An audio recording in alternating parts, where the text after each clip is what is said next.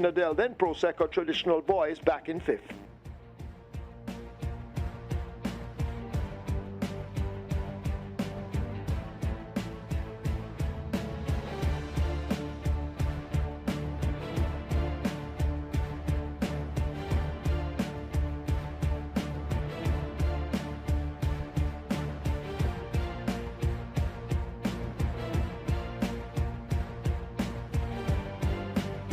Ready for a start. This is race number 2. The Harlequin Racing, what a beautiful line as Ava Sunshine blasts into an early lead. It's Ava Sunshine in front of Smoking Lady right there in second. Right behind those that's Just Have Fun right against the rail as they pass the 5 To Kill a Mockingbird. Then comes California Gold. Beside California Gold, that's Atomic Energy and the trailing pair of the Bee's Knees and Clowning Around. They pass D4, and it is To Kill a Mockingbird who now assumes the lead. In front of racing in second, that's Smoking Lady. 2 lengths away before we come to Ava Sunshine. California Gold going down dangerously into third now. Right there in fifth, that's Atomic Energy. Clowning Around begins to get busy. The Bee's Knees needs to find more, and racing at the back, Just Have Fun. They're at the top of the lane. To Kill a Mockingbird now attacked by California Gold on the outside. California Gold and To Kill a Mockingbird goes on with it, but California Gold may just have the overall lead, but To Kill a Mockingbird not going away. Also coming on, that's Ava Sunshine once again. Watch the Bee's Knees coming right against the rail, but it is California Gold in front. To Kill a Mockingbird is right there too, but California Gold and Lethal Linton Stedman in control. California Gold beats the Bee's Knees, To Kill a Mockingbird. Then it gets tied for fourth.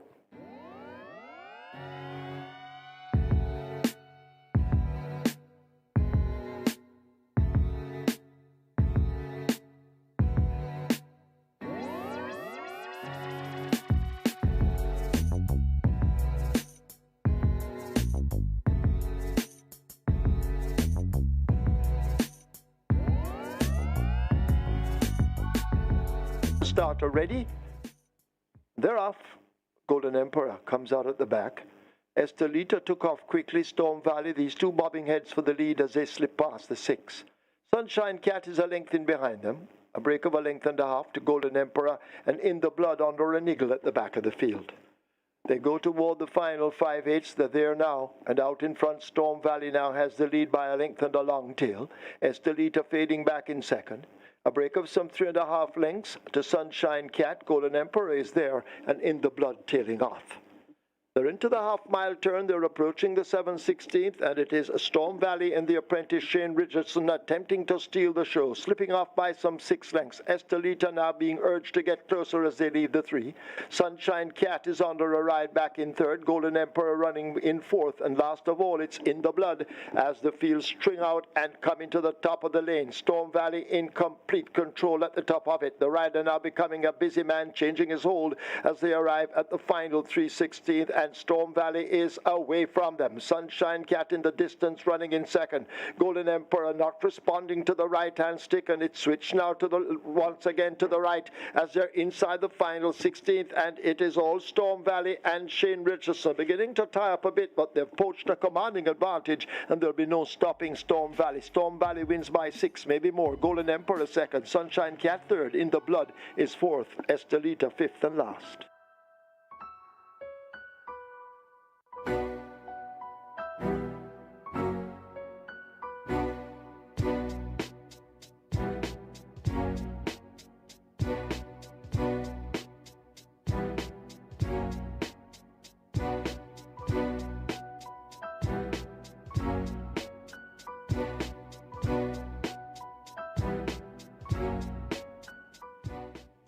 They're off and racing. Emanuel breaks sharply over toward the far side, right in the middle. That's Denby Life showing a lot of speed. Closest to us, that's Thalus. Also there in the middle, that is Air of Fire. They come out of the chute and come towards the 3 furlong point. They're spread right across the course. And Denby Life might just have the overall lead from right there to that Thalus. These two going at it. Denby Life in front. Thales closest to us. Rassimanel in the middle will have to do more.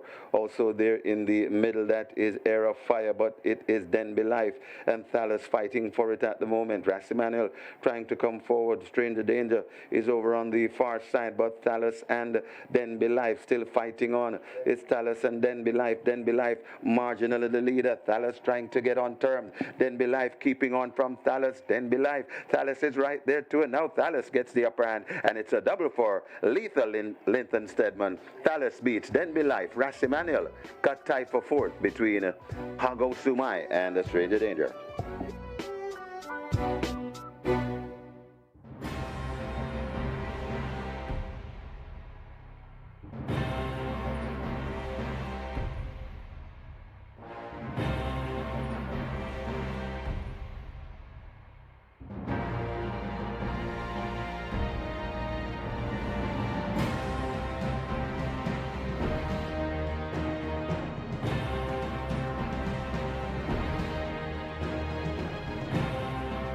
Starts already. They're off. First start, purposely an XY Soul along with Kaya race at the back. Just an illusion as they lead the six, sprints out and gets the lead by more than 2 lengths. Zabratone is in chase in second. Wilson is running in third, possibly 4 lengths separates that grouping. Bold Sammy chases them. Devonta the Grey and Expeditious run together. There's XY Soul now beginning to make a move toward the inside. Toward the outside in the blue, that's a Thunder Strike as they're arriving at the half mile. Kaya now beginning to make ground along with Paulina Forever and Gorgeous Gift. Forget Purposely. They've left the 7/16th. They make their way now toward the final 3, and Zabratone rests the lead. Just about a long neck in front of Just an Illusion. Wilson asked to bubble to the boil in behind them and stalking them as they pass the 5/16th. Bold Sammy is under a ride needing to make up lengths. Devontae the Grey races up next, and Kaya is on the rail, but it is Zabratone in front at the top of the lane, leaving the quarter pole behind. The rider now becoming busy and using the stick in the right hand. Wilson is out wide and drifting all over the place. They run toward the final furlong, and it is Zabratone out on that lead. Bold Sammy now closing up with Purpose down against the rail. Wilson continues to run just in behind the leader, but it's Zabratone. Here is Bold Sammy now coming with a rush against the fence, and Bold Sammy assumes the lead close home. Bold Sammy will take it and win it from Zabratone. Then Wilson, Kaya, Devontae is 5th.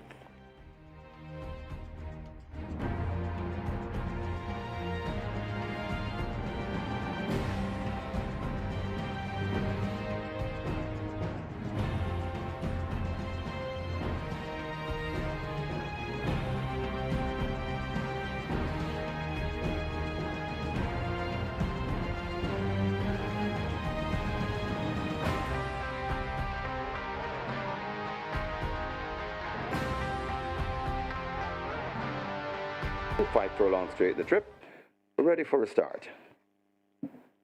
They're off and racing. Prince Sanjay breaks winging in the middle. Also there, that's the Gifted One. Closer to us, that's Eddie 29. Prominent print quality also there. Pip is in the mix as well. Over on the far side, tacking across, that's Adenosine. And Adenosine now races dead center of the track. Over on the far side, that's Stormacom. And right with Stormacom, that's Jungle Boogie. Also there in the mix, that is a Special Gift. As they come out of the 5 furlong shoot and come onto the racetrack proper, and it is Adenosine.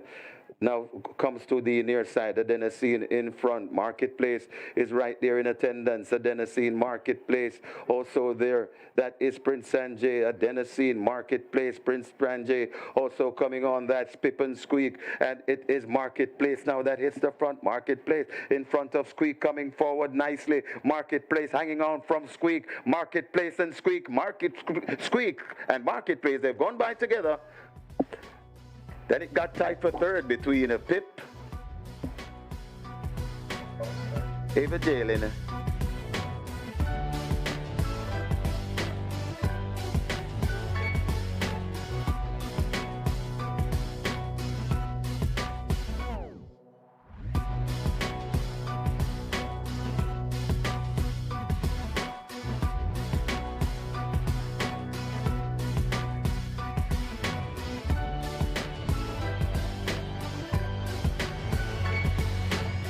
They're off.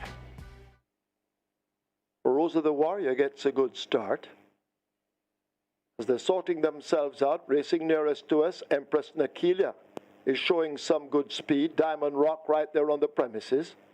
On the far side, Caveman is racing to the far side, and way over on the far side, that's a Blade in the white noseband as they come charging up toward us. Empress Nakilia is under the stands, Rosa the Warrior in the center. Salad is also showing some speed. Blade needs to do more running along with Caveman in behind them, but they're inside the final furlong, and it is Rosa the Warrior who charts the course. Salad in hot pursuit, but Rosa the Warrior continues to hold the lead and begins to stretch it just a bit. Empress Nakilia trying to run on under the stands, but it's Rosa the Warrior and Devastating Dane who take it. Could be Salad second over Empress Nakilia.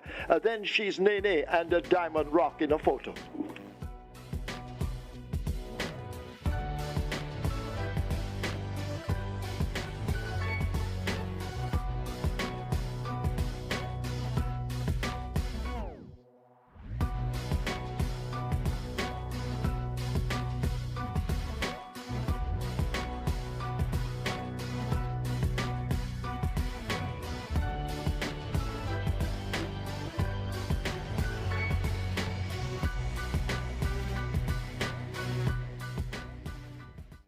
They're off and racing. Not a bad line. Outbidder and K-Boy and Luxor left at the back of the field. As rushing through, that's Baton Rouge. Baton Rouge takes them to the half mile. Baton Rouge about 2 to 3 lengths in front of Catawba. Right on the outside, that's Power Ranking. Right in the middle, that's Freedom Street. Here comes Luxor overtaking Magical Mood. Outbidder begins to recover as well. Charming Beauty going down. The head cornerstone comes next. Then comes Brinks, not doing too much at the moment. Big Daddy comes next. Then comes Ring Charmer and tailing out badly, really badly. Just coming to a walk now. That is K-Boy. They're at the top of the lane, and it is Baton Rouge in front, hounded by the Cavalry. Baton Rouge still in front of Power Ranking coming forward. On the outside, the head cornerstone. Baton Rouge taking them to the furlong pole, but here comes Freedom Street and Power Ranking. Baton Rouge is gritty and fighting hard. Baton Rouge still in front, but here on the outside, the head cornerstone flying on the outside, and the head cornerstone gets there ahead of Power Ranking, and Ring Freedom Street got tight. Baton Rouge back into fourth, and I think Brinks may have completed her high five.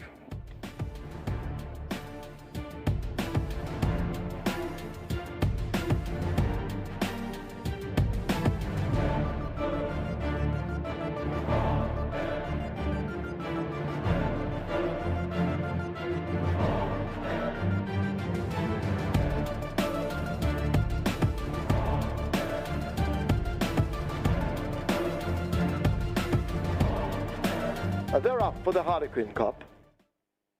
God of Love breaks nearest to us.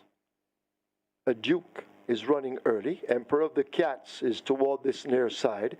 In the middle with more to find, that's Yellowstone. Runaway Algo is tacking across and is right up with the front end.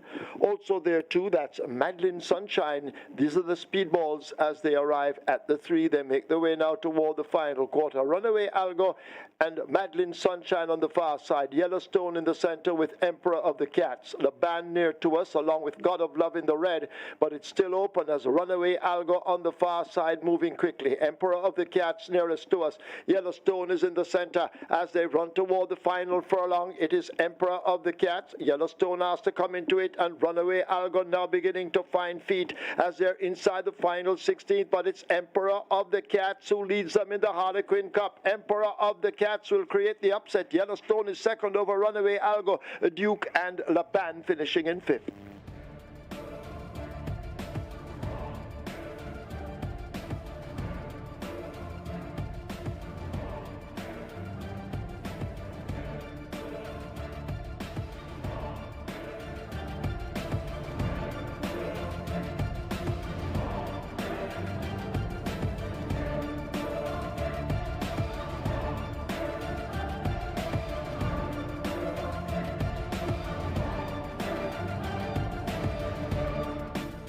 Ready for a start, they're off and racing. That's a perfect line. Anchorman and a Sizzling Sister K outsped and left at the back of the field. A Gift from Ben, Ultimate Machine, and Noble Impulse all wants that lead. Right there in fourth, that is a Legal Bomb. Then comes Power of Faith. On the inside, that is Rum Puncher.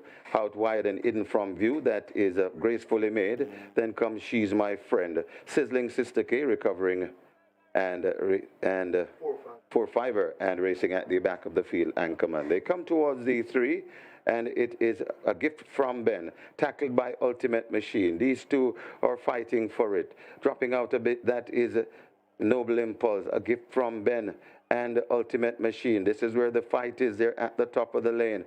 Ultimate Machine now kicks. A Gift from Ben is still fighting hard, but it's Ultimate Machine from A Gift from Ben. Also running on, that's Jupiter Man. Still there. Also, that's Noble Impulse. And trying to come between horses, that is a Power of Faith. But this Ultimate Machine is traveling like a real oiled machine. Its Ultimate Machine begins to go away from these. Ultimate Machine eased in the end by about 8 lengths. Jupiter Man runs on to be second.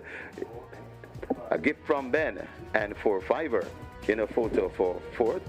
And finishing in the 5th spot looks to be Power of Faith.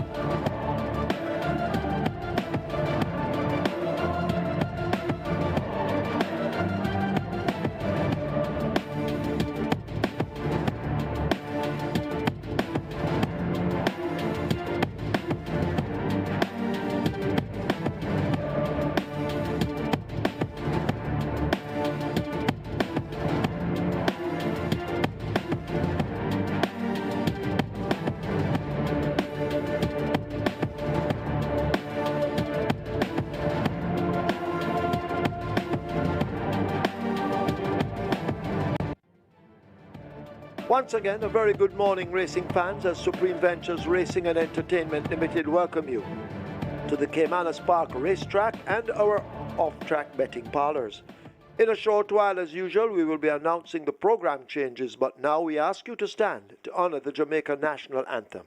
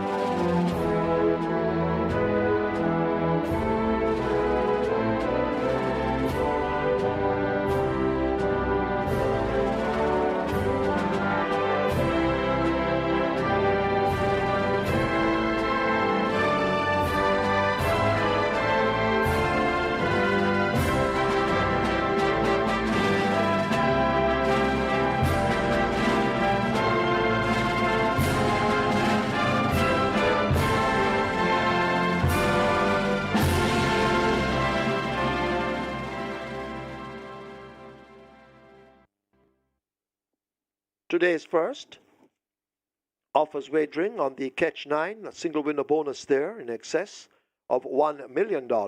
This is where the Reggae 6 begins. In the first event, scratch number 2, Dr. Sahir Alexander. Dr. Sahir Alexander is lame. That's race 1. Take out 2, Dr. Sahir Alexander, lame. Moving on to race 2. Play spot 8 begins. We have a carryover as well as a single winner bonus. The carryover in the play spot 8 in excess of 618,000. The single winner bonus in excess of 372,000. This is also where the early pick 4 begins. Once again, we have a carryover, so a lot of money at stake today. The carryover in excess of 697,000. Race 3. The early pick 5 begins, and tomorrow, of course, we have a mandatory payout in the early pick 5. Today, the carryover, because there is another carryover, and it's in the early pick 5 this time, it's in excess of 1.5 million. We also have a single winner bonus, almost 1.5 million. Moving on to race 4, Twilight 6. Guess what? We have a carryover in excess of 3.158 million. So a lot of money at stake. You need to get bets on all these races. Race 5. That's where the late pick 5 begins. Race 6. High 5 wagering and the start of the late pick 4. Race 7. That's where the late triple begins. Race 8. High 5 wagering.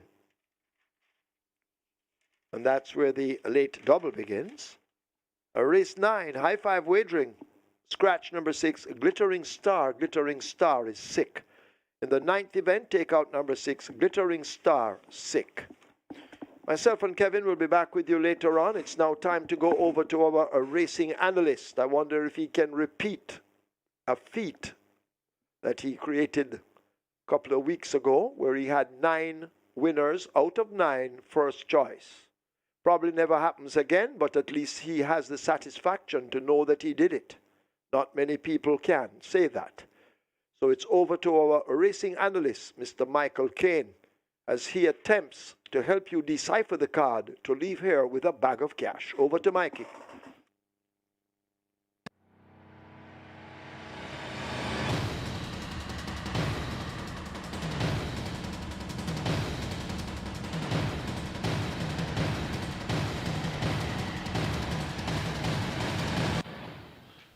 Hi, good day, racing fans, and welcome once again to Caymanas Park, home of the Caribbean's #1 derby, home of the Caribbean's finest thoroughbreds, and we're here for our first classic of the season, and it's the Jamaica 1000 Guineas, the 49th running of the Jamaica 1000 Guineas. It's going to be for fillies only, and they'll go a distance of 1,600 meters, 8 furlongs or a mile, and that's going to be race number 8. They race for a purse of 3.75 million.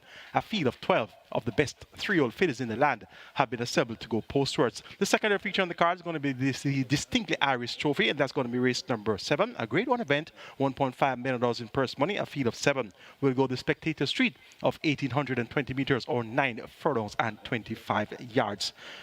Several other races on the card named after past Jamaica 1000 Guineas winners, and we have carryovers galore. The Reggae 6, minimum guaranteed paid is 2 million, jackpot fresh at $1 million, but the Twilight 6 over 3.1 million in carryover there, and you heard about all those other carryovers. The early pick 4, the early pick 5, and the play spot 8 all have lumps of money in those carryovers. It's been a rainy week, so we have a dampened racing surface right now to start off things. So the track is listed as good officially, and there has been forecasts of possible showers today. So we could very well have a muddy track to work with later on this afternoon. The first event, we're 29 minutes to go to post for the opener, scratch number 2. Dr. Sir Alexander, number 6. Contractor is a big favorite at 1-9, and this one has seldomly called apprentice Richard Bird in the saddle. He has not won a race as yet since his start of riding, and I tell you, this is going to be the best opportunity for Richard Bird to get his first career win. So far this season, he has ridden 7 horses, 1 third-place finisher, and this contractor is up against very, very soft opposition here. Scratch number 2, Dr. Sir Alexander, we're down to a field of 7 runners, and it's 1-9 for contractor, and I seriously doubt that 1-9 is going to change by the time they're sent on their way. Race number 1 is for Fire in the Wire, 1977 winner of the Jamaica 1000 Guineas. 118 out of 150,000 claimers. They race for a purse of 580,000. And number 6, Contractor, won on last by 9 lengths over Muddy Marshall and Sir Frederick. Prior to that, he was second behind Hunter's Ridge, and he had back-to-back wins in his third to last and fourth to last starts. So 3 wins from the last 4 outings for Contractor, and this should definitely be another win to add to his tally. Who will be second? My exacta horse here is number 5, Awesome Cat. This one was well touted on last, reportedly reprogrammed on the 20th of May to make a winning run. But that reprogramming apparently didn't work out. 8 by 7.5 lengths in the end behind Stesinger, Okahumka, and Hunter's Ridge. Roger Hewitt picks up the mount here for new licensed trainer Peter John Prasad. Let's see if the programming will be better for Awesome Cat. Second time out from the barn of Peter John Prasad. Number 7 is Stormin. This one gets 5-1. On in Money's right, returning right Derby. Third by 4 and 3/4 length behind Hunter Ridge and Flying Bullet. On the 5th of March, that was her last outing. She's 11 years old, getting on in years, but she should have little to complain about here. And Stormin will definitely go home earning.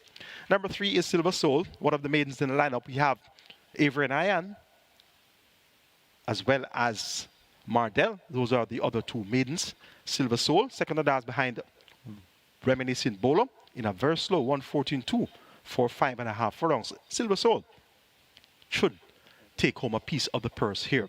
They're all running from minor shares in the first event behind number 6, Contractor. That's going to be my firm selection to get the better of number 5, Awesome Cat, then 7, Stormin, and 3, Silver Soul. Reggae 6 and Catch 9, they both begin in race 1. It's a clash of the titans with these major exotic wager opportunities. Here's a look at my Reggae 6 ticket for the Guineas card. Starting off with the banker in number 6, Contractor.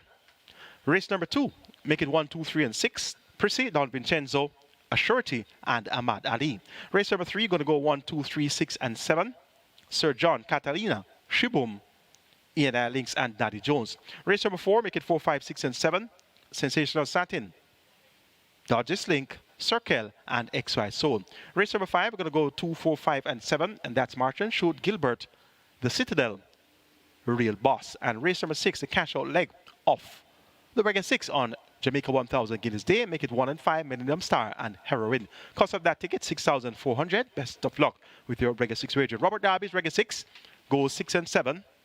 1, 2, 3, 7, that's Daddy Jones, a banker. 4, 5, and 6. 1, 2, 4, 5, and 7. And then 1, 4, and 9. Cost of that ticket, 2,700. Best of luck with your Reggae 6 wager. On the Catch 9 side of things, maintaining that banker in race 1 of number 6, Contractor.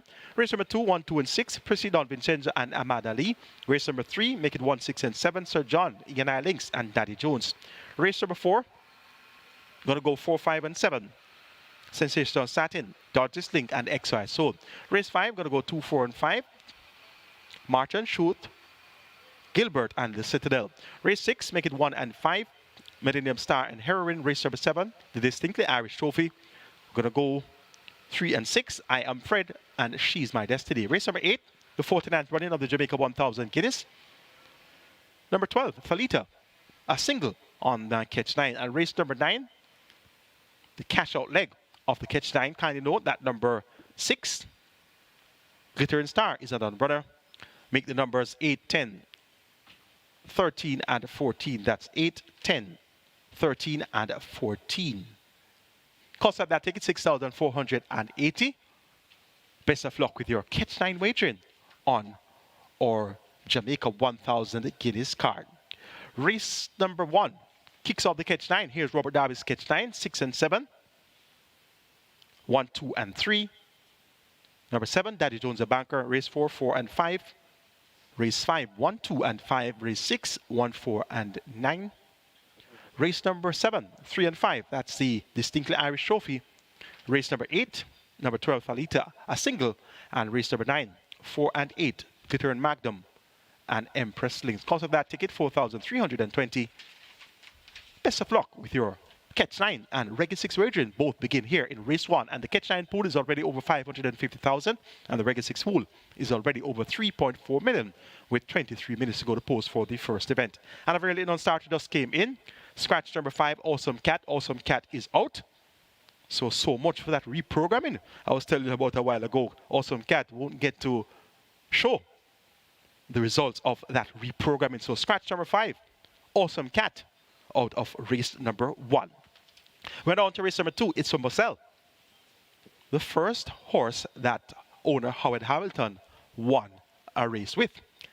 6 horses declared to go posted. They'll go 1,820 meters or 9 furlongs and 25 yards. It's the Spectator Street. The event begins right in front of the grandstands. And it's always a captivating sight to see the horses parade up close and in person right there at the starting gates at the 25-yard mark. A small field of 6 will start to play spot 8. Play spot 8 carry over 618,000 plus, single with a bonus over 372,000. The early pick 4 carry over just under 700,000, and they both boast a minimum guarantee payout of $250,000. Number 1, Prissy, was impressive in victory when releasing maiden certificate on last, won by 7 1/4 lengths, geared it down, beating Premier Identity and Sneaky Joe. Has a lot of scope to improve, having only raced 3 times, went very close second to Bavaskin, second by half length behind Dancing with the Cat. Prissy looks to have found a soft spot, stepping up to non-winners of 2 for the first time. And with this much milder pace of the 9 furlong and 25-yard distance, I'm expecting Prissy to dictate terms here. And Prissy, with only Scott retained to ride by trader Alfred Brown, is going to be my top choice. Number 2, Don Vincenzo, has continued to be well fancied, but has continued to be a source of disappointment. Hardly ever gets the job done. Last time he got the job done was on the 3rd of December, and that was 7 starts ago. Has been well bet since, 7-2 on last, 95, 5-1, 6-5 twice, 95, 7-2.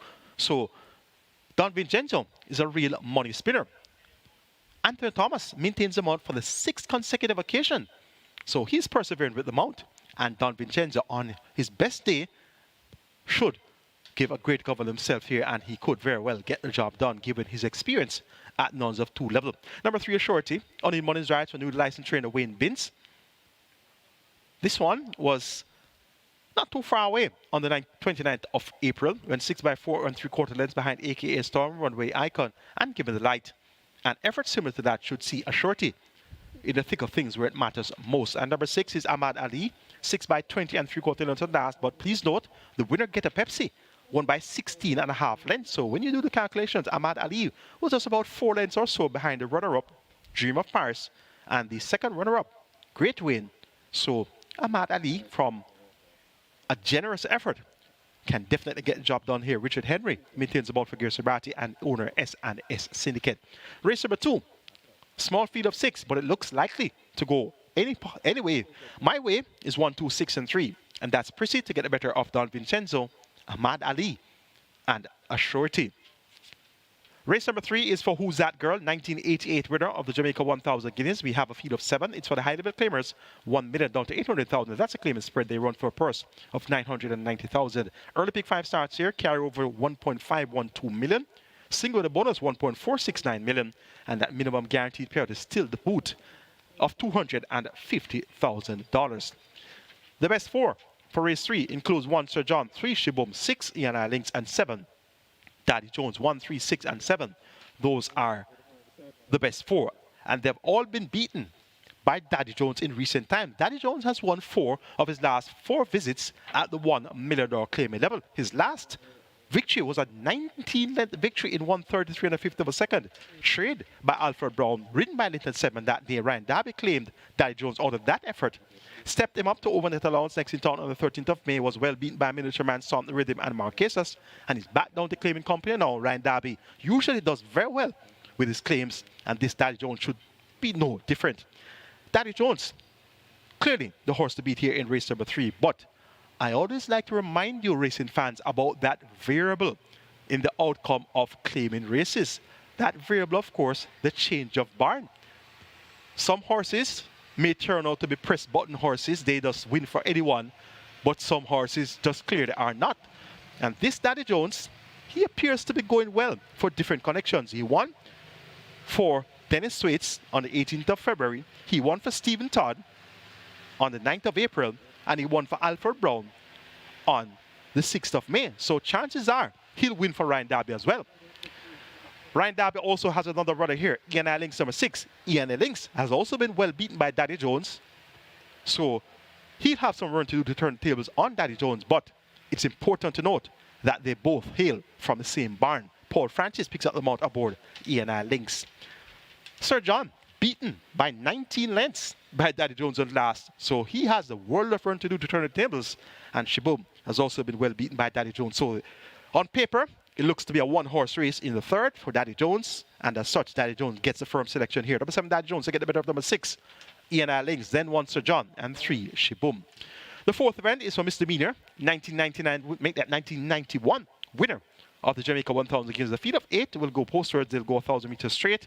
It's for the claimant level 400,000 or the 300,000, and they run for a purse of 770,000. Twilight 6 starts here, minimum guaranteed payout 2 million. The carryover over 3.158 million. And I remember the last race day, some outsiders came filing in. Bold Sammy at 29 to 1. Dead Cornerstone at 25-1. Well, brace yourselves for some more possible outsiders today.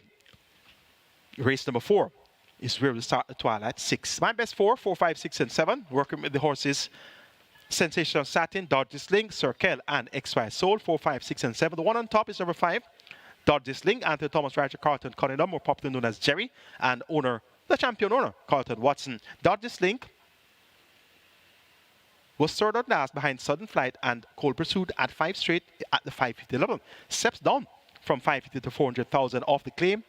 And this Dodgy Sling has very good form to recommend, has been quite consistent, hardly ever off the frame, and has won twice out of his last 6 races. So Dodgy Sling, the horse to beat here, despite the top weight of 57 kilos. Number 4, Sensational Satin, won in a romp on the 7th of May, and that was at 250 level. The manner of victory suggests that Sensational Satin should be able to take care of the level above, which is this level, 400,000. Ray Lewis rides for trainer Donovan Plummer. First time of the claim is Sensational Satin stepping up as well.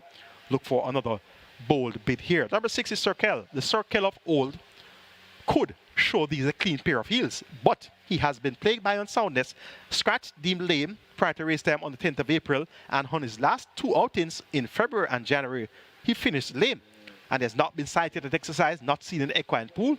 So soundness is a major issue here for Circle. But as I said, the Circle of old would really brush these aside. Number 7 is XY Soul. Can't be faulted on the score of fitness. Has raced quite frequently so far this season. 8 starts. And he has been right there at the finish in a few of his races. Now, the most important finish to point out here in the context of this assignment is the effort of the 19th of March. Was served by just a short head behind Danny Spud and Dodge This Link. That day, he was just a nose behind Dodge This Link, and Dodge This Link is my top choice here. Dodge This Link appears to be the horse to beat on paper. Therefore, XI Soul must be respected as well. Anthony Allen rides for Gary Griffiths and Philip Azar. XI Soul can definitely grab them in deep stretch. Make it 5-4-7-6 in the misdemeanor 1991 winner of the Jamaica 1000 Guineas. Dodge This Link to get rid of Sensational Satin, XY Soul, and Circle. Twilight 6 kicks off in race number 4. Here's a look at my Twilight 6 ticket for our Jamaica 1000 Guineas card. In the 4th event, make it 4, 5, 6, and 7. The aforementioned quartet of interest, Sensational Satin, Dodge This Link, Circle, and XY Soul. Race number 5, the Tassiwasi. We're going to go 2, 4, 5, and 7. March and Shoot, Gilbert, the Citadel, and Real Boss. Race number 6 is for Latonia, 2004 winner of the Jamaica 1000 Guineas. We're going to go 1 and 5, Millennium Star and Heroine. Race number 7, the Distinctly Irish Trophy. Make it 3, 5, and 6. I Am Fred Calculus, and She's My Destiny. And race 8, the big one, the featured 49th running of the Jamaica 1000 Guineas. We're banking on number 12, Falita. And race number 9, the Marlene My Love, scratch number 6, Glittering Star. Make the numbers here 2, 4, 8, 10, 13, and 14. So we're going to replace Glittering Star with the other Glittering Magnum. So in the space of number 6, Glittering Star, make it Glittering Magnum. So 2, 4, 8, 10, 13, and 14. She's a Mirage, Glittering Magnum, Empress Links, The Love of God, Answer My Prayers, Nuclear Chaser. 5,760 is the cost of that Twilight 6. Robert Darby's Twilight 6 goes 4, 5, 6. 1, 2, 4, 5, and 7. 1, 4, and 9. 3, 5, and 7. Number 12, Salita, a single. And the last race, 6, 8, and 13. Number 6, a scratch. Robert says number 4, Glitter and Magnum, is his replacement. So make it 4, 8, and 13 for the final leg of the Twilight 6 on Jamaica 1000 Guineas Day. 4,050, that's the cost of Robert's ticket. Best of luck with your Twilight 6 wager. And remember, 3.158 million is already in the kitty. I'm expecting a big net pool after wagering is completed for the Twilight 6. Race number 5 is next. It's for Tassiwasi, 1998 winner of the Jamaica 1000 Guineas. We have a feed of 8. It's a restricted allowance 4 native bred 4s and up nuns of 3 and importees 4s and up nuns of 2. They run for a purse of 750,000. My best 4 here includes 2 March and Shoot, 4 Gilbert, 5 the Citadel, and 7 Real Boss. 2, 4, 5, and 7. That's where we're going to go in race number 5. Number 2, March and Shoot, was third at last over 5.5 furlongs. Drawn post position 1, was last at the half mile and the quarter pole, and came running on in the end. Had a win over 8 furlongs. The trip of the day's assignment is 8 furlongs, and he did it in 1:41.2. That win came on the 12th of November. So March and Shoot, back over a mile, is going to be the top choice here. Matthew Bennett rides for trainer Marlon Brown and owner Soldier Camp. Number 4 is Gilbert, was third and last behind Sonny T and Chippy, and the Citadel was just a half on it behind the Citadel. The Citadel is back here now, drawn post 5. Gilbert, he's been ridden by Shane Richardson for the 7th consecutive occasion, and he rides here for 14-time champion trainer Philip Fiano D. He's a Hall of Famer and a Guinness Book of World Record holder for the most classic wins, in combination, of course, with Winston Fanagrovitz OD. Gilbert cuts back from 9 furlongs and 25 yards, now gets a furlong and 25 yards shorter to travel. He was stalking in third for most of the way in that 9 and 25 contest, just didn't quicken sufficiently to run by the leaders, Sonny T and Chippy and the Citadel. I suspect that at this trip of 1 mile, he'll be a lot more closer at the finish here. Gilbert definitely can get the job done for 14-time champion, the maestro, Philip Fiano D. Number 5, the Citadel, Anthony Thomas rides for new licensed trainer Peter John Passard, was second and last by 2 lengths behind Sonny T and Chippy. Big effort that by the Citadel, and he should also benefit from the reduction in journey to 8 furlongs. Look out for the Citadel to be bank contention throughout. Number 7, Real Boss, also looks likely to be bank contention at the end. Omar Walker rides for Spencer Chung and Lakelands Farm Limited, was second and last behind Sunset Silhouette by 2.5 lengths. That was at 7 furlongs. Real Boss will be fully effective at 8 furlongs, and clearly is going to be a major contender for top honors here in the Tassie Wassie. I'm going to go 2, 5, 4, and 7 in race number 5, and that's March and Shoot to get the better of the Citadel, Gilbert, Real Boss. Race 6 is next. It's a cash-out leg of the regular 6 and the start of the late pick 4. It's for Latonia, 2004 winner of the 1,000 Guineas. It's a maiden condition race, so nature bred 4 years it up. They run for a purse of 700,000. Of the 12 horses declared to go posted, my best 4 includes 1 Millennium Star, 2 Sneaky Joe, 4 Salad, and 5 Heroin. 1, 2, 4, 5. That's where we're going to go in race number 6. Number 1, Millennium Star, second by a length and 3/4 length behind Oh So Long at 5.5 furlongs. Went wide at the quarter bend, lost some momentum, but got rolling again in deep stretch and regained second. Millennium Star has the capabilities of getting the job done, particularly if she doesn't blow the turn at the quarter bend. So Millennium Star, Anthony Thomas replaces Stephen Foster in the saddle. A major contender here in the Latonia. Number 2 is Sneaky Joe. Has been thereabouts, but just not getting his head in front. Third, 2 of the last 4 outings. Fourth on the other 2 occasions. Sneaky Joe has Philip Parchment up for the 4th consecutive outing. Look for a big effort here from Sneaky Joe. That big effort could be good enough to win. Number 4, Salud, continues to weaken in her races. She was at 4 furlongs straight on last, and she still wasn't able to get the job done, but she gave game chase to Rosa the Warrior all the way through that 4 furlong straight contest. She was second earlier in the season over 7 furlongs. That second came behind Princess Sylvia. She was second over 6.5, make that 6.5 furlongs on the 25th of February behind Just Move In. So she has the ability to get the trip of 6 furlongs, but she's just not being very resolute towards the latter stages of her races. Paul Country Francis has the assignment to keep her going today, and he rides for trainer Ryan Darby and owner of Sean Connection. You can expect Salad to be keeping on strongly later on today. Number 5 is Heroin. Now, this was a talk of the town on the 22nd of May. That same day, where I tipped 9 out of 9 first choices. And I tell you, I was almost intimidated that race day when I didn't have Heroin in my top 4. I had Prissy to win, Premier Identity for second, Sneaky Joe for third, and Last Dance for fourth.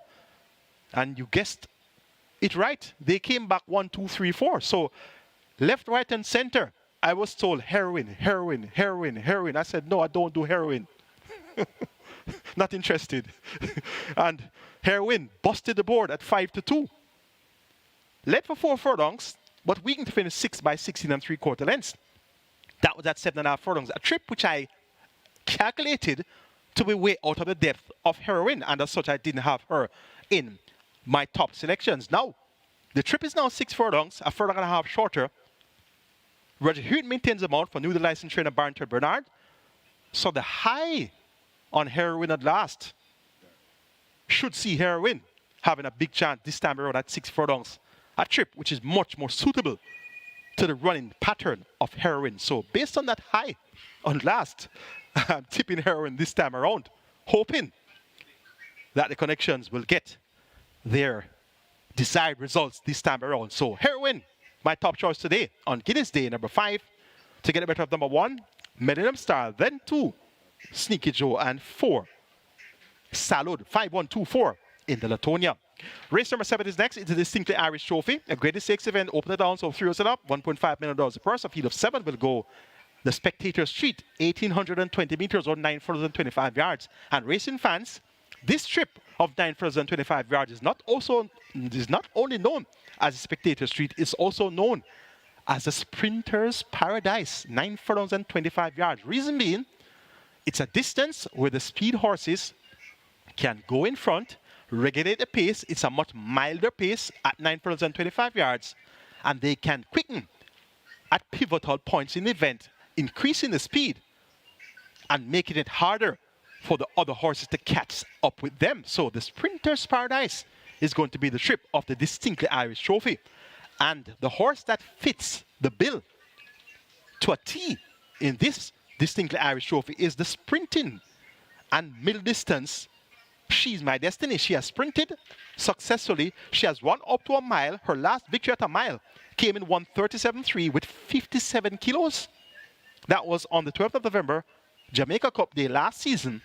In the distaff, she ran them off their legs. Last victory came on the 6th of May in 1:13 and a fifth of a second for 6 furlongs with 57 kilos. So this She's My Destiny, her allotted weight is 49 kilos. Jordan Byrne up. He's a 2 kilo claiming apprentice. He can ride very light. He can chip off the 2 kilos off this 49 kilo to make it 47 kilos. So when you look at She's My Destiny at 47 kilos, getting 10 kilos from her stablemate, I Am Fred, he's on the best form of his career. 3 wins from 3 starts so far this season. He won in 1:18.2 for 6.5 furlongs with 126 pounds or 57 kilos. He won in 1:06.3 with 53 kilos or 5.5 furlongs, and he won at a mile last time out with 52 kilos in 1:38.2. So he's the top weight, 57 kilos, allowing 10 kilos to She's My Destiny. There's also the champion steer, Calculus. He has 56 kilos, so he's allowing at least 9 kilos to She's My Destiny. So the way I see this race unfolding now, racing fans, She's My Destiny gets a sharp break. She goes to the lead effortlessly. She just glides over on the backstretch and she just goes about her business. Once rated kindly by the rider Jordan Bart, it should be no catching She's My Destiny today in the distinctly Irish trophy. I Am Fred for sure. He'll be giving it his best effort. He has the top weight. Ray Lewis rides for Jason Acosta. And important to note, Jason Acosta has a very powerful hand in this contest with both She's My Destiny and I Am Fred. Calculus, the champion steer, he could pick up the pieces late in the contest. His last 2 visits at 9 furlongs and 25 yards were 2 winning visits. 1:54.2 with 57 kilos, beating Runaway Algo and Money Monster. And he did 1:55.2 with 57 kilos again, beating Marquesas and Storm. So Calculus for sure loves the 2-turn trips, and he'll definitely be right there to let them know that he is indeed a part of the contest. Make it 6-3-5-1 in the distinctly Irish trophy. She's My Destiny to get the better of I Am Fred, Calculus. And to round out the frame, Sistren Treasure. The 8th event is next, the big one, the 49th running of the Jamaica 1,000 Guineas. $3.75 million in purse money. We have a field of 12. They'll go 1,600 meters, 8 furlongs or a mile. It's a grade 1 futurity event for local bred fillies. The best 4 for me includes 2 Bootylicious, 3 Mamma Mia, 5 All for Love, and 12 Thalita. 2, 3, 5, and 12. That's the best 4. Number 2 Bootylicious. She had her first taste of defeat in the Portmore with 57 kilos, allowing weight all round. Thalita won with 53 kilos. Mamma Mia was second with 55 kilos. And Bootylicious at 1-2 finished 5th by 8 3/4 lengths. Prominent for the first 5 furlongs, but weakened. Ray Lewis picks up the mount And this Bootylicious is now trained by Peter John Prasad, newly licensed trainer. Yet to get his first win, has 2 starters so far, 1 second. Bootylicious gives him a chance to win a classic as a newly licensed trainer. That will definitely be a great achievement. Bootylicious has worked fairly well on the 21st of May, went 7 furlongs in 1:28.1. On the 25th of May, just 4 days later, 6 furlongs in 1:18, and came back on the 28th of May and did 48.2. So 3 gallops in 1 week for Bootylicious. Interesting. The 21st of May, he did 1:28.1. The 25th of May, he did 1:18 flat, and he came back on the 28th of May and did 48.2. So 3 gallops in 1 week. My. Now that's really an interesting pattern of training for Bootylicious for the 1,000 Guineas. Number 3 is Mamma Mia, was second at last to Thalita in the Portmore by 4 1/4 lengths. Third, behind Bootylicious and Thalita in the Thornbird Stakes, and she won very convincingly on her seasonal debut over 6.5 furlongs. Mamma Mia has proven that when she goes over 6.5 furlongs, she's not as effective. But I must point out to you the fact that on the 27th of December last season in the Supreme Ventures Limited Jamaica 2-Year Stakes event, she was second over a mile, beaten by the colt Mojito, eventually voted champion 2-year-old. So far this season, Mojito is undefeated in 3 starts. He won the Prince Consort Stakes on his seasonal debut, and he won the Kingston on his second outing. So it's actually 2 wins from 2 starts so far for Mojito, and he's going to take a mighty lot of beating in the Jamaica 2,000 Guineas tomorrow. So this Mamma Mia, second behind Mojito, the colt, at 1 mile. So she has the capability of seeing out the distance now against fillies only. So there is a distinct possibility that we could see Mamma Mia digging in deep stretch in a big way here to hold on from all comers. Number 5, All for Love. She has the distinction of winning 1 race which came at 8 furlongs. Her only victory in her career so far came at 8 furlongs, a trip off the assignment for the Jamaica 1,000 Guineas. So if there's going to be a horse in this event that has absolutely no problem with the distance of 8 furlongs, it's going to be All for Love. Since that win on the 17th of December, she has come running on in races, stayed down over 8 furlongs in Jamaica 2-Year Stakes event, 5th by 3 3/4 lengths in that same Mojito Legit Boss Mamma Mia event. So she is clearly perfectly suited to the mile. She came a mile again on the 22nd of April, 3rd by 2 lengths, running on to Rhythm Buzz and Aria's Reign. And she made some late gain in the Portmore, and she ran on to be second in the Monday morning behind Princess Sharon. So if there's going to be a horse that will capitalize on any form of a pace or speed duel here, it's going to be All for Love with the 6-time champion jockey Omar Walker the saddle for trainer Gir Sabati and owner Louis Chin and Michael Hugh. Number 12, Thalita, has come to hand in a big way. She won the Portmore, going away by 4 1/4 lengths in 1:34.2, beating Mamma Mia, Aria's Reign, and All and Sundry, which included Bootylicious. That day she had 53 kilos. She now has 57 kilos, so she's at level weight at the scale with Bootylicious. 4 kilos swing in favor of Bootylicious.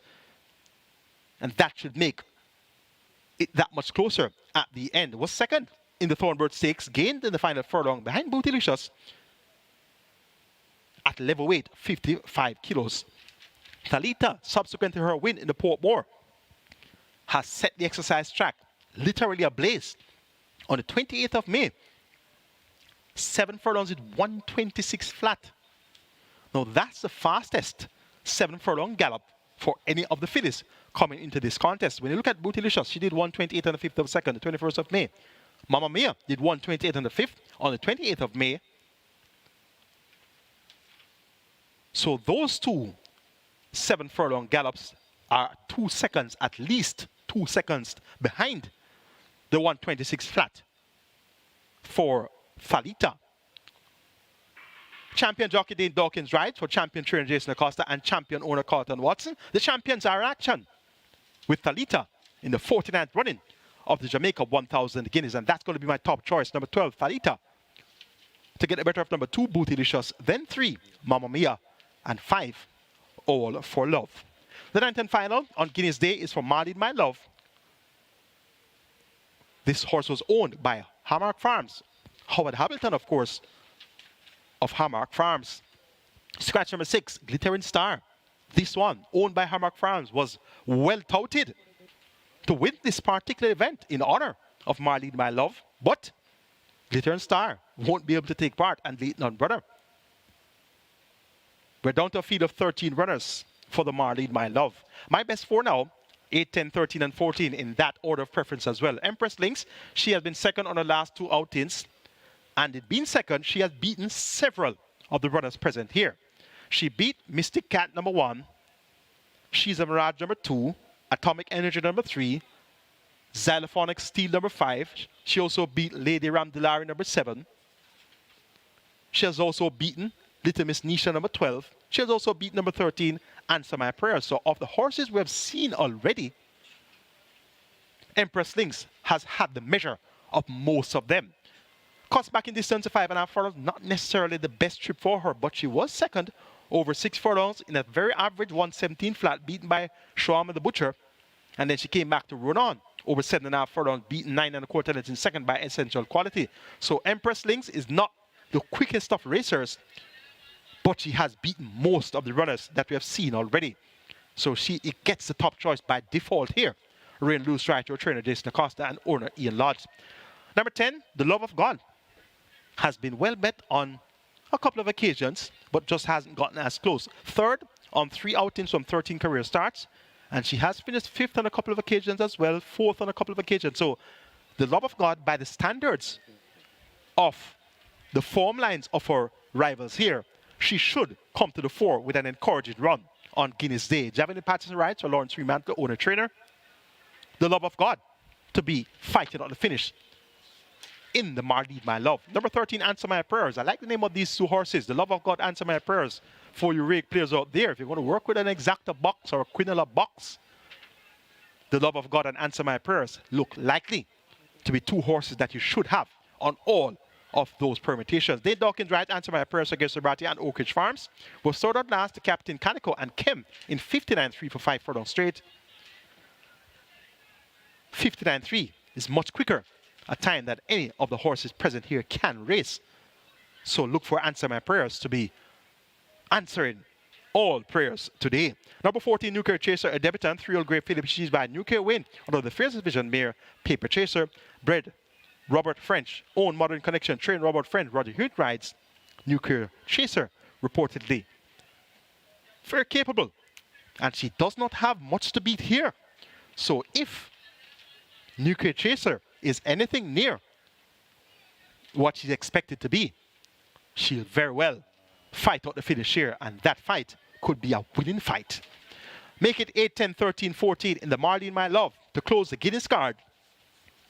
Empress Lynx over The Love of God, Answer My Prayers, and Nuclear Chaser. That's my perception on the possible outcomes of our 9 races to be run here today at Caymanas Park on Jamaica 1000 Guineas Day. Our season's first classic is finally here. The 49th running of the Jamaica 1000 Guineas. That will tell you who looks well presented for race number 1.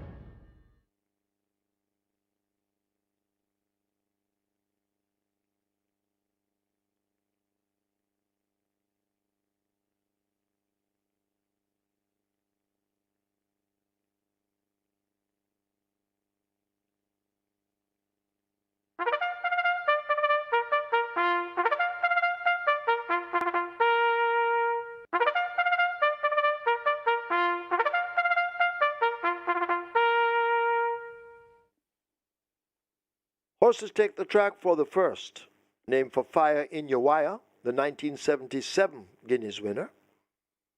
It's for 5-year-olds and up, an optional claiming event, 180,000 to 150,000 the tag. Also native bred 6-year-olds and up, non-winners of 2, and native bred 5-year-olds and up, maiden, the distance 800 meters straight. 1 Fiery Path, make the weight 53 kilos. 2 Dr. Sahir Alexander is lame. Scratch 2 Dr. Sahir Alexander lame. 5 Awesome Cat not eligible. Scratch 5 Awesome Cat not eligible. 6 Contractor 54.5 kilos. 7 Storming 50.5. 8 Mardell 52. Wagering offered on double event, Exacta, Quinella, Trifecta, Superfecta, a rolling triple. Catch 9 begins here, single winner bonus, just over 1 million. The Reggae 6 also starts here. The Catch 9 on its way to 1 million, and the Reggae 6 almost at 6 million and climbing. 3 minutes. Get your bets on.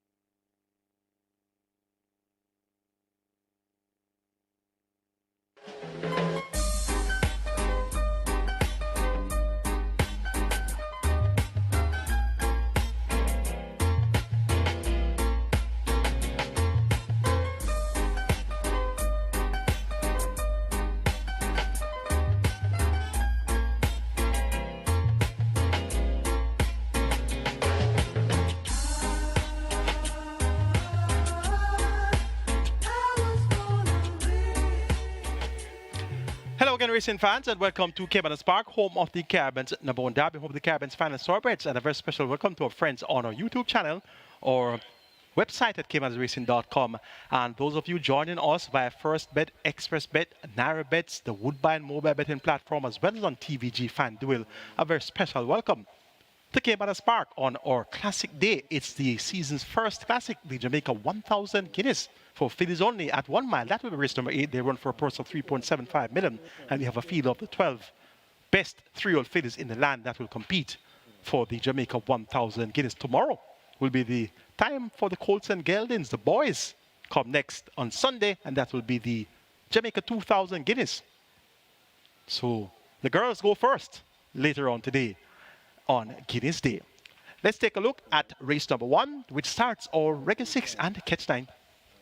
My top choice is the big favorite at 1-9, Contractor. Looks a cut above the opposition. Richard Byrd could be on an armchair ride to register his first career win as an apprentice. He rides around Williams and Wade Henry. 1-9 is the right price for Contractor. Number 5, Awesome Catalyst scratch. Number 2, Dr. Sahir Alexander a scratch. Could we have an ice cold exacta to start the Guineas day? And I know Stormin will be the one to chase home Contractor here in race number 1. The Fire in a Wire, 1977 winner of the Jamaica 1000 Guineas. And 1977 was the year I was born. So Fire in a Wire is the first Guineas Day race. Contractor number 6 to romp over number 7. Stormin, how much is exacta paying? Look at the board and wager the 6-7 exacta until you hear a voice say, they're off. That's the way I see race 1 unfolding. 1.1 million wagered in the Catch 9, 6.6 wagered in the Reggae 6. It's time to hop over to the fixed odds side of things. The bet makers big man, Dallas Baker, will tell us the market movers for the Guineas card. Caymanas Park. Hello there. Hello, Michael. Happy Guineas weekend. Looking forward to these superstars coming out and seeing what they can do as they get to the first real super test. But anyway, we've got 9 races of betting and plenty of action as always. Before we get into the first, looking through the day, in the first action to report, race 4. Interesting betting race to see how it was going to pan out. At the moment, it's going in the order of Sensational Saturn from Dodge This Link and Sir Kell. I mentioned that because we opened them all pretty much equal favourites with a note saying, watch the money for Sir Kell. That really hasn't happened, so it is developing at the early stages as a 2-horse race between Sensational Saturn and Dodge This Link, but we'll keep monitoring that throughout the afternoon. Moving to race 5, March and Shoot. Nice money for it, $3 into $2.70. Then we move to the best betting race of the day and the best backed runner of the day in race 6. Heroin, $12 into $2.70. Sounds like it could be the best back runner of the day, but it isn't. But very good support for Heroin. The best back runner of the day is actually You and I.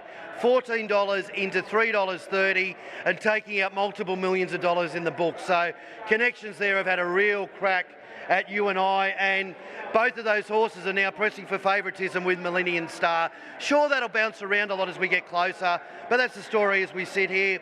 Race 7, interesting here between the clash between the stablemates. She's My Destiny and I Am Fred, but She's My Destiny is taking the money early and looks like to be the one at the moment. Again, that can all evolve, but as we stand here, as She's My Destiny in that race. Race 8, Bella Bella, the Guineas, 50s into 20s, good bets for it. Wayne's Princess, always backed Wayne's Princess, 60s into 30s, but the leader is your short price favourite and deservedly so. Enough money for it to just move fractionally. $1.65 was the opening quote, now into $1.60, but it looks like being a good betting race, and we'll report on that throughout the afternoon. And the last, Nuclear Chaser, looks a tough race to work out, but good money for it, around the $20 mark into $9. Getting to the first, not much to say here. Obviously, the scratching of Awesome Cat took some out of it, but really 90% of the money was with Contractor. Nothing else is really getting backed. $1.30 on a $1.00 tote call. Obviously, it's a good price, but punters, take note. Every single runner is significantly better than the tote. So if you want to have a bet, we've got plenty of room to move. Every runner, the better price than the tote. So you've got time to bet on race 1. Get to the windows. Fixed odds is where your value is. Good luck, everybody. Look forward to catching up during the day. Thank you very much, Dallas, and that's your comprehensive update on the market movers on the card. And I hope you made note of all those horses that are moving in the market and added them to your permutations if you didn't have them already. It's now time for race number 1, and race 1 appears to be all about apprentice Richard Byrd winning his first race aboard Contractor, the 1-9 favourite. The exacta looks ice cold with Stormin. 1.1 million wagered in the Catch 9, 6.8 million wagered in the Reggae 6. Best of luck.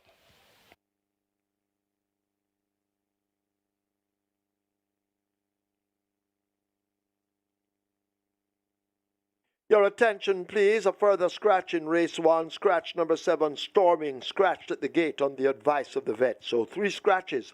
Race 1, 2, Dr. Sahir Alexander lame. 5, Awesome Cat not eligible. 7, Storming, scratched at the gate on the advice of the vet. Catch 9, heading for 1.2 million. The Reggae 6 almost at 7 million. Get your bets on.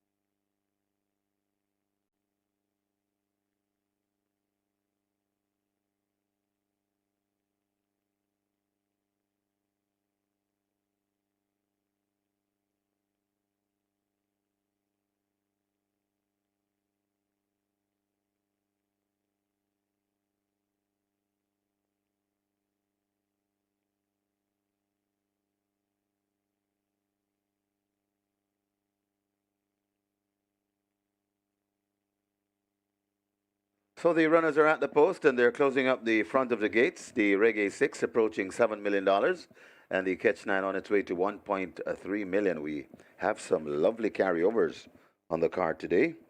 The Pick 4, just under 700,000. The early Pick 5 in excess 1.5 million. And the Play Spot 8 in excess 618,000. These are all carryovers, not the jackpot bonuses. They've closed up the front of the gate, so get your wagers on. Only 5 of them, so they're going to load very quickly.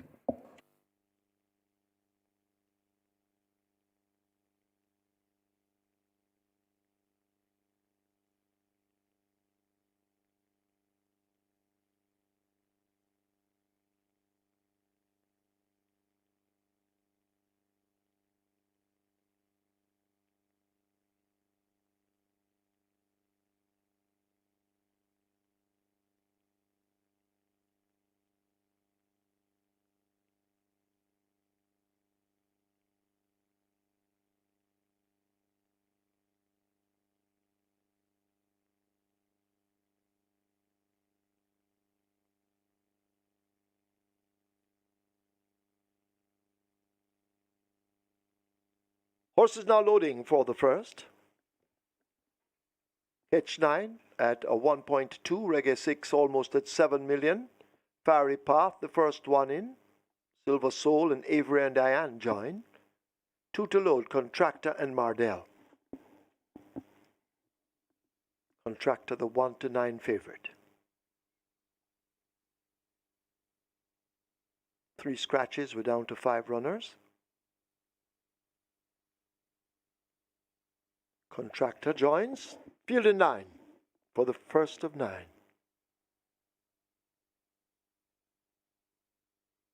Starter ready. 800 meters straight.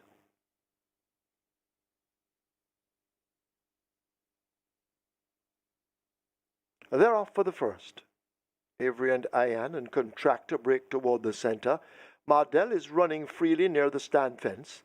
Left out of it a bit toward the far side, Silver Soul and Fiery Path as they come away now heading for the quarter. Mardell looks to have the overall lead. Contractor now beginning to build strength and beginning to stride forward powerfully, and Contractor now slips to the front. Mardell continues to battle nearest to us. On the far side, Fiery Path is there, but they're well inside the last quarter, approaching the final 3/16th, and Contractor has a clear lead. Fiery Path way over on the far side, best of the rest. Mardell looks to have shot his bolt and has faded in the center, but it is Contractor. Fiery Path trying to close up over on the far side. It is Contractor out in front under the apprentice Richard Bird. They've built a big enough lead and just will last to beat Fiery Path. Then Avery and Diane, Mardell, Silver Soul.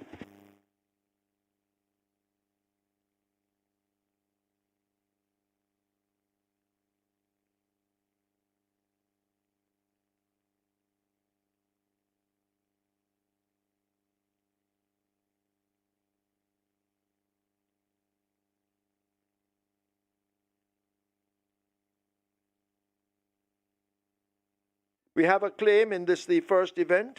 Number 6, Contractor, 21 submitted. Lorne Curlew claims Contractor for Rupert Gale. Lorne Curlew claims Contractor for Rupert Gale.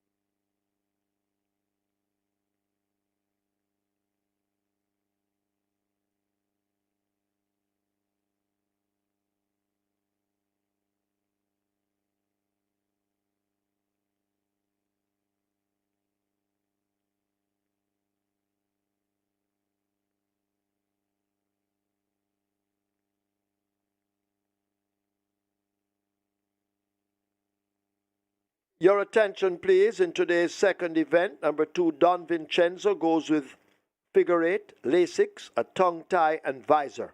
So please note, race 2, number 2, Don Vincenzo, figure 8, Lasix, tongue tie, and visor.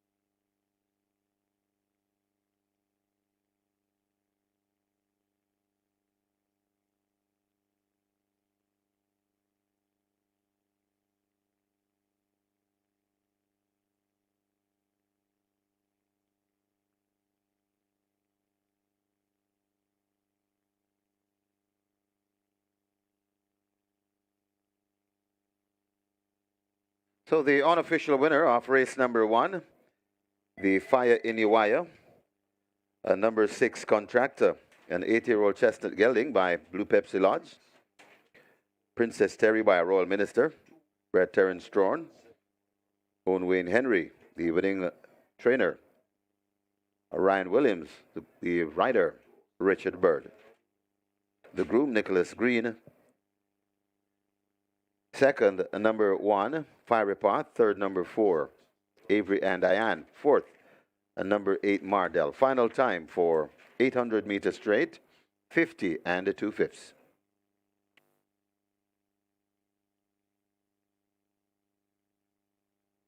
They're off for the first. Avery and Ian and Contractor break toward the center. Mardell is running freely near the stand fence. Left out of it a bit toward the far side, Silver Soul and Fiery Path as they come away now heading for the quarter. Mardell looks to have the overall lead. Contractor now beginning to build strength and beginning to stride forward powerfully, and Contractor now slips to the front. Mardell continues to battle nearest to us. On the far side, Fiery Path is there, but they're well inside the last quarter, approaching the final 3/16th, and Contractor has a clear lead. Fiery Path way over on the far side, best of the rest. Mardell looks to have shot his bolt and has faded in the center, but it is Contractor. Fiery Path trying to close up over on the far side. It is Contractor out in front under the apprentice Richard Bird. They built a big enough lead and just will last to beat Fiery Path. Then Avery and Diane, Mardell, Silver Soul.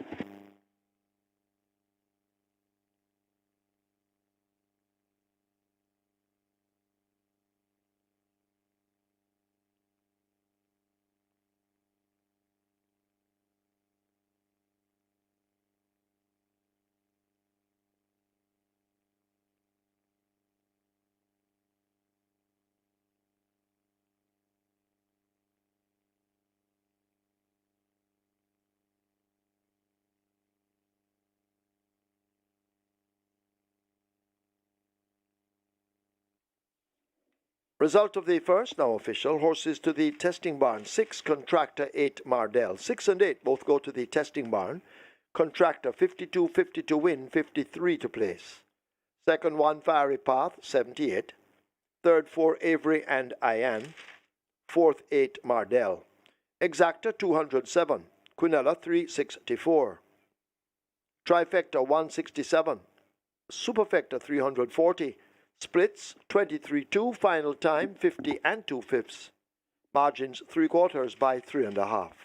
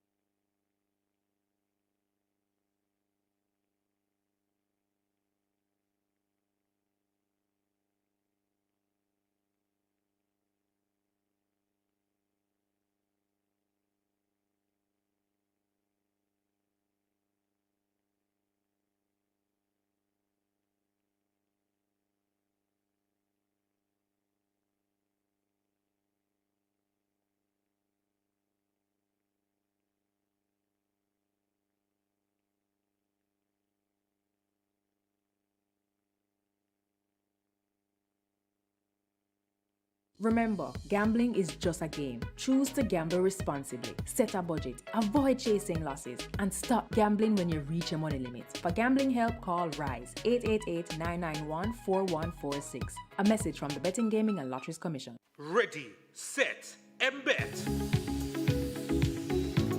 The new way to wager at Caymanas Park, anywhere, anytime. Avoid the hassle and go mobile. No download required. Sign up today. MBet, the smart way to bet.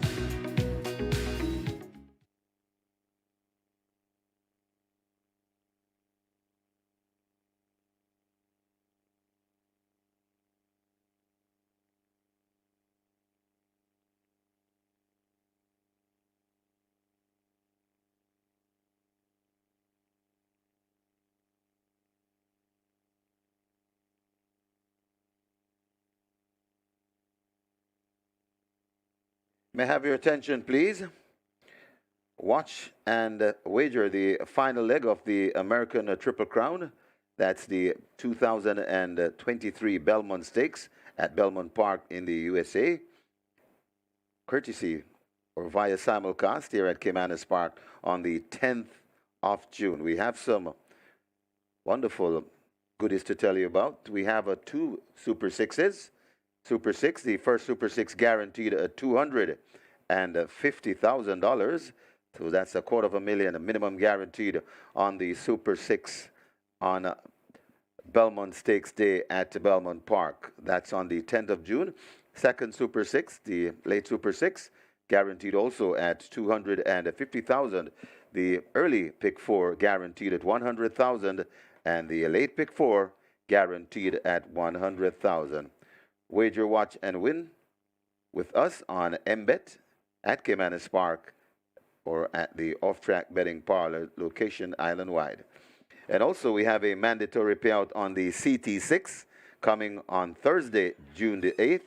Mandatory payout on the CT6 on Thursday, June the 8th. We also have a mandatory payout on the PX6 at Parks on the 12th of June. So that's mandatory payout coming your way from on the CT6 at Charlestown on the 8th of June. Mandatory payout on the PX6 from Parks on the 12th of June. And tomorrow, the early pick five, we're paying out everything, started today with one in excess 1.5 million. We have a mandatory payout tomorrow on the early pick five.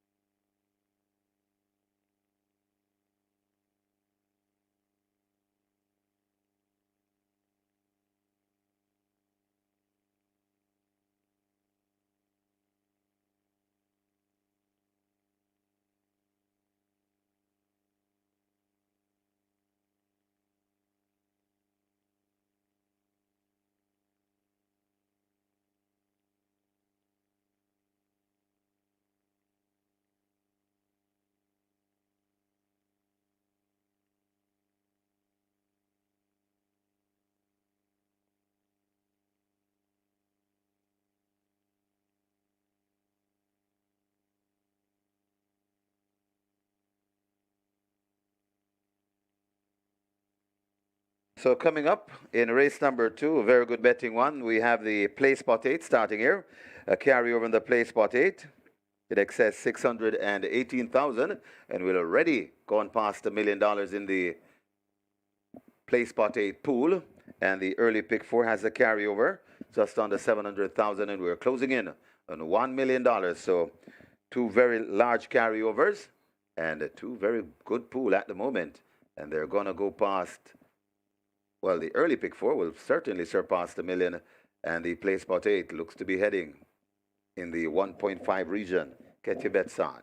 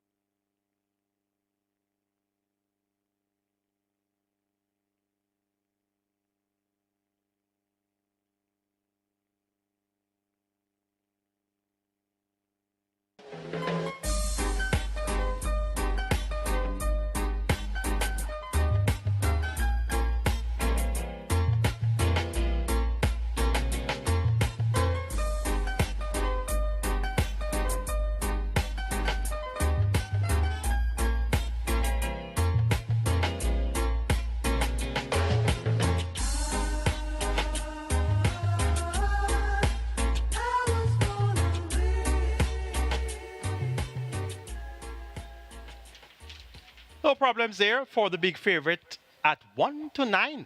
Contractor giving Richard Bird his first career win. Congratulations are in orders to Richard Bird on finally passing the post in front. Firepath made it interesting late, 3/4 of a length. That was the finishing margin, the margin of victory by Contractor. Expected Contractor to blow them away, but clearly he finished on sound, was dismounted on the way back. So Contractor lives to fight another day. Avery and Ian completes the trifecta. The exacta paid well, $207 with a 1-9 favorite. Worth your wager. The Quinella Plus, $364 with a 1-9 favorite. And we had 3 non-runners, reducing the field to just 5. Live ticket count on the Reggae 6, 5,110. So every man, woman, and child has a ticket. Started off with Contractor. And don't leave out the pets as well. I think even the dog has a ticket with Contractor as the 1-9 favorite. 4.873 million in that net pool for the Reggae 6. 944 tickets off to a start on the Catch 9, 849,000 in that net pool. It's now time for race 2. It's for Marcel, the first horse ever to have won for owner Howard Hamilton. A field of 6 will go 9 furlongs and 25 yards. It's for native bred foals, not nuns of 2. We start our play spot 8 here, over 618,000 in that carryover. And the single with a bonus, 372,000 plus the early pick 4 begins here, just under 700,000 in the carryover. Number 1 is going to be the choice here, Prissy, based on that convincing win over 7.5 furlongs in 137.2, geared down, steps up and finds herself in a soft spot. Has a lot of scope to improve, having only raced 3 times. And as such, horses here that we have seen several times at nuns of 2 level, the likes of Don Vincenzo, Assurity has been here a few times, so has Never on a Sunday. Great Wayne has been here for a long time. And we've seen Ahmad Ali several times already, and none of them have really gone that close to winning. So Prissy could have found a real easy spot here, and as such, she gets the vote. Usually, I like to see the horses run once or twice at the grade above before I back them to win, no matter how far they won. And recently, I remember a horse by the name of Kwaku won by some 19 lengths at the grade below, nuns of 2, and when stepped up to nuns of 3, was expected to win based on the 19th length margin of victory, but he had to catch the pace of the level. Ran, didn't win, I think he finished 4th or 3rd, but the next time he came back and won. So that's the normal progression of improvement for thoroughbreds. When they win at the grade below, when stepping up, no matter how visually impressive they were, they usually need a run or two at the grade above. So the seasoned horses at the grade usually have an advantage. But there's always an exception to the rule. And I'm hoping that this will be an exception. Prissy at 2 to 5 is going to be my top choice. And there's a little bit of sentiment attached to it, Prissy. That day that I tipped 9 out of 9 first choices, Prissy was one of them. So I said, in looking into the race, I said, well, given that the pace looks so slow and there's no great shakes here, I'm going to stick with Prissy, given that she comprised that 9 race tipping spree on the 22nd of May. So, Prissy, I'm sticking with this one. Number 2, Don Vincenzo, needs absolutely no introduction. Has been at this level for several times.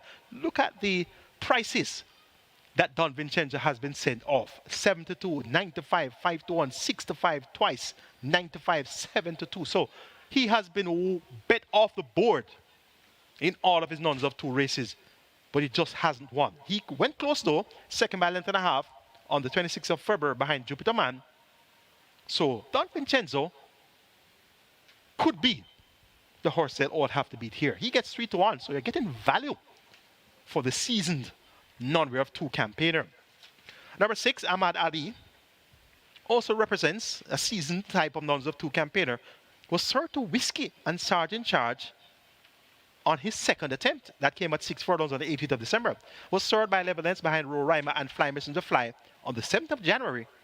Last time out, the final margin of defeat is 20 3/4 lengths, but very important to note, and I like to give racing fans this tutorial, if you may so. Whenever you see a horse win by a gap, this Get the Pepsi won by 16.5 lengths. Ahmad Ali got beaten by 20 3/4 lengths. If you take out the margin of victory of the winner, 16.5, and you work out how much lengths Ahmad Ali got from the runner-up, it's just 4 lengths. So Ahmad Ali, just 4 lengths behind Dream of Paris and Great Wayne, makes him a top contender here. So don't watch the 20 3/4 lengths beaten behind Get a Pepsi. Get a Pepsi won by 16.5 lengths. Hint, hint, hint. Use that in your handicapping skills, and I'm sure you'll come up with some decent priced winners at times. It works. Trust me, it works. Number 3, Assurity, also represents a seasoned campaigner at the level.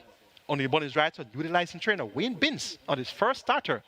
Look for a big effort from Assurity. Make it 1, 2, 6, 3 in the Moselle. Prissy, Don Vincenzo, Ahmad Ali, and Assurity.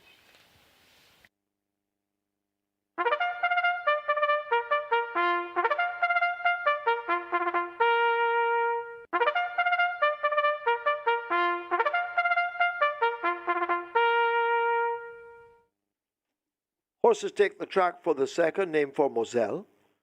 It's a restricted allowance 5 for native bred 4-year-olds and up, non-winners of 2, and imported 4-year-olds and up maidens, the distance 1,820 meters. Number 2, Don Vincenzo, goes with a figure 8 lay-6, a tongue tie, and a visor. So Don Vincenzo, figure 8, lay-6, tongue tie, and visor. 4, Never on a Sunday, make the weight 52.5. 5, Great Wayne, 52. 6, Ahmad Ali, 51.5. Wagering on a double event, exacta trifecta, rolling triple. Play spot 8 begins here. It has a huge carryover in excess of 618,000 plus a single winner bonus. If you're the lucky one, 372,000 plus. We also had the start of the early pick 4 with a carryover of almost $700,000. And the money is coming in. The early pick 4 heading for 1.5, so too the play spot 8. 3 minutes to get your bets on. And just a correction to the horses to the testing barn, race 1. The correct horses to the testing barn were 4, Avery and Diane, 6, Contractor. 4 and 6 went to the testing barn.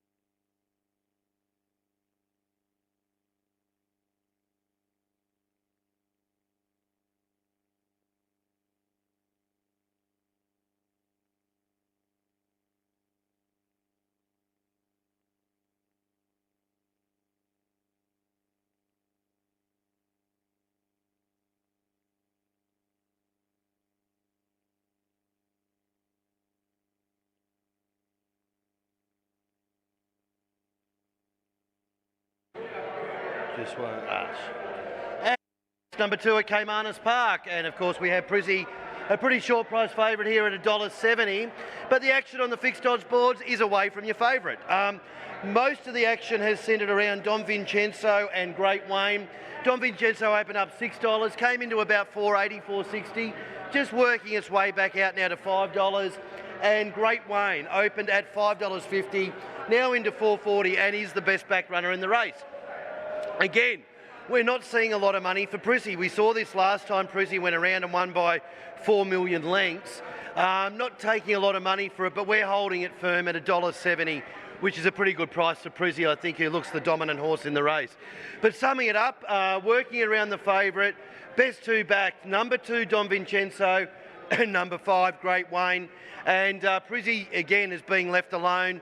Don't know why, looks immoral, but $1.70 to me seems a pretty good price, Prizzy. But that's pretty much the story of the race. Race number 2, Caymanas Park.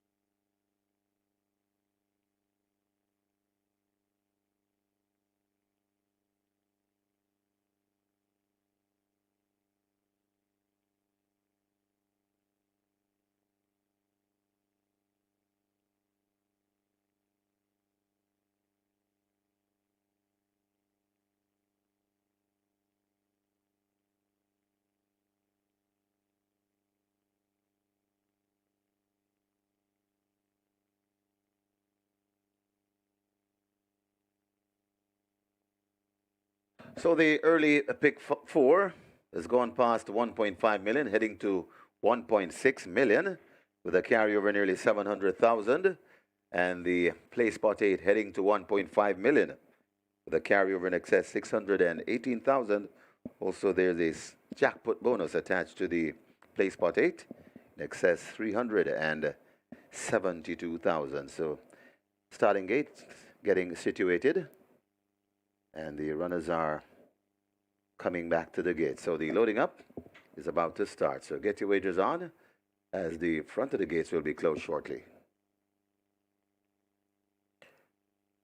And over at simulcast yesterday, I saw Shane Ellis conjuring up a brilliant ride to win race number 4 at Woodbine, and also in the money at Woodbine, Jodine Anderson, another Jamaican. And over at Belmont Park, we saw Dalton Brown kicking home one as well.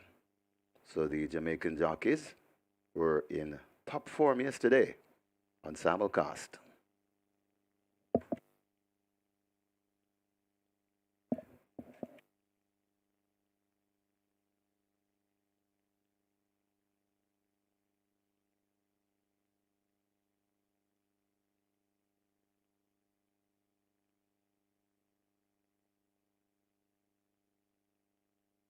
Closing up the front of the gates as the early pick 4 heads to 1.7 million. Wow, that's a wonderful figure. And the place spot 8 heading to 1.5 million. And they've closed the front of the gate. So the loading up about to start. Make sure you have a place spot 8 ticket in hand. And also a early pick 4. Massive carryovers, massive pool, and we still have more to come.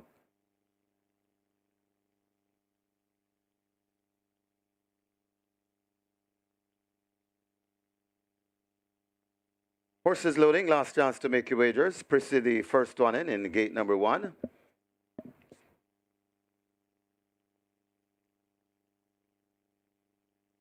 Surety loads at 3.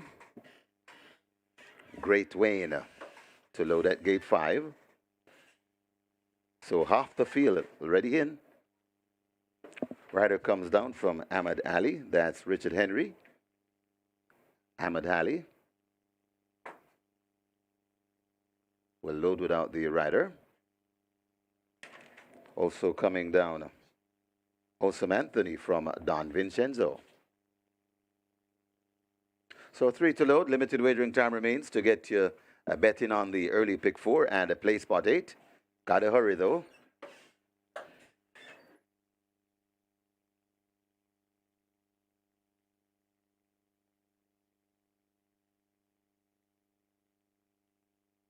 Don Vincenzo goes in. Osam Anthony will climb aboard.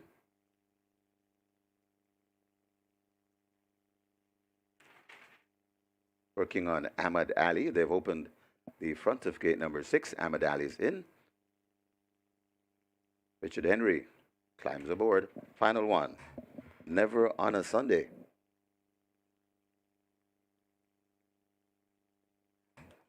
Bright and sunny here at Caymanas Park.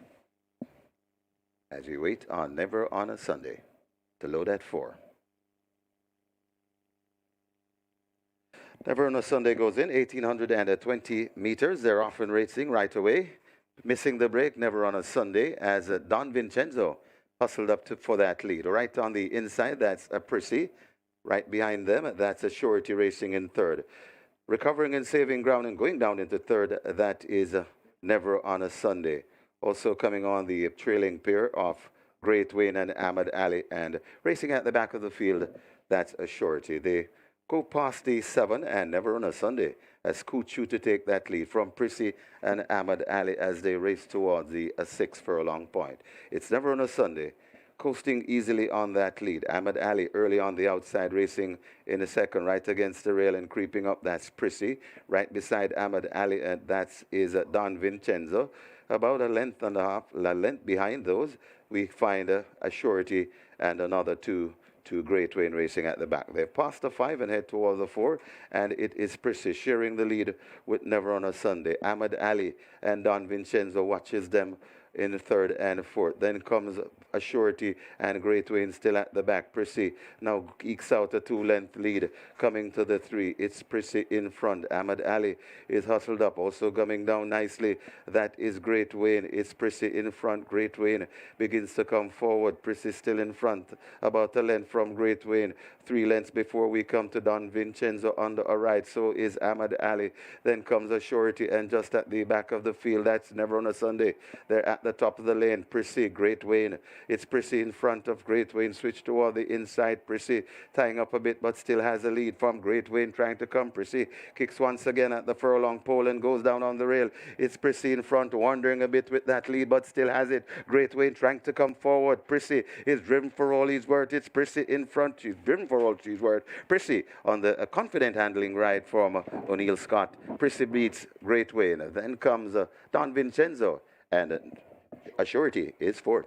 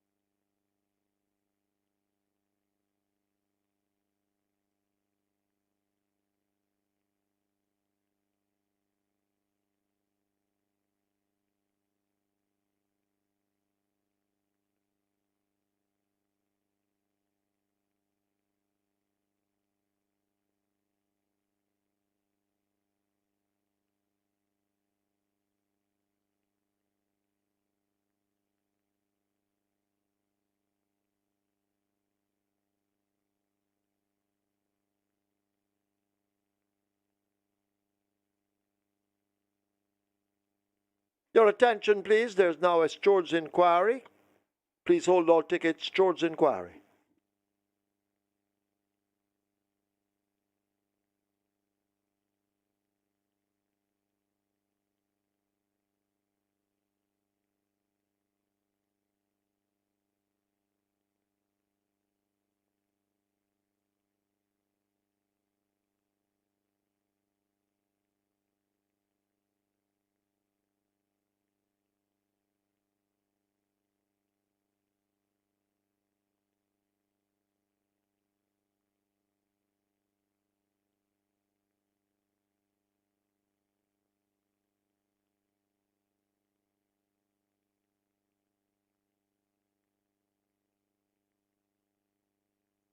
In the winners enclosure, the unofficial winner of race number 2, the Moselle. Number 1, Prissy, 4-year-old Bay filly by Jesse's Dream by Little Priscilla by Majestic Warrior, Bredham Stables Limited, own Jag Syndicate, Train Alfred Brown, the winning rider, O'Neill Scott, the groom, Bolton Wisdom, second, number 5, Great Wayne, third, number 2, Don Vincenzo, and fourth, number 3, Surety. Final time for 820 meters, 2 minutes flat.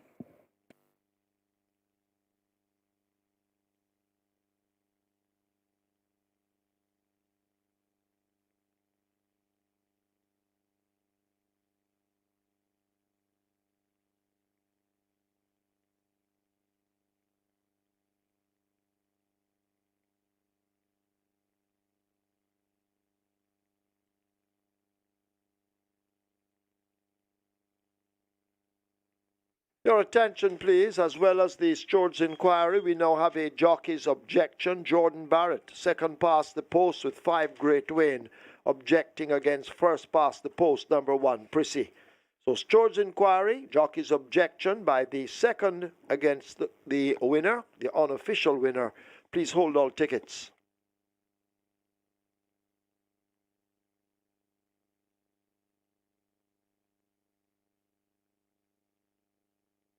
Never on a Sunday goes in, 1,820 meters. They're often racing right away. Missing the break, never on a Sunday, as Don Vincenzo hustled up for that lead. Right on the inside, that's a Prissy.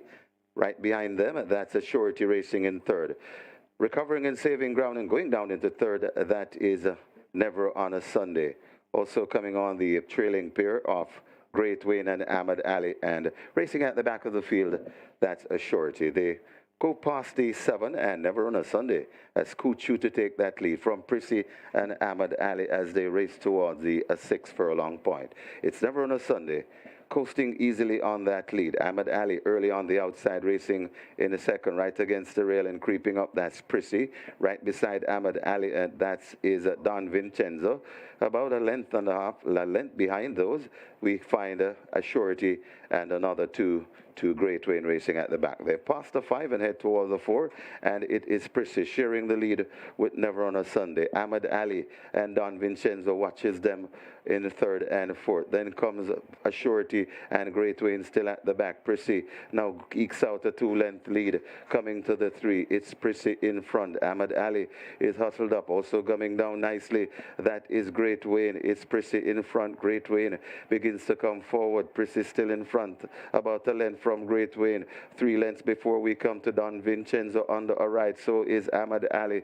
Then comes a Surety, and just at the back of the field, that's Never on a Sunday. They're at the top of the lane. Prissy, Great Wayne. It's Prissy in front of Great Wayne. Switch toward the inside. Prissy tying up a bit, but still has a lead from Great Wayne trying to come. Prissy kicks once again at the furlong pole and goes down on the rail. It's Prissy in front, wandering a bit with that lead, but still has it. Great Wayne trying to come forward. Prissy is driven for all he's worth. It's Prissy in front. She's driven for all she's worth. Prissy on the confident handling ride from O'Neill Scott. Prissy beats Great Wayne. Then comes Don Vincenzo, and a Surety is 4th.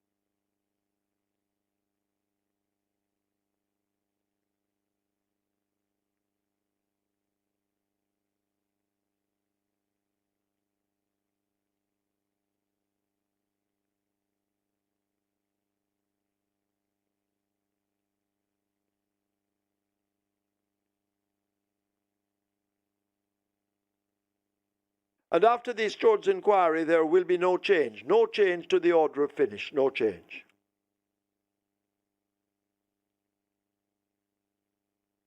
And of course, the jockey's objection was overruled.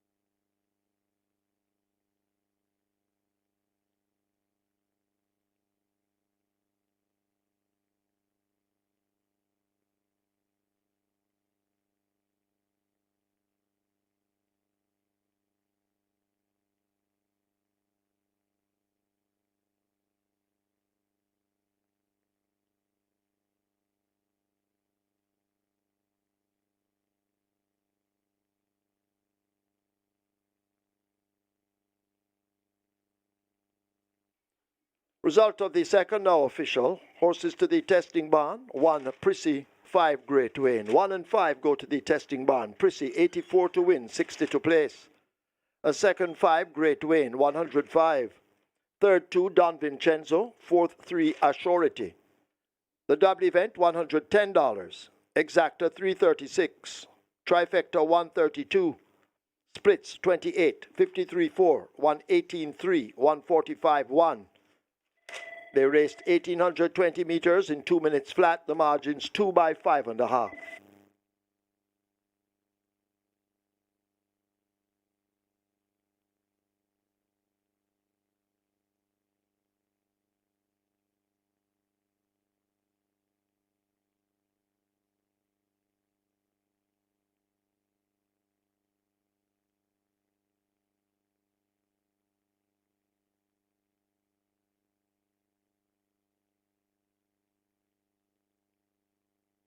Ladies and gentlemen, your attention called to the winners enclosure for the presentation of the Mazel, kindly donated by Supreme Ventures Racing and Entertainment Limited. Making the presentation, Mr. Maurice Robertson. He's the parimutuel manager. And he makes it to the winning trainer, Trainer Alfred Brown, representing the winning owner, Jag Syndicate. Congratulations to the winning connections, race number 2.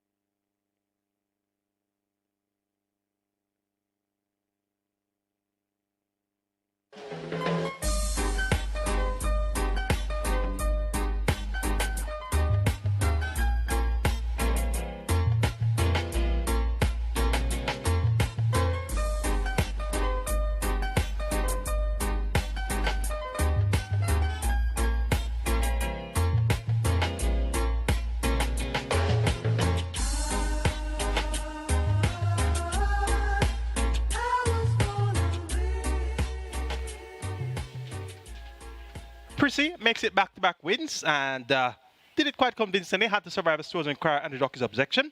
Only Scott there on the side for Alfred Brown and Jack Syndicate. Prissy now goes on to rounds of 3. Completing Exacta was great win. Exacta $336. Good payout there for the Exacta. And the live ticket count on Reggae 6, 4,220.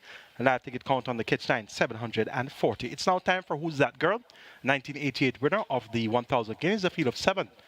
Is for the high label claim as 1 million down to 800,000. The big favorite at 1-9 is number 7, and that's Daddy Jones. And rightfully so, he has beaten most, if not all of these. It is recent wins. His last 4 visits to the 1 million claiming level have all been wins. Now takes on some turnaround derby. Matthew Bennett picks up the mount. Daddy Jones, my firm selection here, the 1-9 favorite. For second, making number 6, Guiana Links, stablemate of Daddy Jones. Paul Francis rides. This one gets 20-1. For third, making number 1, Sir John, well beaten by Daddy Jones in his last 3 or 4 outings. Sir John at 8-1 should once again go home earning. And number 3, Shiboom gets 13-1. Dane Dawkins right to for a chin in this field of 7. Shiboom should also go home earning. Make it 7-6-1-3 in the Who's That Girl? Daddy Jones, ENI Link, Sir John, and Shiboom. Early pick 5 has a carryover of over 1.5 million. Single with a bonus over 1.469 million. And the new money wagered is at 1.2 million. Horses now prepare to take the track for race number 3. Stand by for a fixed odds update. Wager early on your pick 5 and best of luck.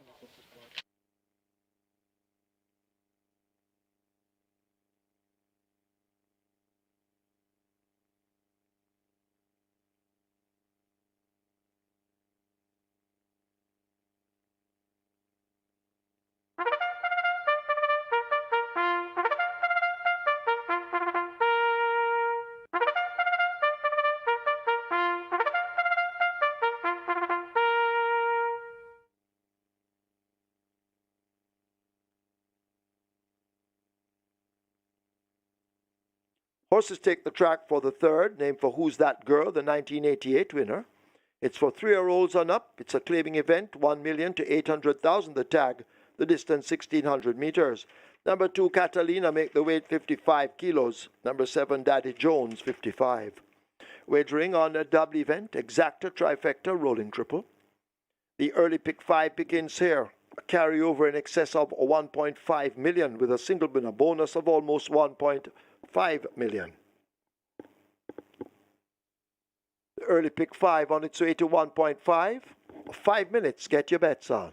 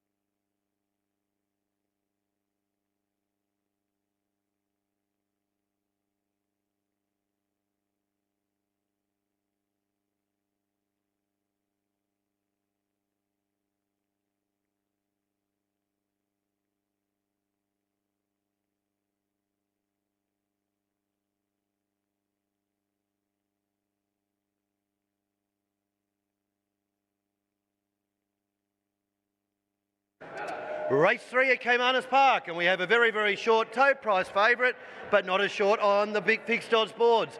Daddy Jones, $1.04 on the tote at the moment, $1.80, 20 times better the price. You do the maths, there is some huge value in the favourite. Daddy Jones at $1.80 on the fixed odds boards. And out of the betting on the race, it is equally the best backed runner in the race, obviously with that huge value compared to the tote. Next best back runner in the race is actually K-Boy, come in from $12 into $8 and is the best back runner outside of the favourite. Really the surprise out of the race is not much money for Sir John, but a lot less money for Catalina. We're $9.50, opened them up around about the same price at around about the $5 mark. Sir John's holding his own at that market price, around about $5, but Catalina's out the gate, got to as long as $11 just before, just working its way back into $9.50 now. But really the story of the race is the tremendous value you're getting with Daddy Jones, $1.80 versus now $1.06 tote. It is equally the best back runner with K-Boy, and surprisingly not a lot of money for the top two in the race. But that's pretty much the story of the race. Heaps of value in Daddy Jones, $1.80 versus $1.06. And punters, you don't really need any advice on that. If you want to back the favourite, the fixed odds board is your friend. That's race 3, Caymanas Park.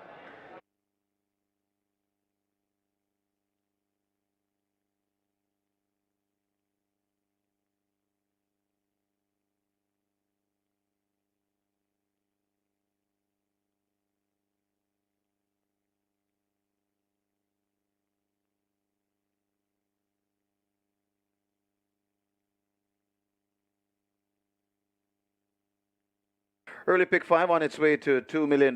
It's heading to $2 million with a whopping carryover in excess $1.5 million and a equally whopping jackpot bonus, almost $1.5 million. And be reminded, we are paying out the early pick 5 tomorrow. It's the early pick 5 via the mandatory payout route. The early pick 5 mandatory payout. That's coming tomorrow.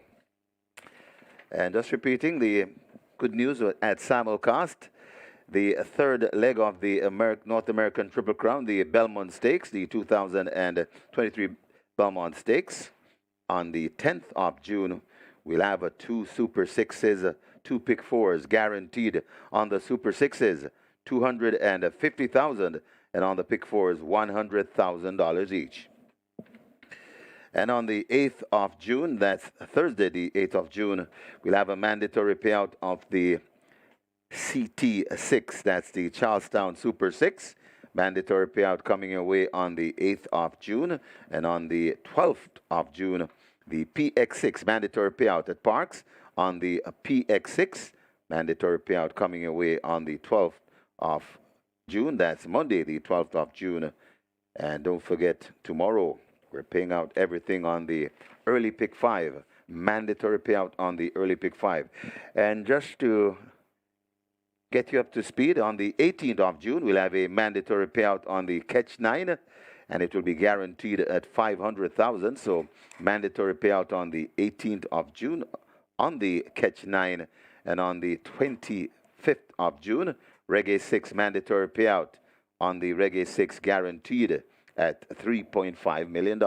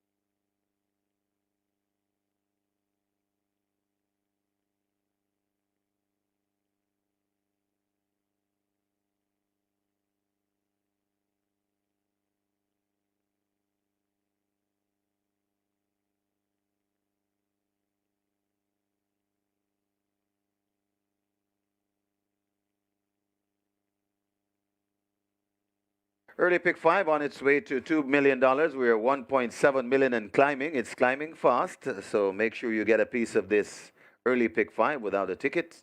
There's no chance of winning the early pick 5, so make sure you have one in hand.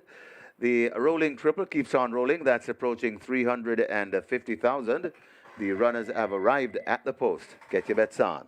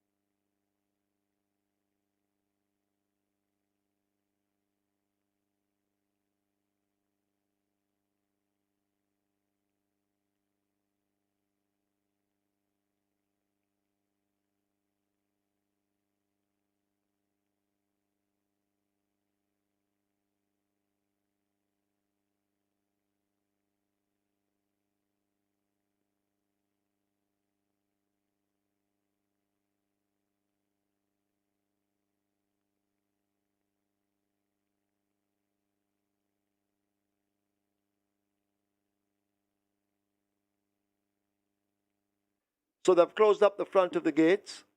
The early pick 5 arriving at 2 million. The rolling triple heading for 400,000.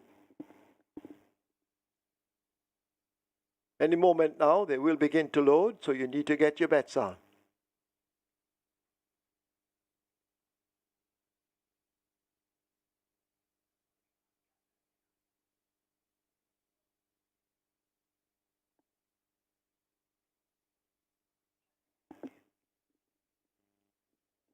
Number 2, Catalina, the first to load. Bebito Harvey in the saddle.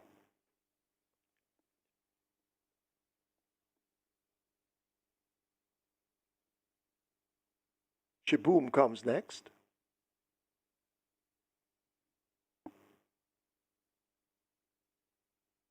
Inspired Miracle looks to be in.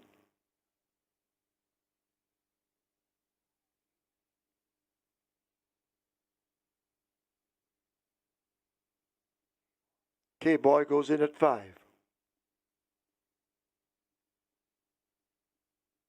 Yanai Lynx joins them. Waiting on Sir John. Sir John goes in.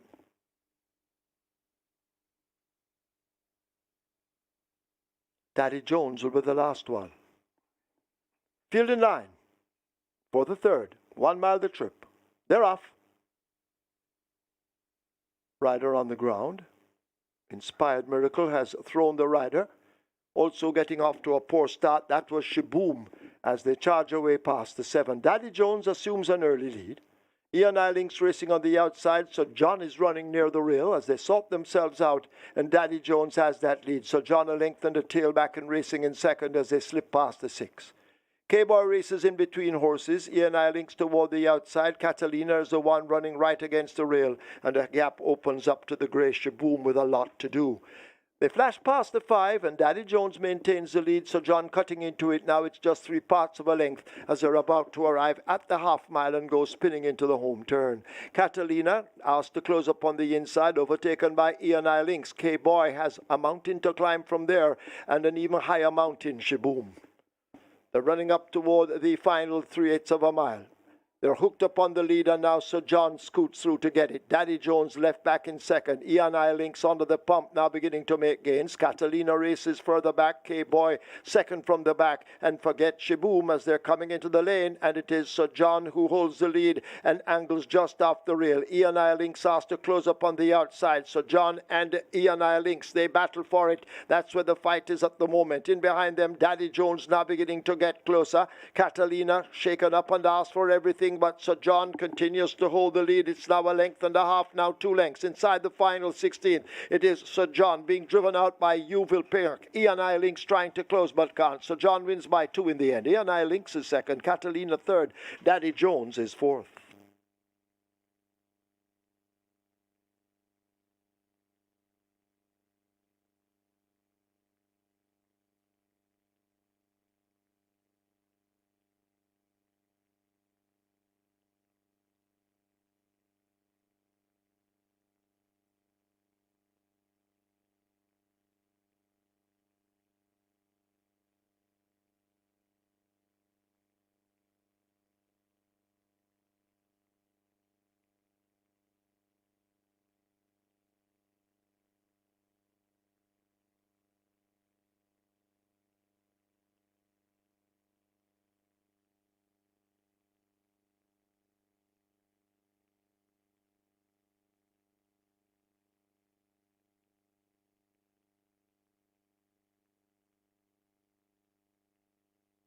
Right away, there's a Stewart's inquiry looking at the start, the fall of the rider. So looking at the start,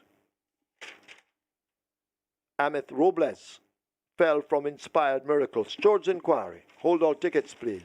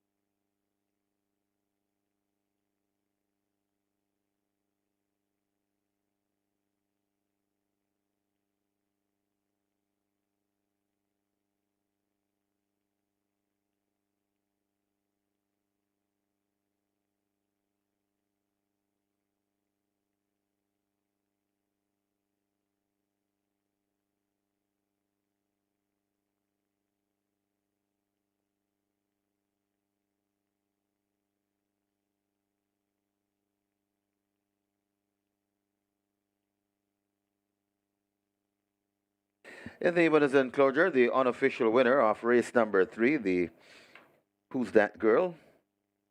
Number 1, Sir John. 5-year-old big gelding by natural selection, luscious by Stormcraft. Bred Jeffrey Mordecai. Owned Jermaine Spencer. Winning trainer, Gary Griffiths.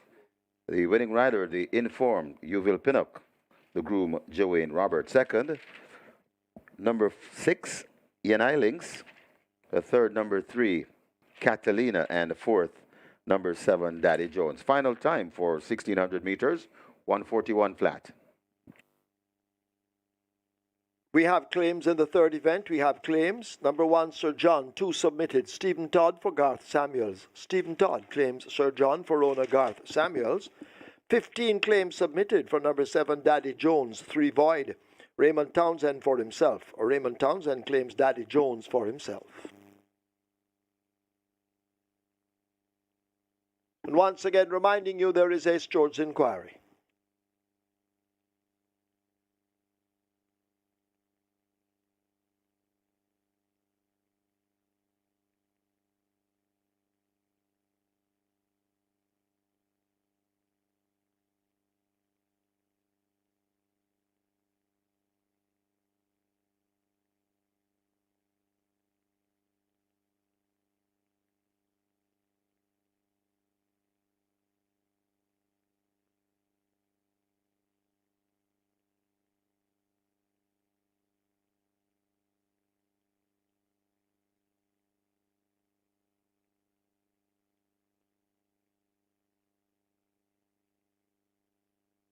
For the third, 1 mile the trip. They're off. Rider on the ground. Inspired Miracle has thrown the rider.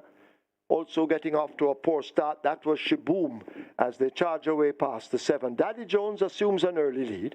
Ian Eilings racing on the outside, so John is running near the rail as they sort themselves out, and Daddy Jones has that lead. So John a length and a tail back and racing in second as they slip past the 6. K-Boy races in between horses. Ian Eilings toward the outside. Catalina is the one running right against the rail, and a gap opens up to the grey Shaboom with a lot to do. They flash past the 5, and Daddy Jones maintains the lead, so John cutting into it. Now it's just 3 parts of a length as they're about to arrive at the half mile and go spinning into the home turn. Catalina asked to close up on the inside, overtaken by Ian Eilings. K-Boy has a mountain to climb from there, and an even higher mountain, Shaboom. They're running up toward the final 3/8 of a mile. They're hooked up on the lead, and now Sir John scoots through to get it. Daddy Jones left back in second. Ian Eilings under the pump, now beginning to make gains. Catalina races further back. K-Boy second from the back. And forget Shaboom as they're coming into the lane. And it is Sir John who holds the lead and angles just off the rail. Ian Eilings has to close up on the outside. Sir John and Ian Eilings, they battle for it. That's where the fight is at the moment. In behind them, Daddy Jones now beginning to get closer. Catalina shaken up and asked for everything, but Sir John continues to hold the lead. It's now a length and a half, now 2 lengths. Inside the final 16, it is Sir John being driven out by Uville Perk. Ian Eilings trying to close but can't. Sir John wins by 2 in the end. Ian Eilings is second, Catalina third, Daddy Jones is fourth.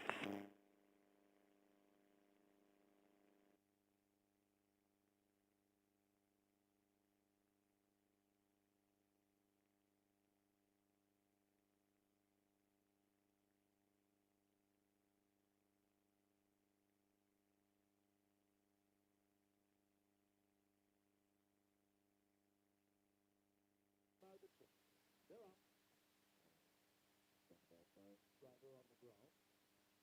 Inspired Miracle has thrown the rider. Also getting off to a poor start, that was Shaboom as they charge away past the 7. That Jones assumes an early lead. Ian Eilings racing on the outside, so John is running near the rail as they sort themselves out, and Daddy Jones has that lead. So John a length and a tail back racing in second as they slip past the 6. K-Ball races in between horses. Ian Eilings toward the outside. Catalina is the one running right against the rail, and a gap opens up to the grey Shaboom with a lot to do. They flash past the 5, and Daddy Jones maintains the lead, so John cutting into it now. It's just 3 parts running as they're about to arrive at the half mile and go spinning into the home turn. Catalina asked to close up on the inside, overtaken by Ian Eilings. K-Boy has a mountain to climb from there, and an even higher mountain, Shaboom. They're running up toward the final 3/8 of a mile. They're hooked up on the lead.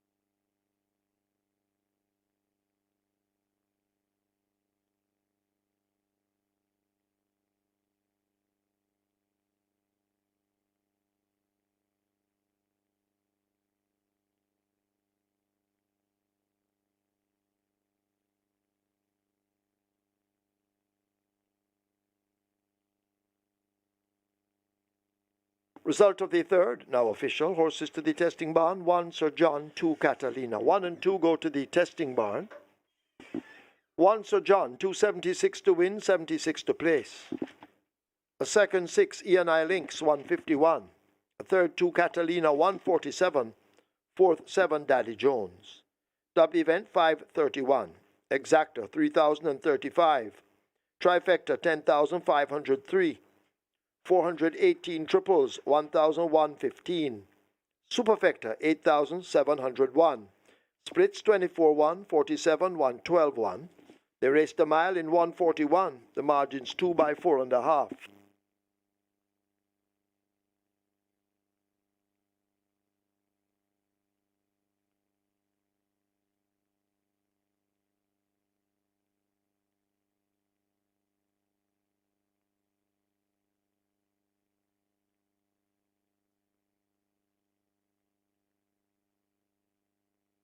Remember, gambling is just a game. Choose to gamble responsibly. Set a budget. Avoid chasing losses. And stop gambling when you reach your money limits. For gambling help, call RISE 888-991-4146.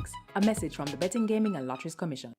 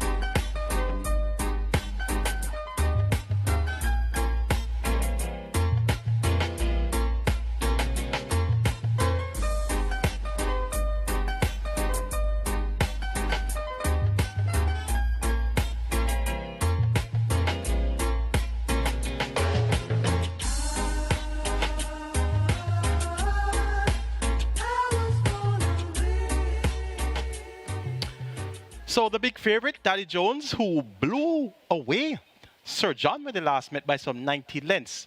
Sir John turns around the form and gets a better of Daddy Jones. And Daddy Jones, the big favorite, only able to muster fourth. And his stablemate, ENI Lynx, at long odds, came in second. ENI Lynx was also well beaten by Daddy Jones when they last met. Both horses trained by Ryan Darby, and ENI Lynx runs on to complete the exact apparently of $3,035. Live ticket count on the Reggae 6, 827 with 4.87 million in that net pool, and on the Catch 9 it's 74 live tickets with over 849,000 in that net pool. I suspected something about this Daddy Jones, and I did not bank Daddy Jones on any of my tickets, and as such, Reggae 6 and Catch 9 tickets are intact after the first 3 legs. It's now time for race number 4. We start with Twilight 6. It's a misdemeanor 1991 winner of the Jamaica 1000 Guineas. We have a field of 8. They'll go 1,000 meters straight. It's sort of 400,000 down to 300,000 claiming level.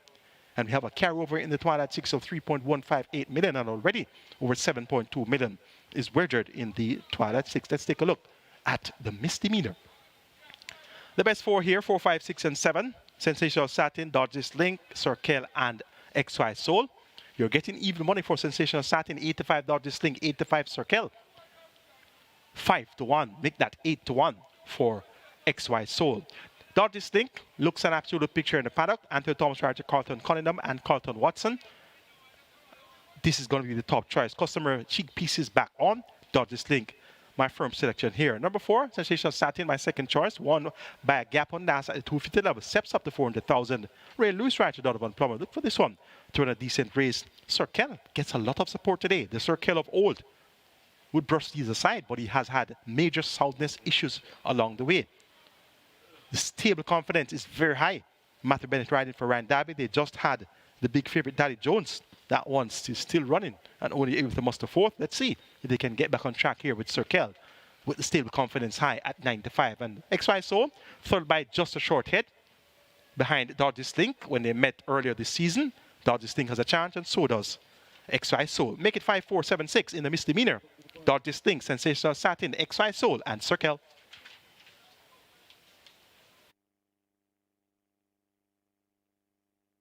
Number 1, called the Emperor, takes the track early.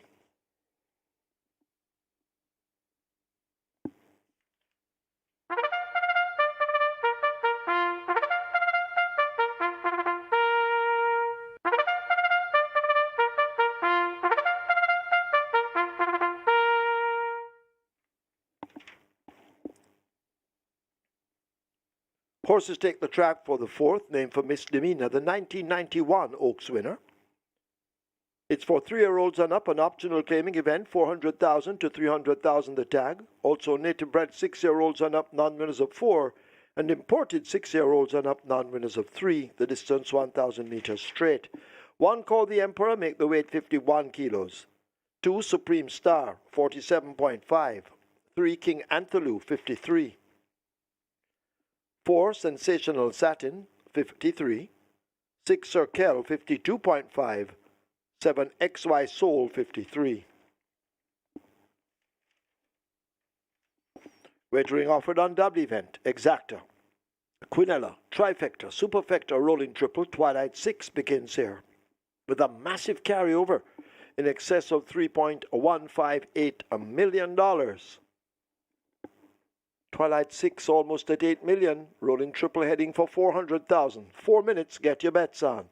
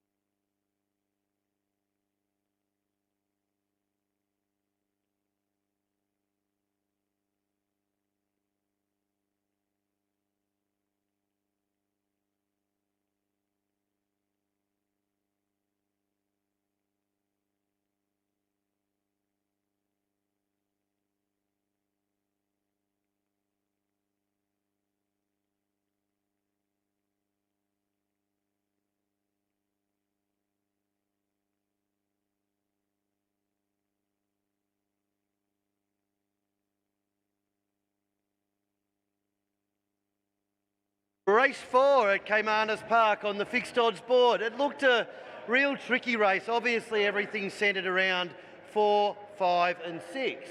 And really there isn't a huge lead each way. That in general, if you wanted to make a motherhood statement, they're all taking some good bets. The preference so far from the punters is in order. Sensational Saturn from Sir Kell, and Dodge This Link is the one that's now just missing out on all the fun from the money coming in.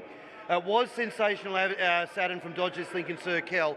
I think Sir Kell's probably the key to it. We know Sensational Saturn, Dodge This Link, stable changes, but that's fair enough. I mean, we used to see him with Jason DaCosta, but not anymore. But Sir Kell's the one, and obviously resuming off a spell, a couple of full starts coming back, but strong money late for it. So there's enough confidence there to say the connections and everyone around the horse is confident that you're going to see Sir Kell's best foot. And if Sir Kell does bring his best foot, it probably does win the race. But enough money there to say yes, but nothing sensational. But really, it did look the race in 3. Punters haven't really zoned in on one more than the other, not much more than the other, but in order it's Sensational Saturn from Sir Kell, from Dodge This Link, and not a lot going on with the other ones as well. But yeah, sort of no real leads here as much, but I think the main thing from the race is that Sir Kell has got enough money to say he's coming ready to play. But that's pretty much it. It's an even spread. Not a lot much more to say about Caymanas Park Race 4. But again, good value on the fixed odds boards if you want to have a crack. Good luck.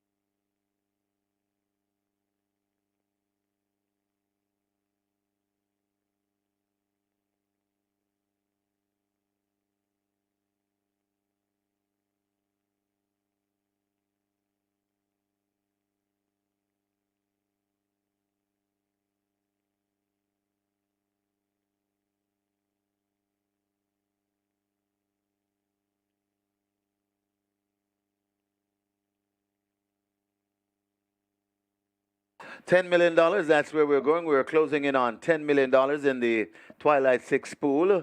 Once again, your carryover in excess $3.1 million and a nice looking rolling triple as well. That's approaching 450,000. Runners arriving at the post. Get your bets on. We're closing in on $10 million in the Twilight 6 pool.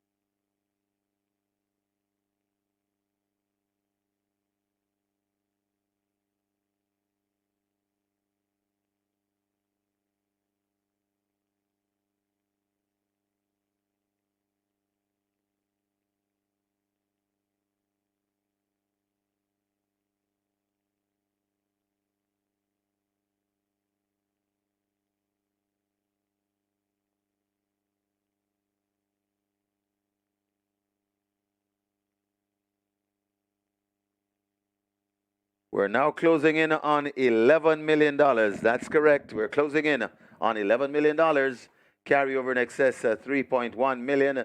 And the runners are arriving at the post. So this pool is growing fast. So make sure you have a Twilight 6 ticket in hand as the runners are arriving at the post. At least most of them are at the post. So we're waiting on Supreme Star and Dodge this link. Rolling triple. That's heading to 600,000. That's a nice triple pool. Get your bets on.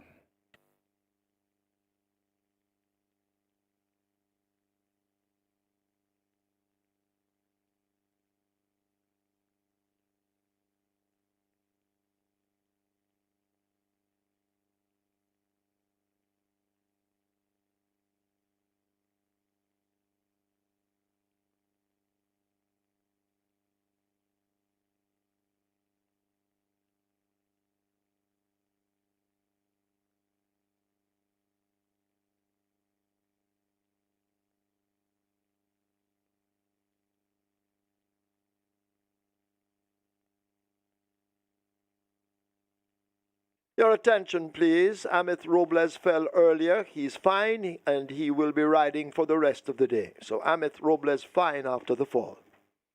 Runners arriving at the start. Get your bets on.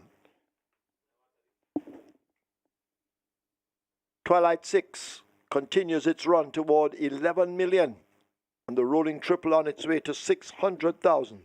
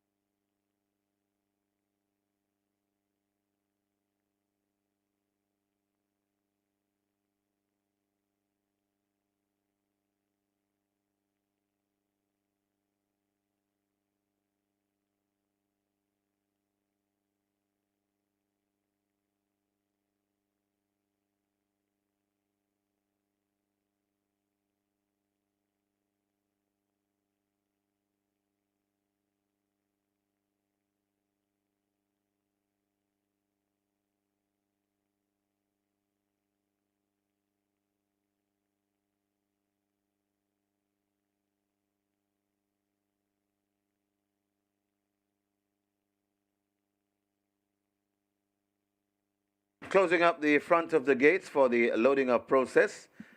Very nearly $11 million. We're getting close to $11 million as the front of the gates are closed. Rolling triple approaching 600,000. So the loading up process about to start. Get your bets on.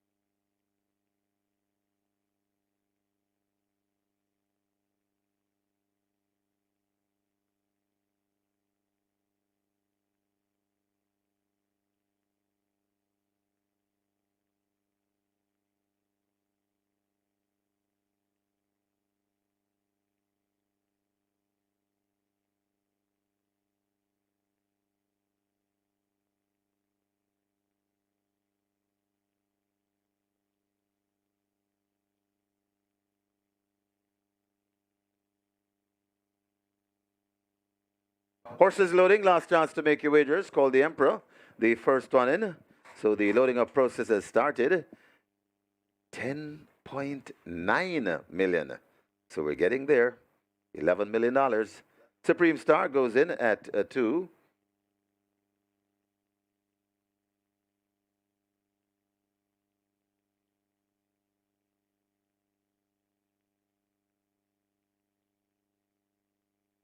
King Antholu loads at 3. So we are at $11 million. Just need to update the graphics. $11 million in climbing. Dodge This Link loads at 5. XY Soul comes to 7. They're loading quickly. Gotta hurry. Cola Will comes to 8. Sensational Satin and Circle. Circle goes in. Sensational Satin, the final one. That's the one we wait on. Refusing at the moment. So giving you that added wagering time needed. Sensational Satin goes in. 5 furlongs straight the trip. Best of luck if you play the Twilight 6.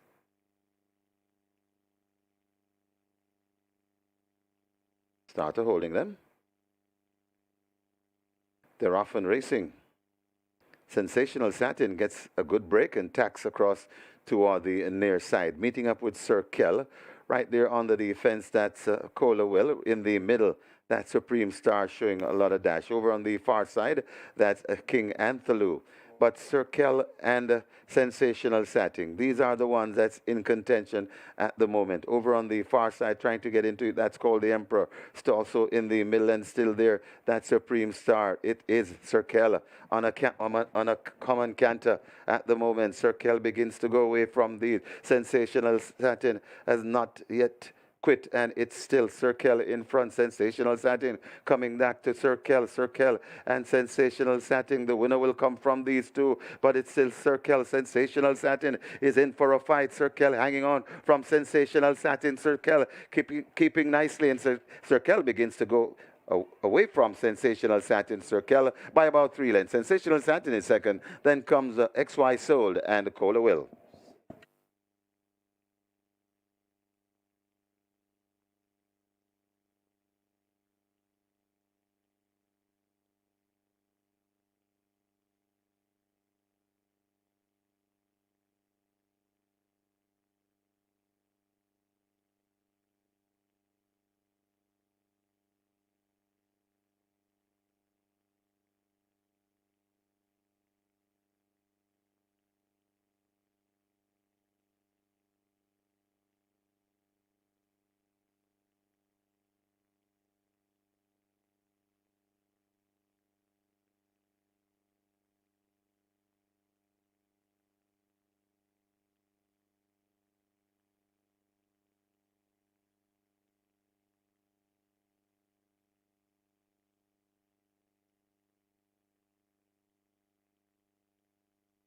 We have claims in the fourth event.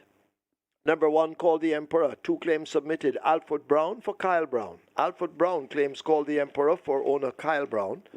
2 claims submitted for number 4, Sensational Satin. Stephen Todd for himself. Stephen Todd claims Sensational Satin. 43 claims submitted for number 5, Dodge This Link. 1 void. Joseph Thomas for G-Link's Connection. Joseph Thomas claims Dodge This Link for G-Link's Connection.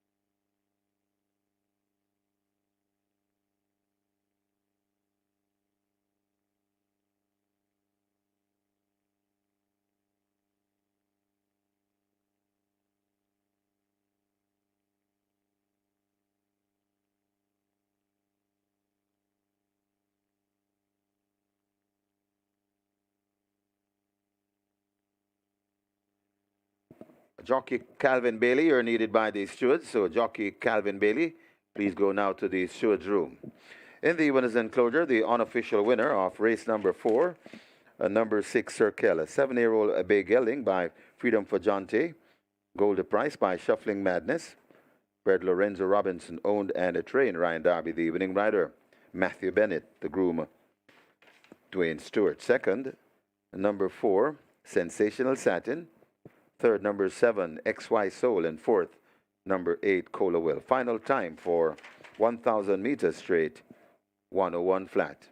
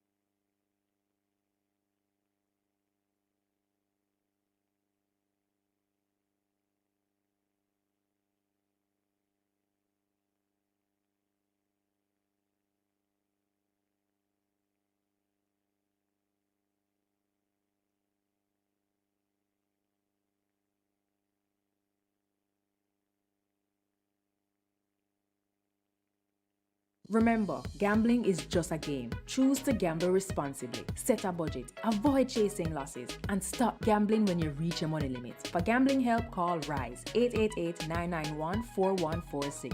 A message from the Betting, Gaming and Lotteries Commission. They're off and racing.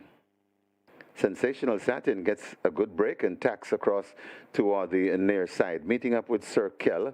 Right there on the defense, that's Cola Will. In the middle, that's Supreme Star showing a lot of dash. Over on the far side, that's King Anthaloo.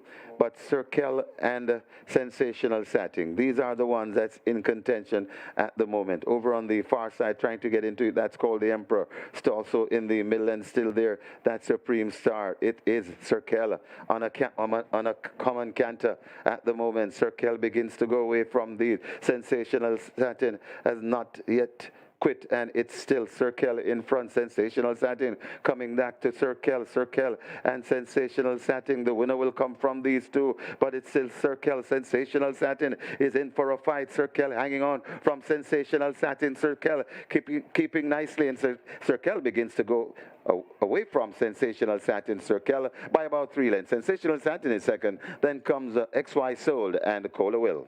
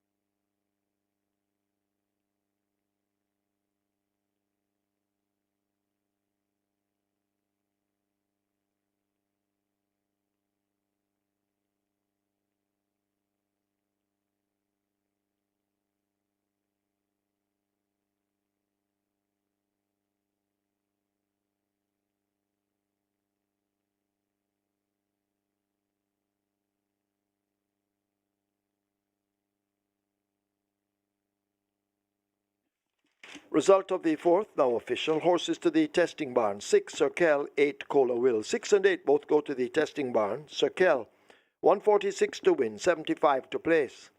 Second, 4, Sensational Satin, 63. A third, 7, XY Soul, 90. Fourth, 8, Cola Will. Double event, 972. Quinella, 5, 24. Exacta, 4, 74. Trifecta, 406. Superfecta, 2001, 33. 61 triples, 3003, 91. Splits, 23-2 by 46. They raced 1,000 meters straight in 101 flat. The margins 3 1/4 by 5 1/2.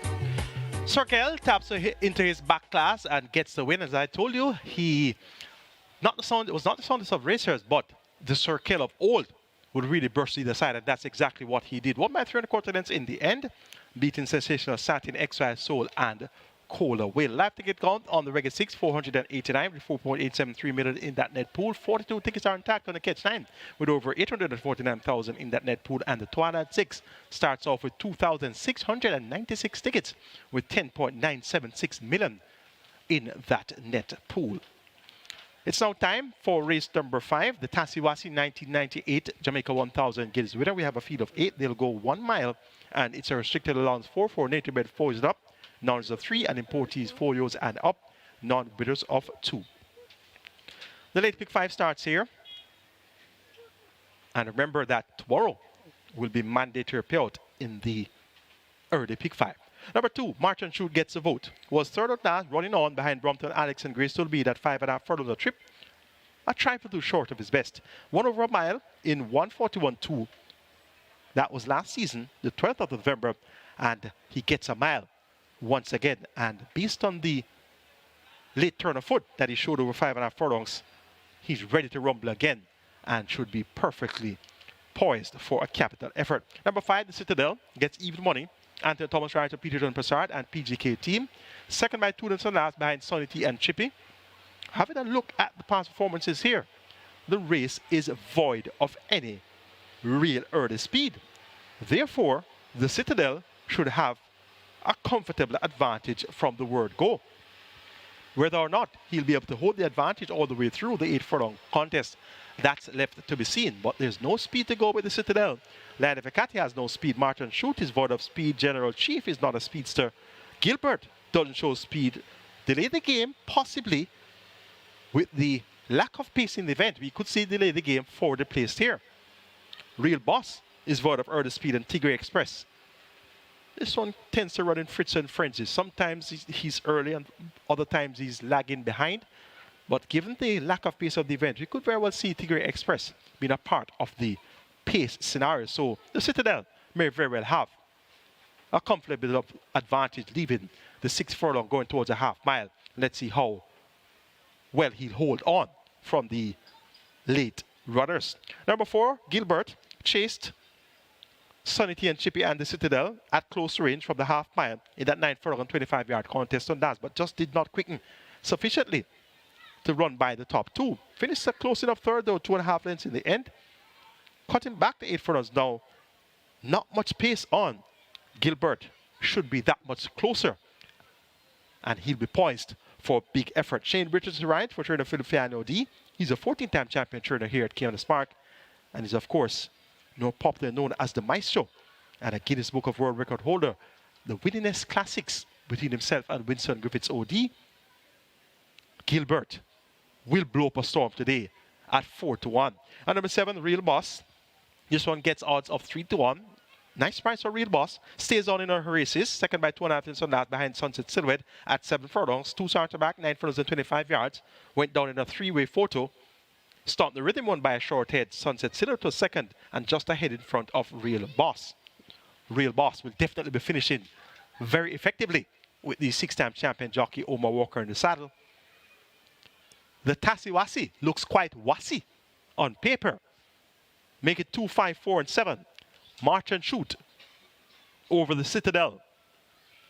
Gilbert and Real Boss. Riders up call has been given. Stand by for the horses to take the track. You'll get your fixed odds updates soon after the horses parade on the racetrack for race number 5, the Tassiwasi.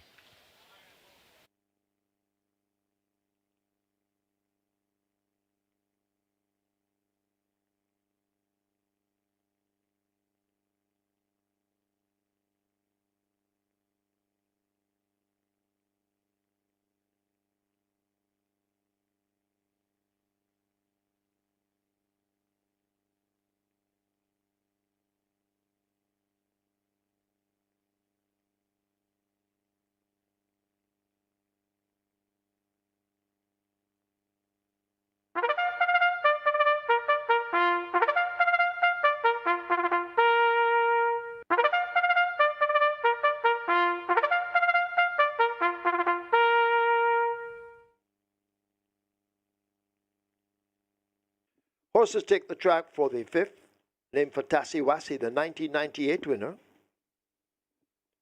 It's a restricted allowance 4 for native-bred 4-year-olds and up, non-winners of 3, and imported 4-year-olds and up, non-winners of 2, the distance 1,600 meters.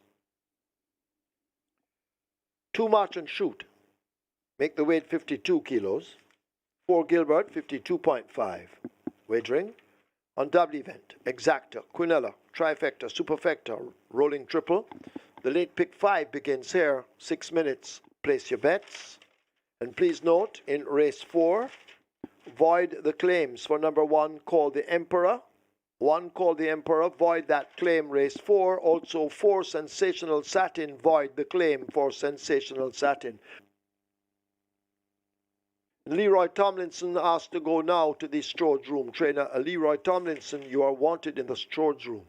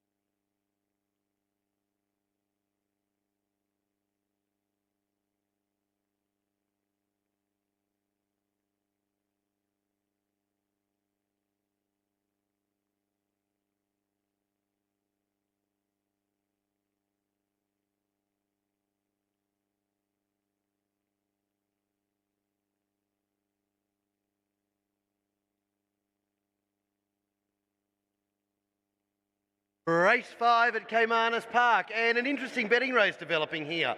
Early on, March and Shoot would look like clearly being the best back runner in the race, and it has been well backed. $3 we opened it up, came into as short as $2.20, now just edging its way back out to $2.30. Reason being, good money coming for Real Boss. Obviously still a little bit better the price on than the tote, $4 versus $3.70, what I'm looking at right now. We got out to as big as $8. Started to get money for it at $8, $7, but the real wave of money came around about the $5.50 mark in the last 5-10 minutes. So Real Boss has become the real best back runner in the race. And from a parade point of view, I thought it was the pick in the yard as well too. Citadel, sort of there, but sort of not taking a lot of money. I got there, opened up about $2.30, just working its way out to $2.70. Gilbert Unwanted. $8 versus a $5 tote if you want to have a crack at Gilbert, ladies and gentlemen, boys and girls. You've got huge value there on Gilbert versus the tote. We're not taking a lot of money on that, hence why you're getting the value.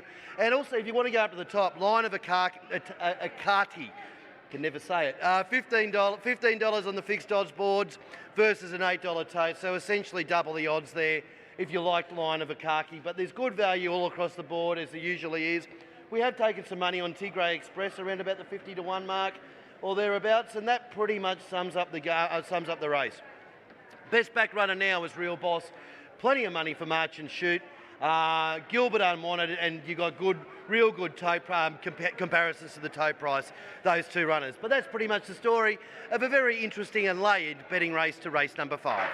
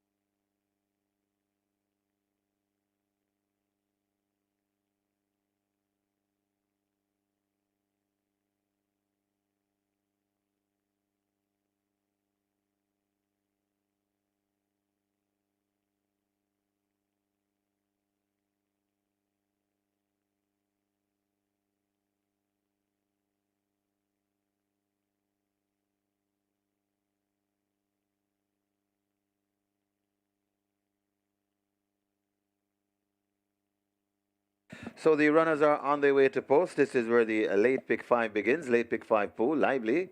It's approaching 800,000. The late pick 5 pool on its way to 800,000. And just reminding you, tomorrow on the early pick 5, that's where we'll have the mandatory payout tomorrow on the early pick 5. Rolling triple on its way to 300,000. Get your bets on. Runners arriving at the post.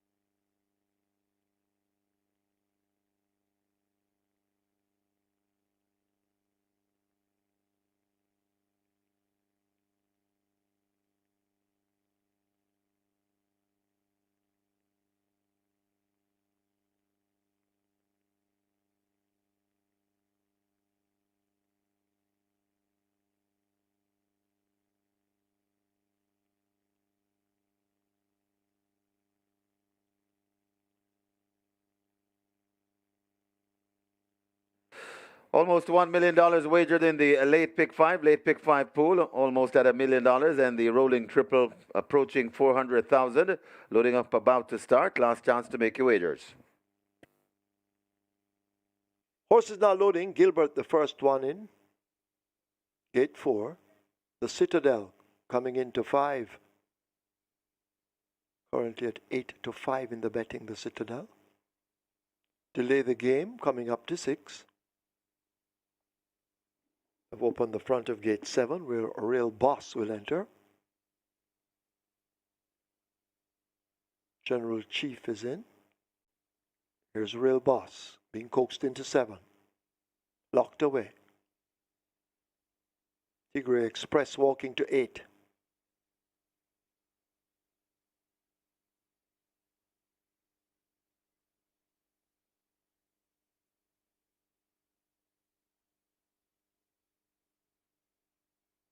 Tigre Express. All the way in. Lana Vicati goes into 1. We wait on the final one. March and Shoot to enter gate 2. March and Shoot looks to be infield in line. 1 mile the trip. Starter ready, they're off.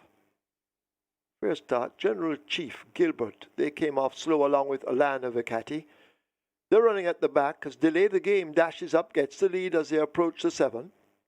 The Citadel stalking in second. March and Shoot running smoothly in third as they make their way now toward the 6.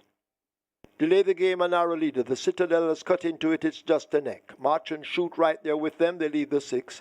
A break of 2.5 to Rail Boss. Another length and a piece to Tigre Express. In behind those, that's a Gilbert. A gap of some 5 lengths to Lana Vicati and General Chief running as a team. They share last. They've left the 5 and make their way now toward the final half of a mile in the event. And Delay the Game sets the fractions, trying to slip away from them. 2.5 to 3 lengths ahead of the Citadel, now asked to close as they leave the half mile. March and Shoot making progress on the rail and could be a threat. Rail Boss now going down. Tigre Express just in behind them, joined by Gilbert on the move. Maybe 5.5 lengths separates that first bunch. A break of some 4 to Lana Vicati and a General Chief out of it at the moment. 5/16 of a mile remaining, and it is Delay the Game down against the rail, battling to hold the lead. March and Shoot in the center now coming with a run. Gilbert kicking in on the outside. Rail Boss is also a threat, but they run toward the final 3/16, and it's March and Shoot who has marched to the front. March and Shoot out in front from Rail Boss. Gilbert getting the left-hand stick on the outside. Delay the Game running on the spot a bit over against the rail, but it's March and Shoot in control with a 16th to run. March and Shoot will give Matthew Bennett his second win on the card. They can't catch this. March and Shoot wins by maybe 6. Rail Boss second over Lana Vicati. Then Gilbert. Delay the Game is 5th.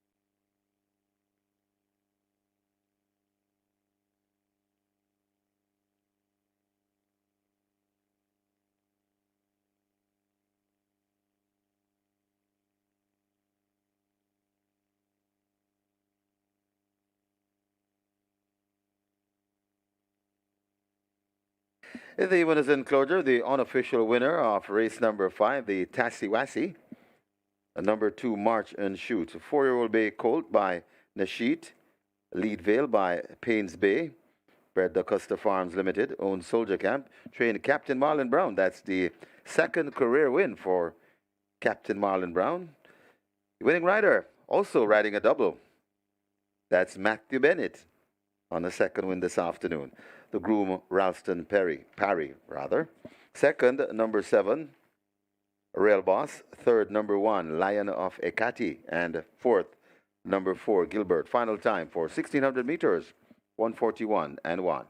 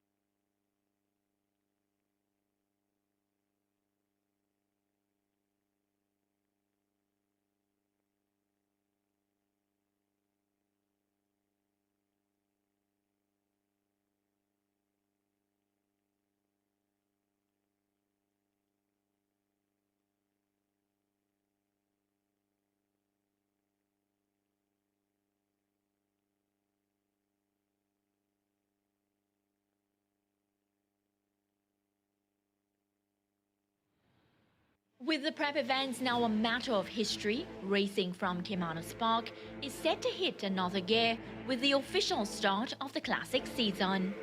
12 of the island's best native-bred 3-year-old fillies will compete in Saturday's 49th edition of the 1,000 Guineas.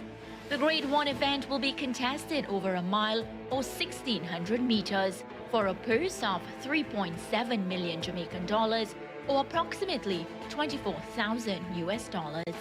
This Saturday and Sunday, the Triple Crown Series here in Jamaica for 2023 starts, and it's a very long and rich history that dates all the way back to 1924. And to date, just 18 thoroughbreds have been able to capture Triple Crown glory, the last of them being Supreme Soul. But there have been some very special names, history-making names and performances here at Caymanas Park, and we expect nothing less this weekend in the 1,000 Guineas and the 2,000 Guineas on Sunday. My best 4 runners for the 1,000 Guineas are Talita, Mamma Mia, Bootylicious, and All for Love. Talita and Mamma Mia are trained by Jason Acosta, Bootylicious trained by Ian Fassard, and All for Love trained by Gary Sobrati. In the recent Portmore, Bootylicious was going for 4 wins in a row. She was beaten for the first time in her career, and she allowed weight all round. This time around it's going to be level weight for all fillies at 57 kilos, and I suspect that Bootylicious will have a great chance to turn the tables on recent conquerors Talita and Mamma Mia. Talita has come on a ton recently, and she proved that in the recent Portmore in winning, and she once again is going to have a great chance of doing so, but she'll have to do it from level weights at 57 kilos. Her stablemate, Mamma Mia, has great pace, great speed. We'll be setting off for the lead. We'll try to make all the running, but I suspect the final furlong and a half is going to be that much more taxing for Mamma Mia, but she should give a brave account of herself. All for Love from the stables of Gary Sobrati will have absolutely no problems in getting a trip of a mile. Her only win came at 1 mile. Look for All for Love to be finishing very effectively from off the pace, and she's going to be the deep closer and the possible upsetter for the 1,000 Guineas. Post time for the eagerly anticipated 1,000 Guineas is scheduled for 4:30 p.m.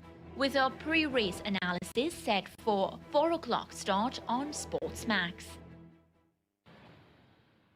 Starter ready, they're off. First start, General Chief Gilbert. They came off slow along with Alana Vicati. They're running at the back as Delay the Game dashes up, gets the lead as they approach the 7. The Citadel stalking in second, March and Shoot running smoothly in third as they make their way now toward the 6. Delay the game, a narrow leader. The Citadel has cut into it, it's just a neck. March and Shoot right there with them, they lead the 6. A break of 2.5 to Rail Boss. Another length and a piece to Tigre Express. In behind those, that's a Gilbert. A gap of some 5 lengths to Lion of Vicati and General Chief running as a team, they share last. They've left the 5 and make their way now toward the final half of a mile in the event, and Delay the Game sets the fractions, trying to slip away from them, 2.5 to 3 lengths ahead of the Citadel, now asked to close as they leave the half mile. March and Shoot making progress on the rail and could be a threat. Rail Boss now going down. Tigre Express just in behind them, joined by Gilbert on the move. Maybe 5.5 lengths separates that first bunch. A break of some 4 to Lion of Vicati and a General Chief out of it at the moment.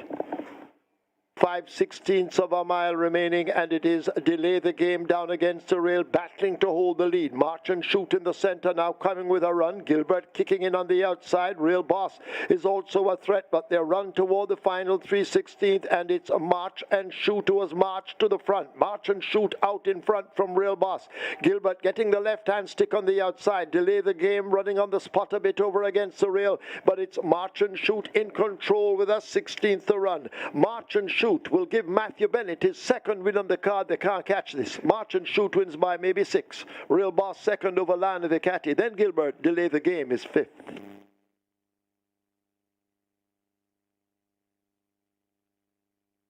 Result of the 5th now official. Horses to the testing barn. 2 March and Shoot, 6 Delay the Game. 2 and 6 go to the testing barn. March and Shoot, 90 to win, 77 to place. Second 7 Rail Boss, 67.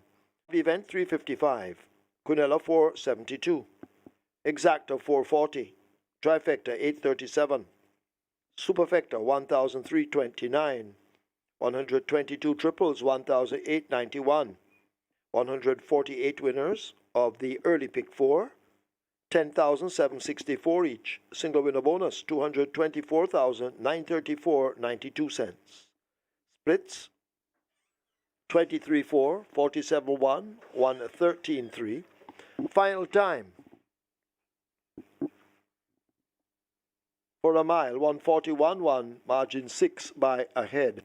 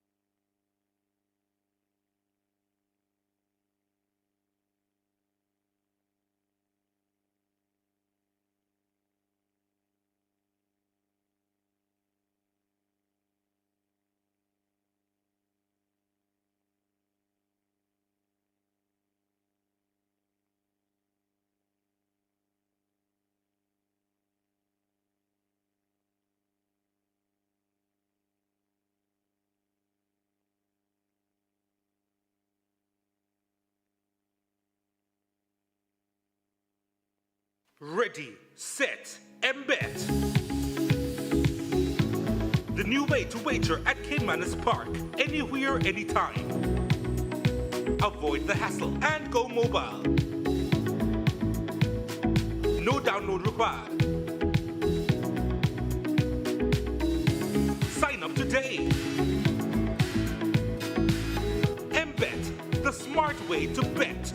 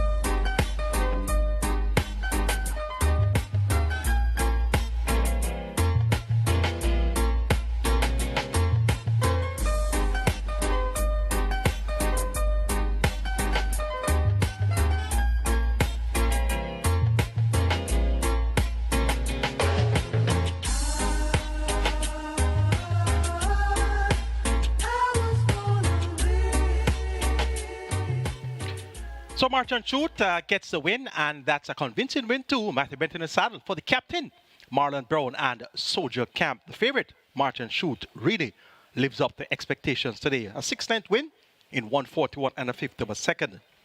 The Exacta returned $440 and the Quinella Plus $472.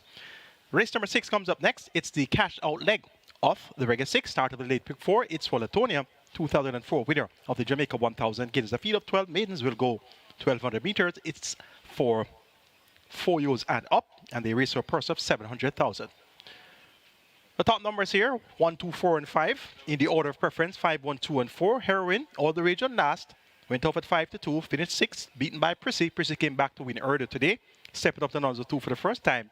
Heroine now pointed at a distance much more suitable to her running style and her best effort. So 6 furlongs versus 7.5 furlongs, really far better angle to take Heroine at. The figure now fitted by Turner Barrington Bernard. Roger Hewitt maintains the mount, 95. High stable confidence once again in the chances of Heroine, and the trip that much more suitable. Heroine, my top choice. Number 1 is Millennium Star. This one gets even money. Anthony Thomas Rancher, Carlton Cunningham, more popularly known as Jerry and owner Rabada Connection. Second and last to Oh So Long at 5.5 furlongs. Went wide at the quarter bend. Lost some ground there, but gained second late inside the final half of furlong. So Millennium Star, if not going wide again, can definitely get the job done. And now they're even money favorite in the betting. Number 2 is Sneaky Joe. Continues to get fitter, but he keeps on finding 1 or 2 too good. He should get a fair pace ahead of him here. Appears to be time that runs on at best. Look for Sneaky Joe to be sneaking up on them inside the final furlong, and if they crack, he'll capitalize in deep stretch. Salute number 4 continues to weaken in her races. Paul Francis picks up the mount for Ryan Darby. Salute though was second over 7 furlongs, second over 6.5 furlongs. So 6 furlongs should be a suitable enough trip for Salute. She's a small frame filly. She uses her speed early in her races, but then fades. Let's see if Paul Country Francis can rate her to perfection and get her to see out the 1200 meter sprint for the Latonia. 5124, Heroine over Millennium Star, Sneaky Joe, and Salud. Late pick 4 begins here. Stand by for a fixed odds update. Best of luck.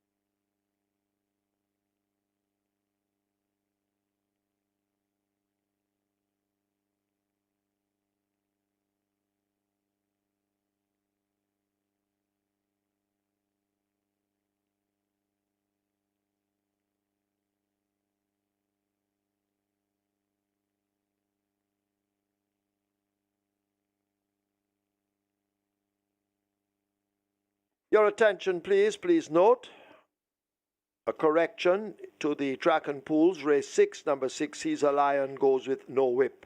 So He's a Lion goes with no whip once again. Please make a note of that.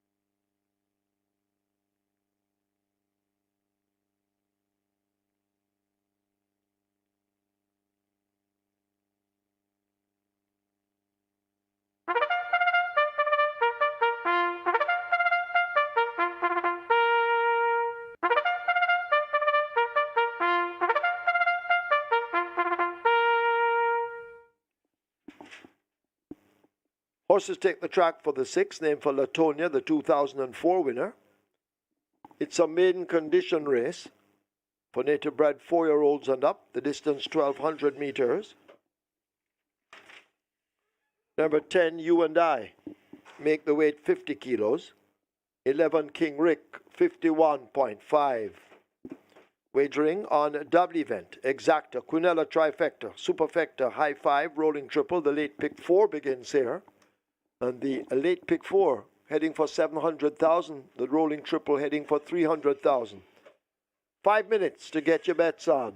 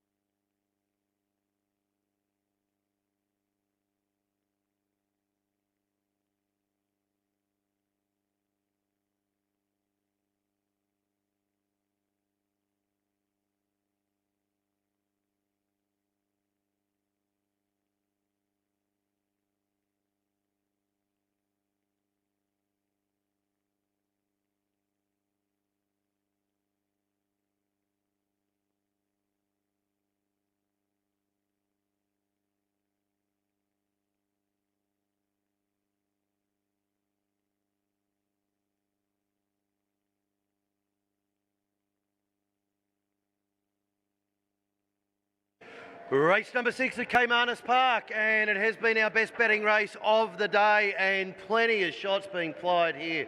Ladies and gentlemen, the first thing I should mention, you and I, we are ridiculously short price compared to the tape. Main reason is we've been truckloaded.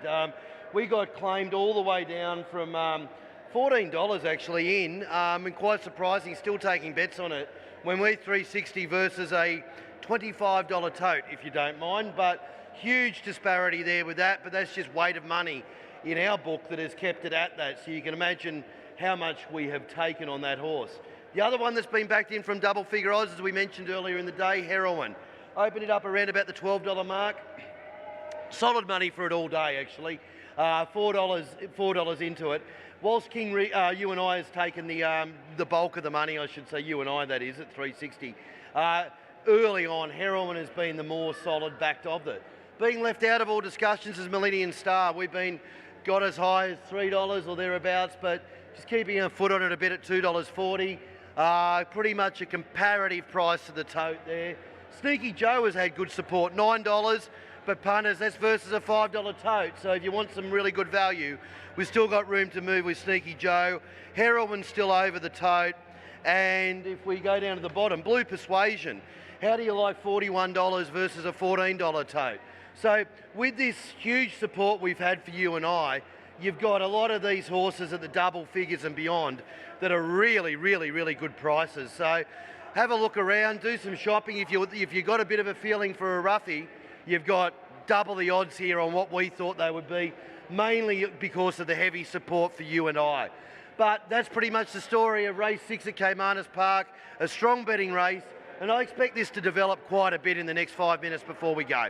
Good luck, race 6 Caymanas Park.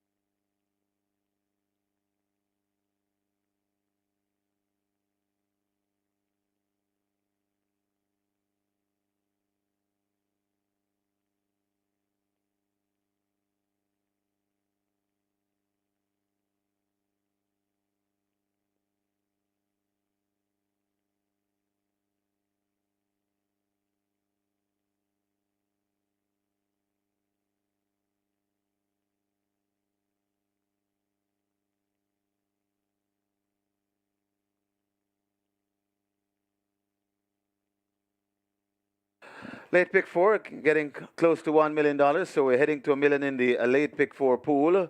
Triple approaching 400,000, and we have a high five wagering that's approaching 200,000. Get your bets on. The runners are arriving at the post. Late pick 4 time. It's approaching $1 million.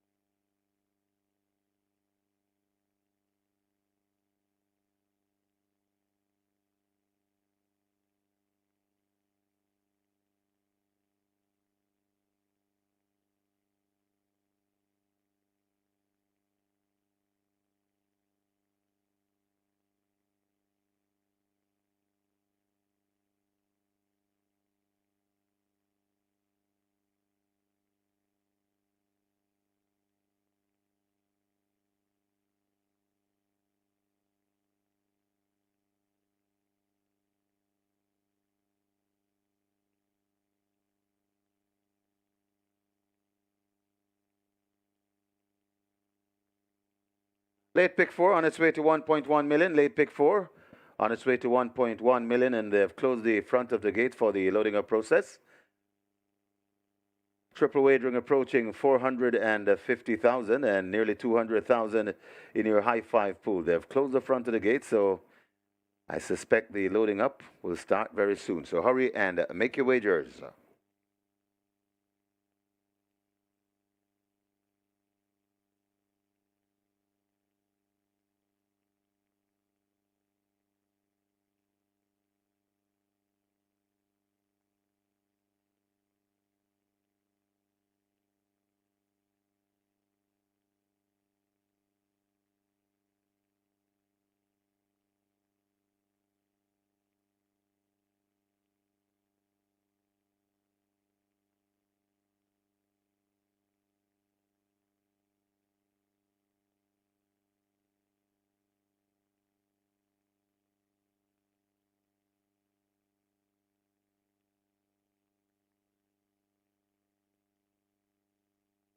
Horses loading, last chance to make your wagers. Diamond Rock, the first one in. So the loading up has started. Late pick 4 heading to 1.2 million. Rider comes down from She's Nene. That's O'Neill Mullings. She's Nene goes in. Mullings will climb aboard.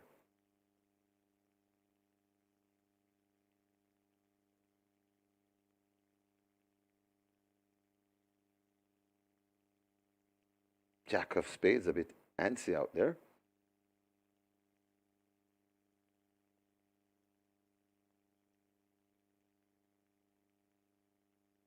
Jack of Spades brought to gate number 8, but hesitates. Sneaky Joe moving into 2. Jack of Spades goes in. Sneaky Joe is next in at 2.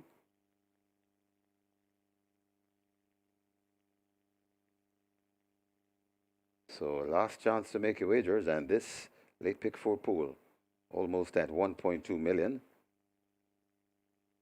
You and I looks to be the next one, being pulled to gate number 10.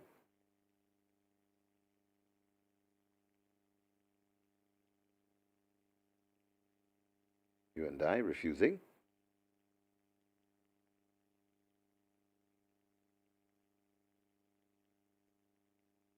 You and I goes in. King Rick might be the next one to load, just backing away.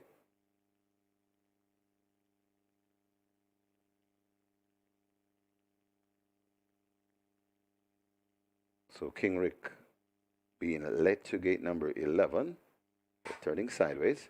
So we still have a Blue Persuasion, Millennium Star, He's a Lion, Salud, Last Dance, and Heroin to load.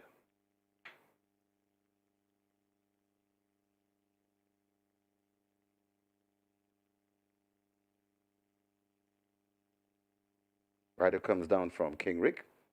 King Rick goes in. Rider will climb aboard. That's Richard Henry. Blue Persuasion will be next. But refusing the first time of asking. Turning sideways once again. So that's the one they work on. Blue Persuasion to gate number 12. Rider comes down from Blue Persuasion. That's Jerome Innis. Blue Persuasion turning the back to the gate.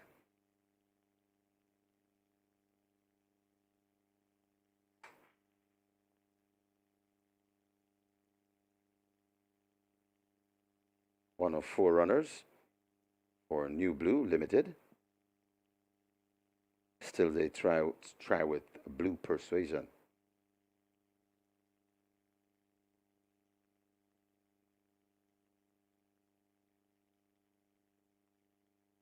Blue Persuasion forced into gate 12. Innis will climb aboard. Millennium Star might be the next one. No, just milling around. He's a Lion comes to gate number 6.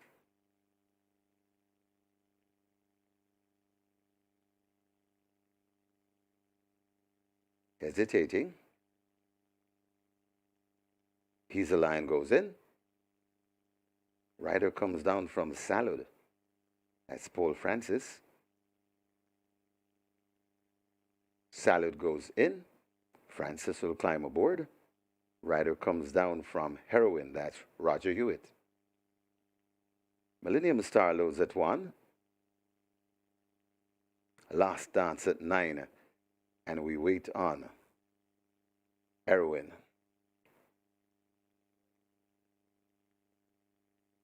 Final one to load. 6 furlong the trip. 1,200 meters. Rider waiting patiently. That's Roger Hewitt. As Heroin continues to hold up the start. Heroin goes in. Hewitt climbs aboard. Start scurrying to his spot. That's Michael Sims.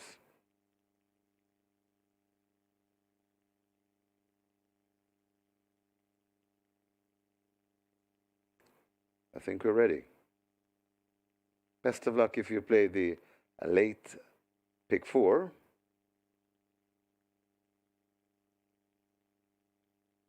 Ready for a start. Well, not quite.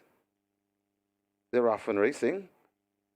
You and I left at the back of the field. Millennium Star ditches the rider. So they're up there on a mad scramble. Heroin on that lead, passing the 5, just in front of Salad on the inside. Then comes Last Dance. The loose horse comes next. Right beside the loose horse, that's She's Nene. Right against the rail, that's Diamond Rock as they pass the 4. Coming around, that's Blue Persuasion. Behind those, that's Sneaky Joe. Then comes Jack of Spades. And Race You and I racing next. And racing way at the back of the field, that's King Rick. And He's a Lion at the back of the field. They're past the 3 and will come into the lane shortly, but it's still on that lead. Salad now in front. Heroin trying to get to Salad. Out wide and coming on. That She's Nene also coming on. Last Dance, but it is Salad showing these a clean pair of heel coming to the furlong and a half pole. Salad in front at the furlong pole. It's Salad in front, and Salad doesn't look for catching this afternoon. Traveling nicely. Also running on. That is Sneaky Joe. Salad in front of Sneaky Joe, and that's the way they'll finish. Salad sprinting clear, and Salad may win this one by maybe 10 lengths. Sneaky Joe is second. Then comes Heroin. Racing in 4th, that's Diamond Rock. And I think Blue Persuasion finished in 5th.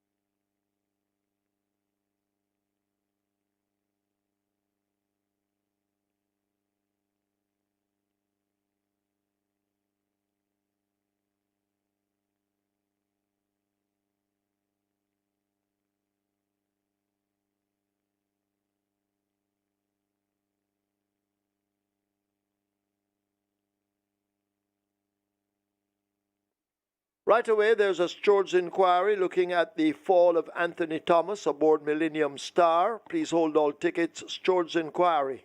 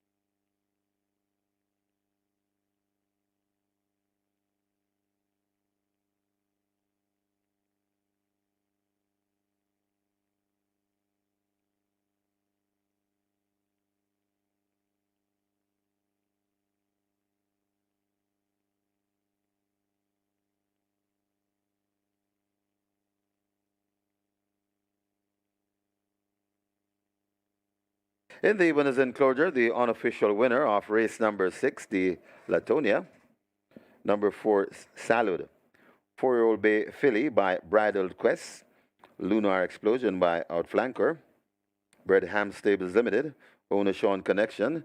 Congratulations to trainer Ryan Darby on his second win on the card. The winning rider, Paul Francis, the groom, Everton Russell, second. Number 2, Sneaky Joe. Third, number 5, Heroin. Fourth, number 3, Diamond Rock. And fifth, number 12, Blue Persuasion. Final time for 1,200 meters, 1:15 and 2.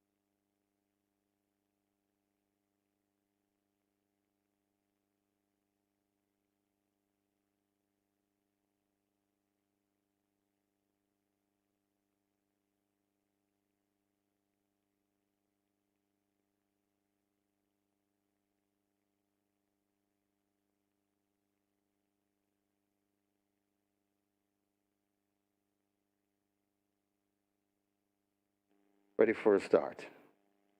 Well, not quite. They're off and racing. You and I left at the back of the field. Millennium Star ditches the rider.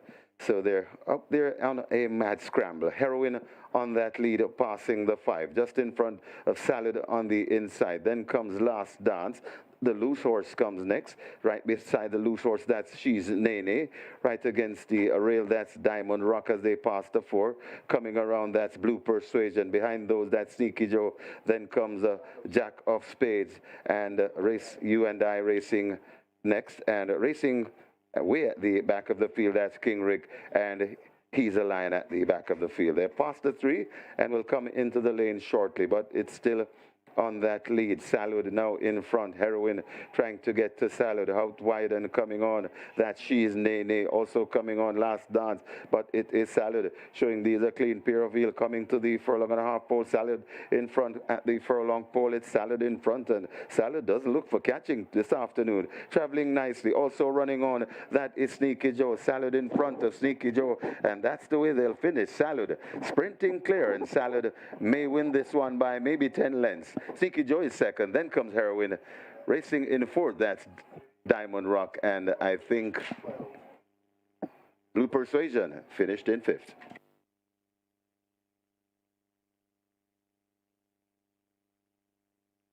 So nothing came of the Stewards inquiry. After the Stewards inquiry, no change. Nothing came of the Stewards inquiry.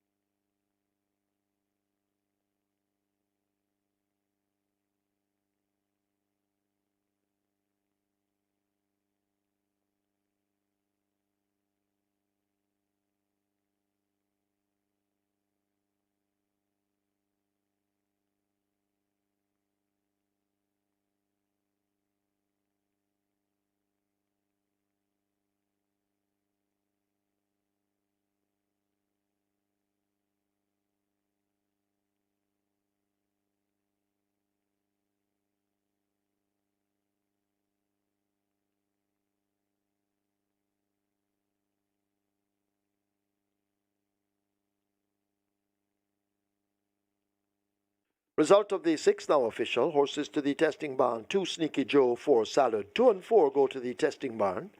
Salad 530 to win, 113 to place. Second 2 Sneaky Joe, 107. Third 5 Heroin, 90. Fourth 3 Diamond Rock. Fifth 12 Blue Persuasion. Double event 3,775. Quinella 1,590. Exacta 2,401. Trifecta 3,150. Superfecta 135,491. High five, nobody won the high five. Carry over to race 8, 157,654.44 cents. 88 triples, 4,423 each. 167 winners of the Reggae 6, 20,426. Single winner bonus 1,461,946 and 13 cents. The splits were 23-1 by 48-2. They raced 1,200 meters in 1:15-2. The margins 10 by 5 and a quarter.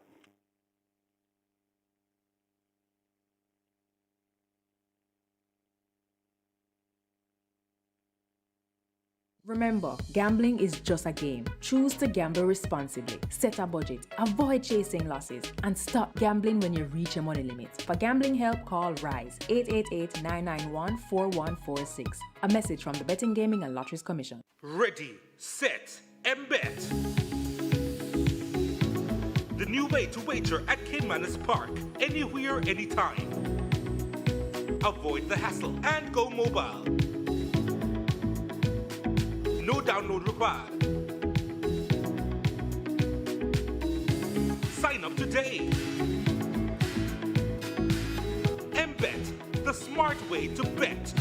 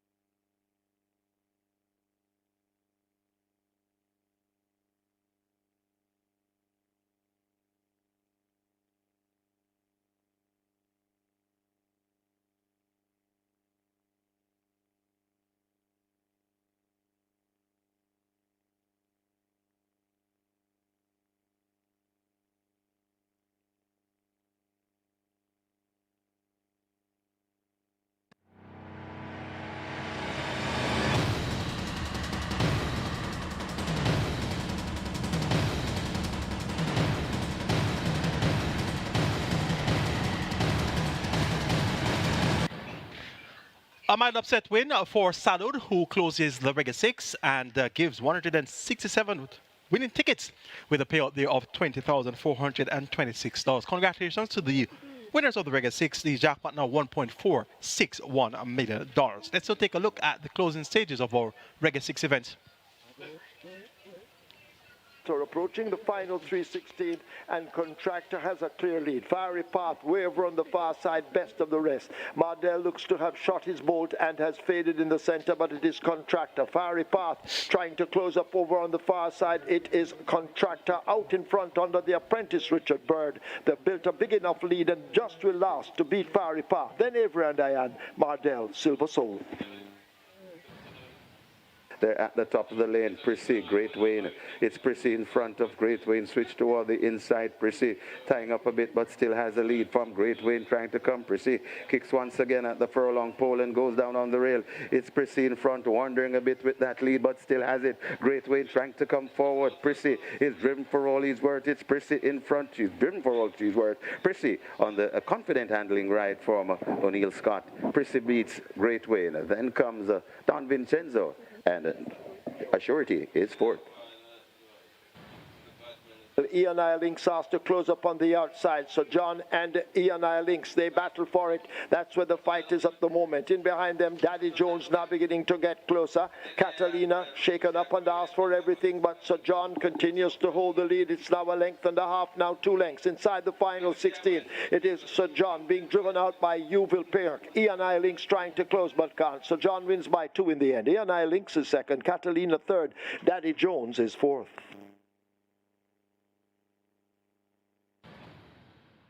Quit, and it's still Sir Kell in front. Sensational Satin coming back to Sir Kell. Sir Kell and Sensational Satin. The winner will come from these two, but it's still Sir Kell. Sensational Satin is in for a fight. Sir Kell hanging on from Sensational Satin. Sir Kell keeping nicely, and Sir Kell begins to go away from Sensational Satin. Sir Kell by about 3 lengths. Sensational Satin is second. Then comes XY Sold and Cola Will. Real Boss is also a threat, but they run toward the final 316th, and it's a March and Shoot who was March to the front. March and Shoot out in front from Real Boss. Gilbert getting the left-hand stick on the outside. Delay the game, running on the spot a bit over against the rail, but it's March and Shoot in control with a 16th to run. March and Shoot will give Matthew Bennett his second win on the card. They can't catch this. March and Shoot wins by maybe 6. Real Boss second over Land of the Catty. Then Gilbert, Delay the Game, is 5th. Out wide and coming on, that She Is Nene also coming on Last Dance, but it is Salad showing these a clean pair of heel coming to the furlong and a half pole. Salad in front at the furlong pole. It's Salad in front, and Salad doesn't look for catching this afternoon. Traveling nicely, also running on, that is Sneaky Joe. Salad in front of Sneaky Joe, and that's the way they'll finish. Salad sprinting clear, and Salad may win this one by maybe 10 lengths. Sneaky Joe is second, then comes Heroin racing in fourth. That's Diamond Rock, and I think Blue Persuasion finished in 5th.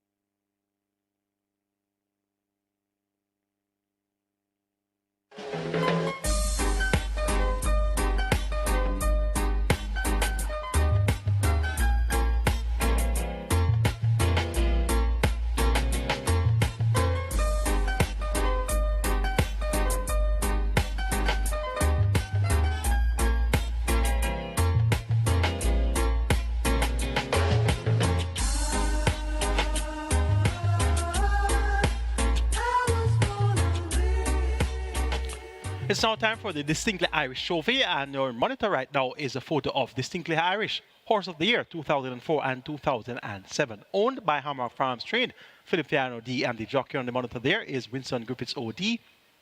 Distinctly Irish, champion 2-year-old 2003, Hall of Fame inductee is this Distinctly Irish, and Distinctly Irish had an illustrious career. A winner of the Jamaica 2-year-old Stakes, a Grade 1 event 2003, winner of the Jamaica 2000 Guineas, a Grade 1 event in 2004, won the Jamaica Derby, a Grade 1 event in 2004, was just beaten by Run Papa Run in that St. Ledger. That same year, Distinctly Irish won the Super Stakes, a Grade 1 event, and also won the Governor General Stakes in 2004, won the Harry Jackson Memorial Cup 2004, 2006, and 2007. Distinctly Irish also won the Prime Minister Stakes 2005 and 2007, and he won the Gold Cup, another Grade 1 event, in 2007. Congratulations once again to the 167 winners of the Regular 6. And Salud upset the upper card there at 9-1 on the final leg. Salud is always weakening. Even at 4 furlongs straight, couldn't get the job done. But as I pointed out to you, finished second over 7 furlongs, second over 6.5 furlongs earlier this season. So Salud gets through and wins by 10 lengths. Paul Francis for Ryan Darby. Ryan Darby's second win for the day. Good win for O'Shawn Connection. It's our time for the Distinctly Irish Trophy. And what a great race it appears to be on paper.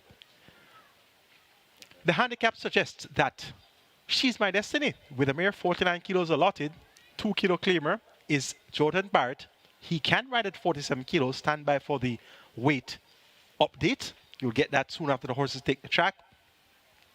47 kilos, coming down from 57 kilos. She won over 6 furlongs at last in 1:13.1. She won at a mile in the distaff last year on Jamaica Cup Day in 1:37.3. So she have absolutely no problems at 9 furlongs and 25 yards. The sprinter's paradise. 5-2 for She's My Destiny. That looks very attractive. Catch her if you can. Number 3 is her stablemate, I Am Fred. He gets odds of 9-5, real loose rides for Jason Acosta. 3 from 3 so far this season, so he's vastly improved. But from 57 kilos, allowing 10 kilos to She's My Destiny, it's going to be a very steep task. Number 5, Calculus gets 8-5, the actual favorite so far in the betting. Rightfully, he deserves respect. He's a champion stayer. He has won his last 2 9 furlong 25-yard races in fast time, 154.2 with 57 kilos, 155.2 with 57 kilos. So 56 kilos for Bebeter Harvey and Gear Sabrati.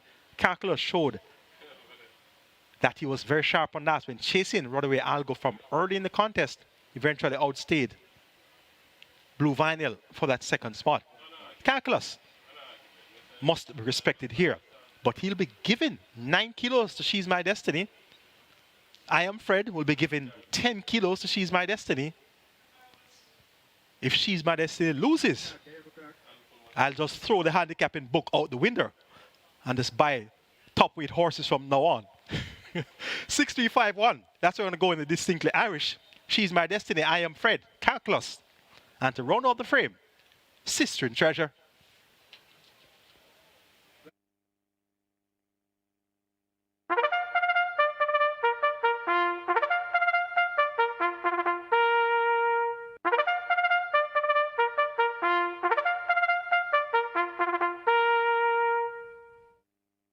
Horses take the track for the 7th. This is the Distinctly Irish Trophy.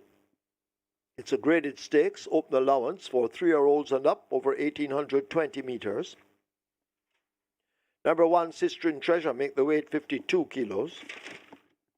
6, She's My Destiny, 47. 7, King Arthur, 51. Wagering on a double event, exacta, trifecta. This is where the late triple begins.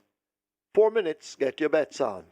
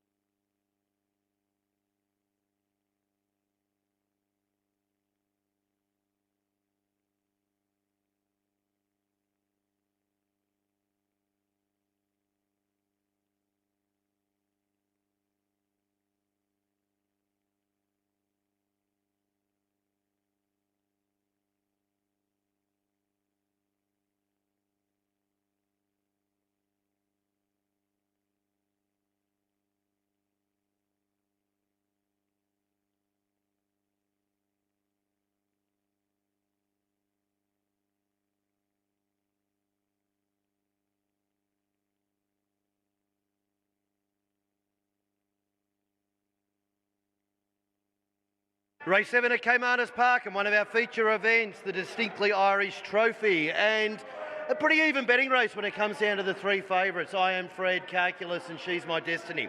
Not a lot of difference between it, nothing radical between them, but in order, the best money has been for She's My Destiny, in front of stablemate I Am Fred, and then next is Calculus, but almost splitting hairs to try to split the three.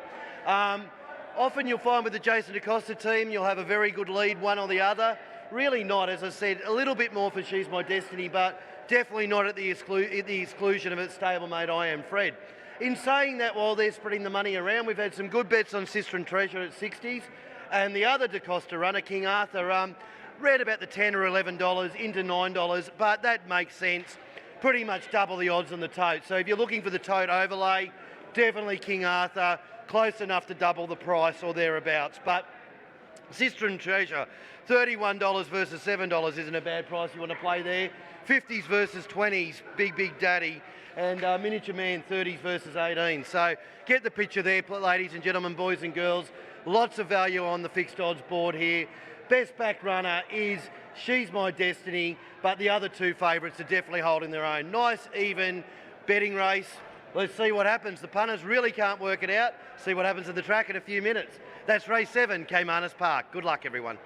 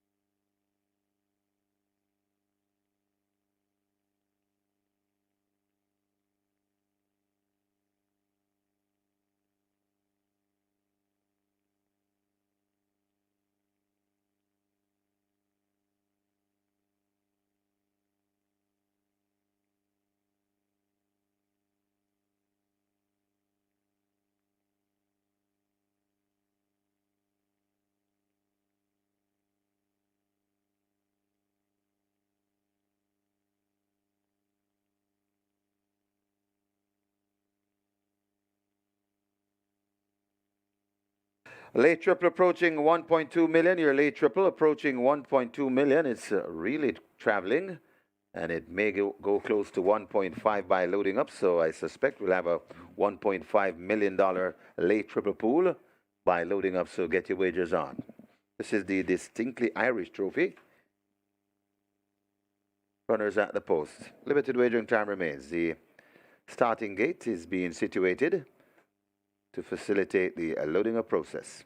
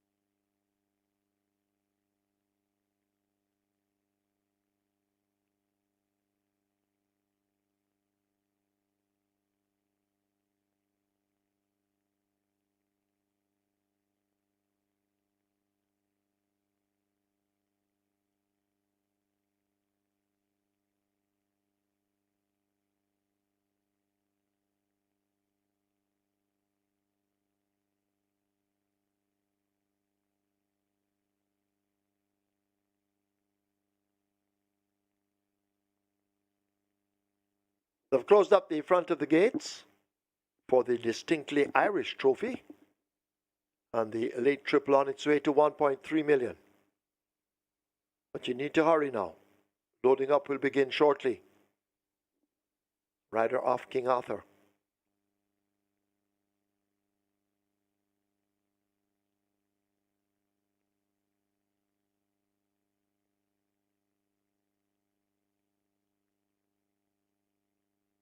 Horses loading, Sister and Treasure the first one in, followed by a stablemate, Big Daddy. King Arthur will load at 7. 4 to load now. Here goes Miniature Man, Abigail Abel.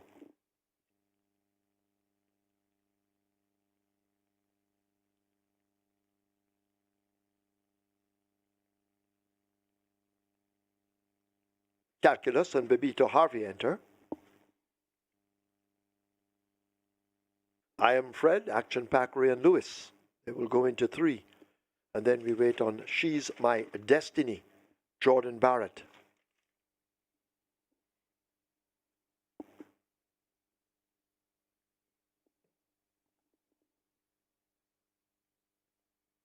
So I Am Fred, most of the way in, to be joined now by She's My Destiny.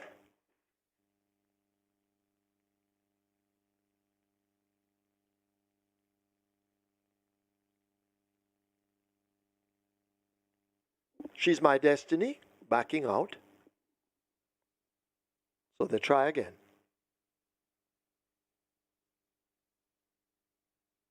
She's My Destiny goes in. Field in line for the distinctly Irish trophy. 1820 meters, 9 furlongs, 25 yards. Starter ready. And they're off. An almost perfect start. She's My Destiny as expected. Shows her speed and goes for that lead. Angling down as they make their way into that clubhouse turn. She's My Destiny off the rail. I Am Fred in the red. Right there against the fence, that's Sister and Treasure as they've left the mile. She's My Destiny and Sister and Treasure, they match speed. I Am Fred settled in behind them. King Arthur right alongside almost. Miniature Man races next. They're followed up by Calculus, and Big Daddy trails the field in the distinctly Irish as they take to the back stretch and now run away toward the 6. She's My Destiny rated on that lead and looking relaxed. Sister and Treasure racing on the rail 2 lengths down. I Am Fred is also reserved. King Arthur on their outside. Calculus now beginning to edge closer with Miniature Man and a Big Daddy a long way last. They arrive at the 5, and She's My Destiny attempts to go gate to wire with a 4-length advantage. It's held over I Am Fred, King Arthur right alongside. These two make eye contact. Calculus is 2 lengths in behind them. Miniature Man and Abigail Abel now asked to move. Sister and Treasure has faded back toward the back of the field, and Big Daddy remains last. They've left the 7-16. She's My Destiny hunted now by I Am Fred and King Arthur. These two closing the gap as they leave the 3. Miniature Man is some 4.5 lengths off that lead. Calculus now shaken up. Sister and Treasure trying to renew the challenge, and Big Daddy, although edging closer, remains at the back of the field as I Am Fred up front has now taken charge. She's My Destiny fades. King Arthur asked to kick in on the outside. It's I Am Fred inside the final 3/16th, holding on to that lead. Here is King Arthur now let loose on the outside, but I Am Fred responds to the left-hand stick. It is I Am Fred, a 2-length leader. King Arthur continues to come with a challenge inside the final 16. It's I Am Fred, an action-packed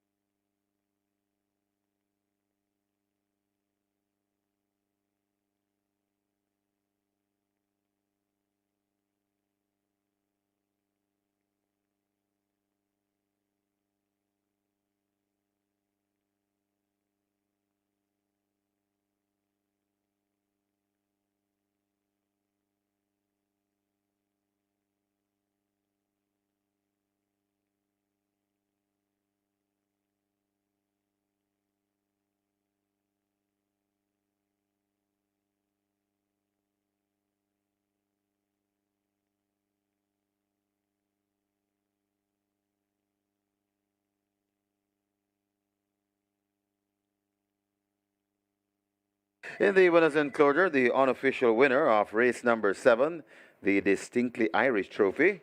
Number 3, I Am Fred, 5-year-old bay gelding by Golden Lad, Happy Haley by Rock Slide, bred George Deutsch, own Milade Azan CD. Conditioned by the champion trainer, Jason DaCosta, the winning rider, Action Pack, Ryan Lewis, the groom, Garth Pennant, second. Number 7, King Arthur. A third, number 4, Miniature Man. Fourth, number 1, Sistine Treasure. Final time for 1820 meters, 1:55 and 4.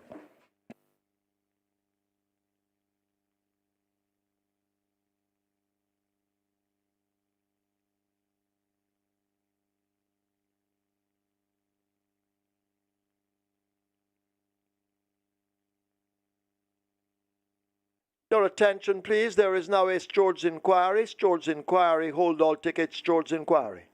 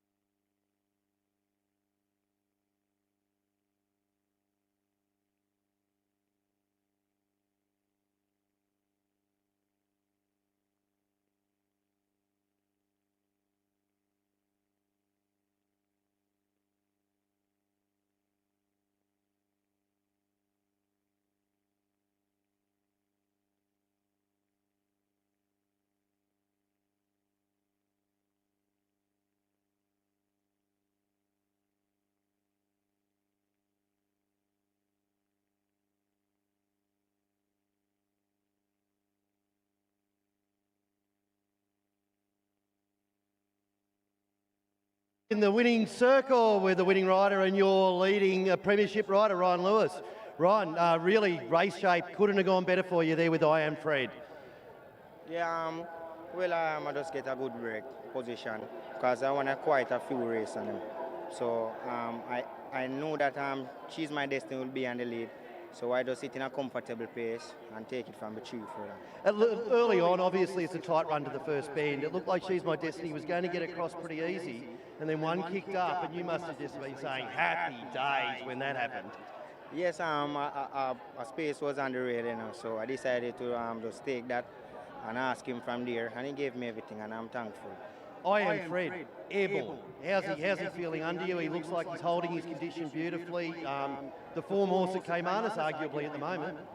Yes, well, he's a good horse, and he's keeping it going. all we have to just pray for that he keeps on throughout the season. Lovely, well done. You've got Bootylicious, you've got a couple of good rides coming up, Bootylicious and Empress Links. How are you feeling about Bootylicious going into the Guineas? Well, she's a nice ass, you know. Was carrying the weight for them in the last race. So I'm expecting a good run from her today. And can you bring it home on Empress Links in the last? Well, I'm coming to do that, yeah. Yeah, lovely, good. Well done, you're flying this season, you're going as well as I am, Fred, mate. May it keep going. Ryan Lewis, well done. Thank you. Thank you. There's Ryan Lewis, champion rider at the moment. And that is the second feature race of the day. And we'll be back for the next, the big one, the Guineas for the girls. They're off. An almost perfect start. She's My Destiny as expected, shows her speed and goes for that lead. Angling down as they make their way into that clubhouse turn. She's My Destiny off the rail. I Am Fred in the red. Right there against the fence, that's Sistren Treasure as they've left the mile. She's My Destiny and Sistren Treasure, they match speed. I Am Fred settled in behind them, King Arthur right alongside almost. Miniature Man races next. They're followed up by Calculus, and Big Daddy trails the field in the Distinctly Irish as they take to the back stretch and now run away toward the 6. She's My Destiny rated on that lead and looking relaxed. Sistren Treasure racing on the rail 2 lengths down. I Am Fred is also reserved. King Arthur on their outside. Calculus now beginning to edge closer with Miniature Man and a Big Daddy a long way last. They arrive at the 5, and She's My Destiny attempts to go gate to wire with a 4-length advantage. It's held over I Am Fred, King Arthur right alongside. These two make eye contact. Calculus is 2 lengths in behind them. Miniature Man and Abigail able now asked to move. Sistren Treasure has faded back toward the back of the field, and Big Daddy remains last.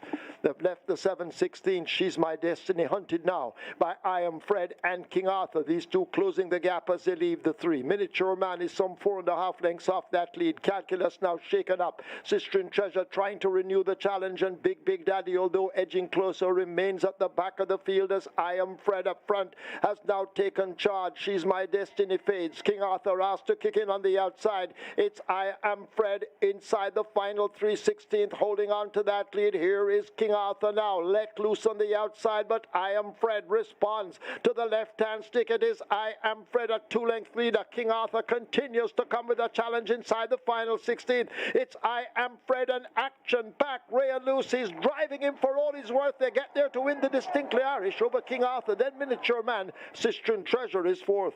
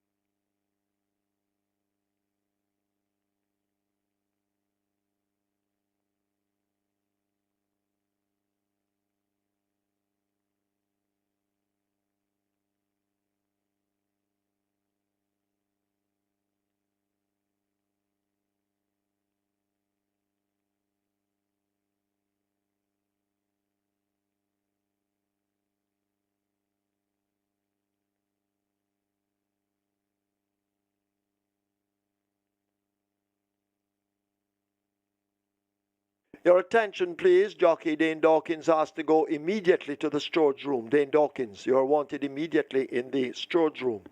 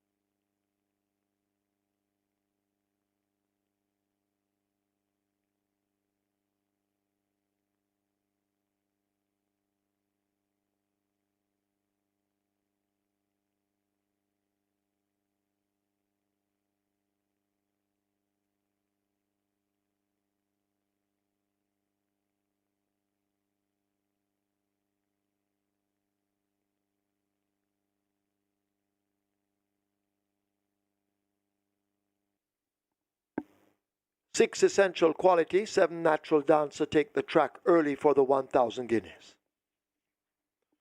Still awaiting the outcome of the George inquiry.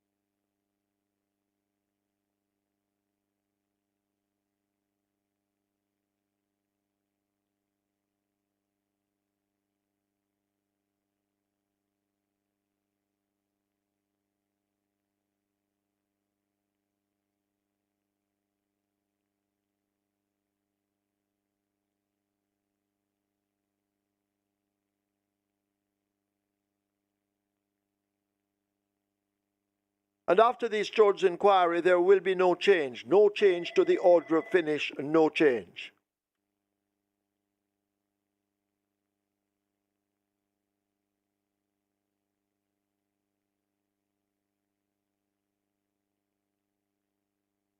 So stand by for presentation, race number 9. Presentation coming up shortly.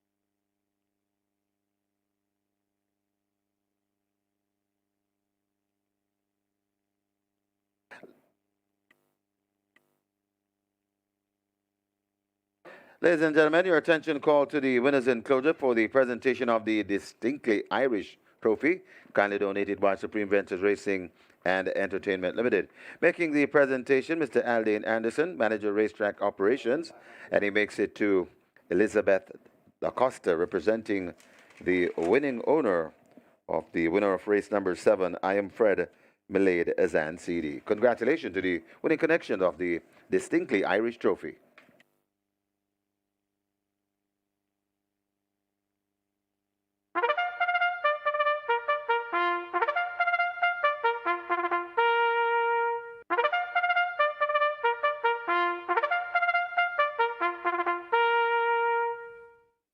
Horses take the track for the 8th, the Jamaica 1,000 guineas. It's a futurity for native-bred 3-year-old fillies, a grade 1 event over a mile. Number 1 is Gali Gali Links, bred Lakeland Farms Limited, owned Ian Lodge. Trained Jason DaCosta, Paul Francis rides, the groom Nicholas Barnes.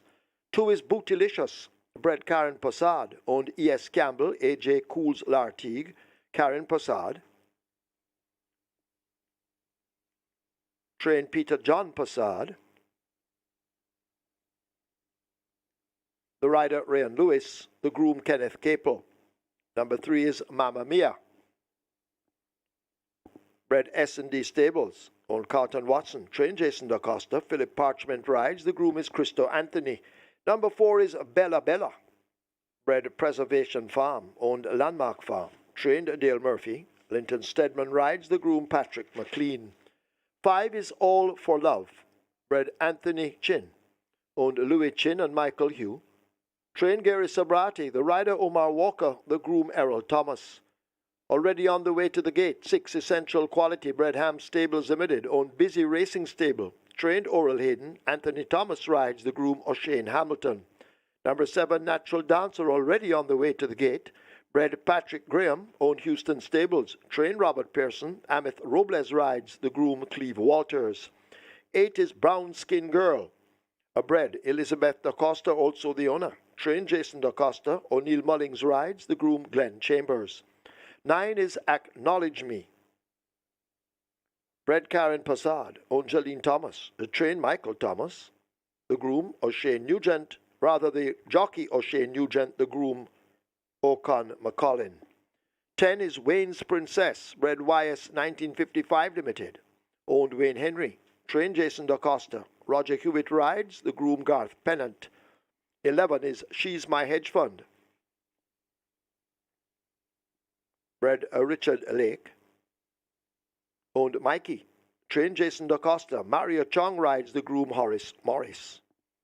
12 is Thalita, the final runner, bred Wilbert Bagwandine, old Carlton Watson. Trained Jason DaCosta.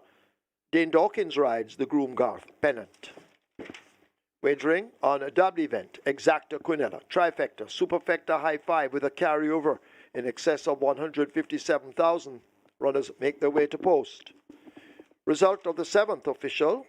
Horses to the testing barn. 3, I Am Fred. 4, Miniature Man. 3 and 4 go to the testing barn. I Am Fred, 103 to win, 70 to place. A second 7, King Arthur, 144. Third 4, Miniature Man, 335. The fourth 1, Sistren Treasure. Double event, 2006-23. Exacta, 1,503. Trifecta, 2,135. 38 triples, 5,804. 42 winners of the early pick 5, 61,962.50 each. Single winner bonus, 1,742,122 and 16 cents. Splits 26-3, 50 and 3, 114-4, 141-2. They raced 1,820 meters in 155.4. The margins 3/4 by 3 1/4.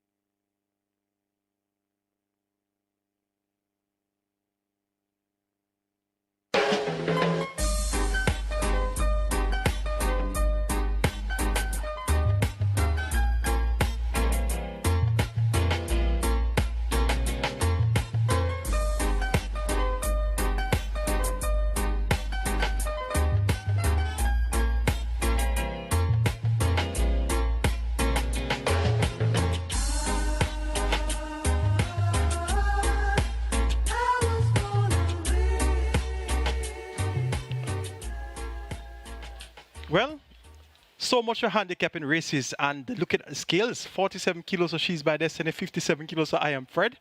Throwing the handicapping books out the window because it certainly didn't apply to I Am Fred in the distinctly Irish trophy. With the top weight, 57 kilos, he was very gutsy in that victory. 155.4, won by 3/4 of a length over his stablemate, King Arthur. His other stablemate, Miniature Man, was third, and the stablemate that I fancied is still running. That's the breaks of racing. 4 tickets are intact on the Catch 9, 849,000 in the net pool, and on the Twilight 6, 343 tickets are intact with 10.976 million in the net pool. It's now time for the big one, the 49th running of the Jamaica 1,000 Guineas.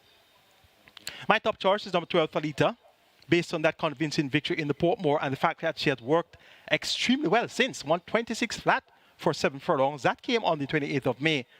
Well and truly primed for this by the champion trainer, Jason Acosta. Champion owner, Carlton Watson, and champion jockey, Dane Dawkins. They team up here. The champions are in action in the Guineas with Thalita now 1-2. Number 2, Bootylicious beat Thalita and Mamma Mia when winning the Thornbird Stakes.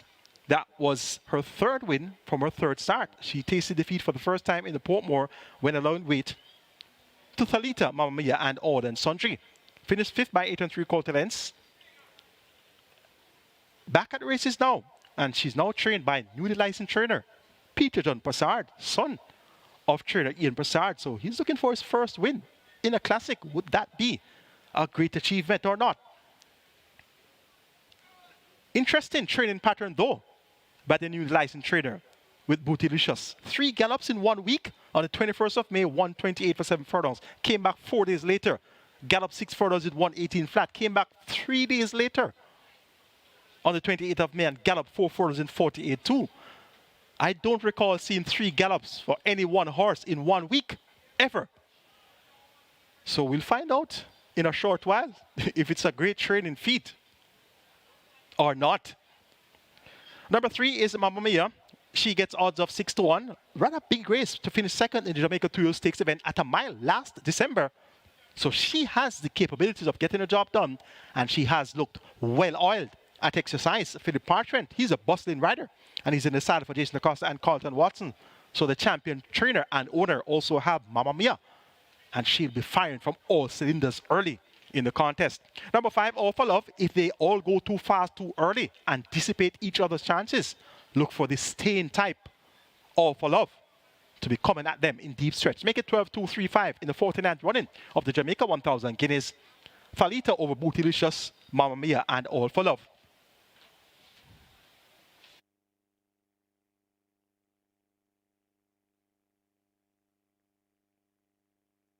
The feature event of the day, the Guineas for the ladies, and a very interesting betting race here. Lots of angles, lots of Jason DaCosta horses, and obviously that's your short price favourite. I was actually going to come in and spruik the tote there for a while with the disparity. We had the leader $1.60, and just before I came on, the tote was $2.60, but the tote's just crunched right in, and if I'm looking at it right, it's now into $1.10. So everything I'm going to say here in relation to the tote has totally gone out the window. Anyway, best back runner on the book, Bootylicious. Real good go here in a feature race. Opened it up around about $4.80, got to 5, we went out to 6, bang, chop, bang, wallop, into $3.20, backed at $5, backed at 4.5, backed at 4, now into $3.20, and a rock solid second favourite. Out the gate, Mamma Mia, opened around $4.40, cannot take a bet on it, out to $10, it's sort of comparative to the tote, but that price will get out right now, I would imagine. Josh, wind that out, mate, we can take it on. All for Love, same thing, $10, you're about to get a better price there. It can go out, wasn't really happy with the way it paraded for a 1,600 metre race.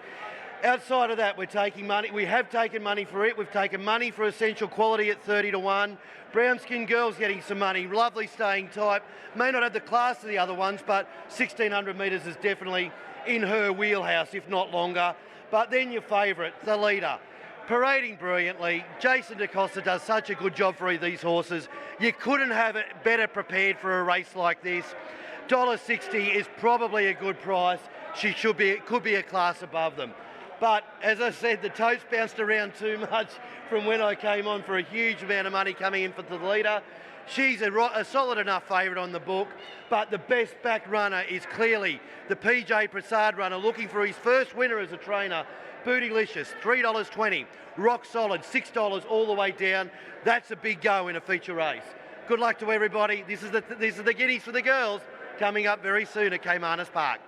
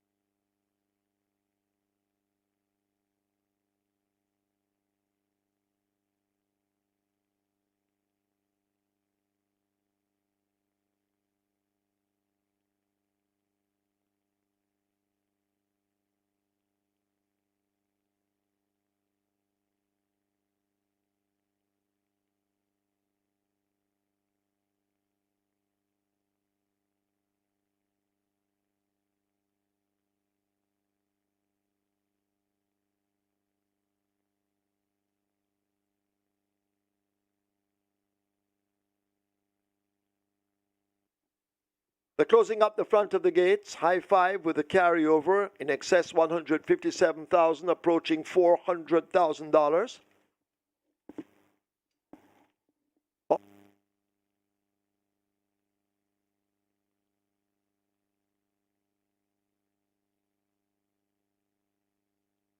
So this is the first classic of the year, the Jamaica 1,000 guineas.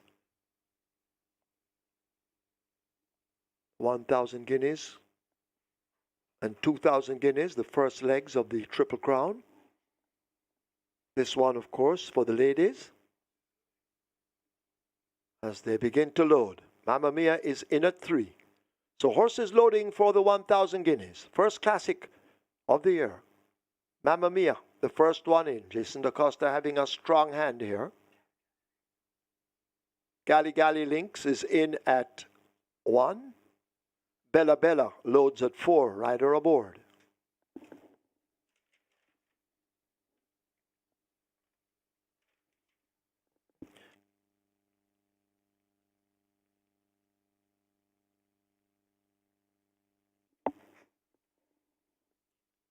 Natural Dancer loads at 7.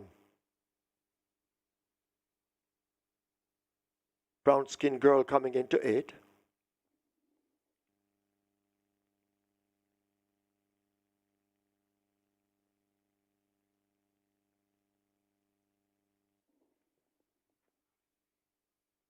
Acknowledge Me goes in at 9. Wayne's Princess, they try with a 10 in. Not many left to load, you need to hurry. She's My Hedge Fund loads at 11.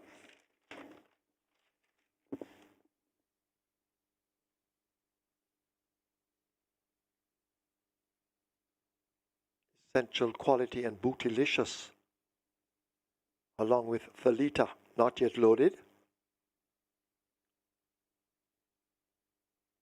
So they've opened the front of 11 again. She's My Hedge Fund, looks to have backed out a bit, now in once more.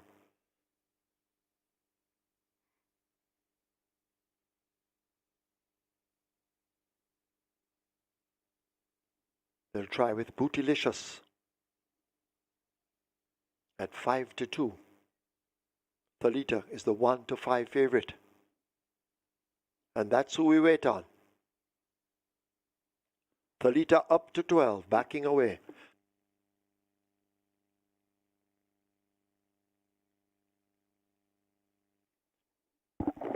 Still waiting on Thalita.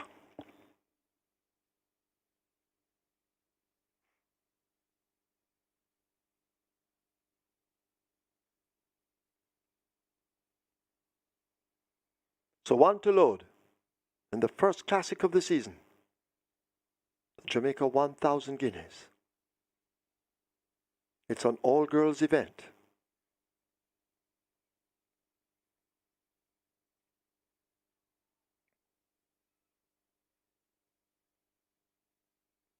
Thalita up and in, field in line for the 1,000 guineas. 20-23.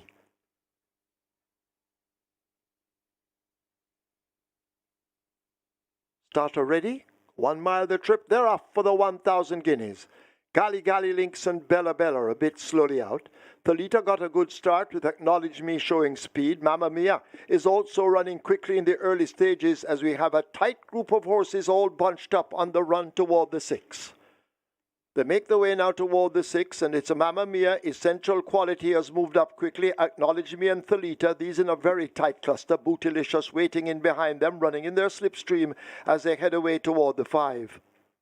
Natural Dancer is 5 lengths in behind, joined by Wayne's Princess. A gap to All for Love. She's My Hedge Fund in the green. A Bella Bella in the blue races ahead of Gali Gali Lynx.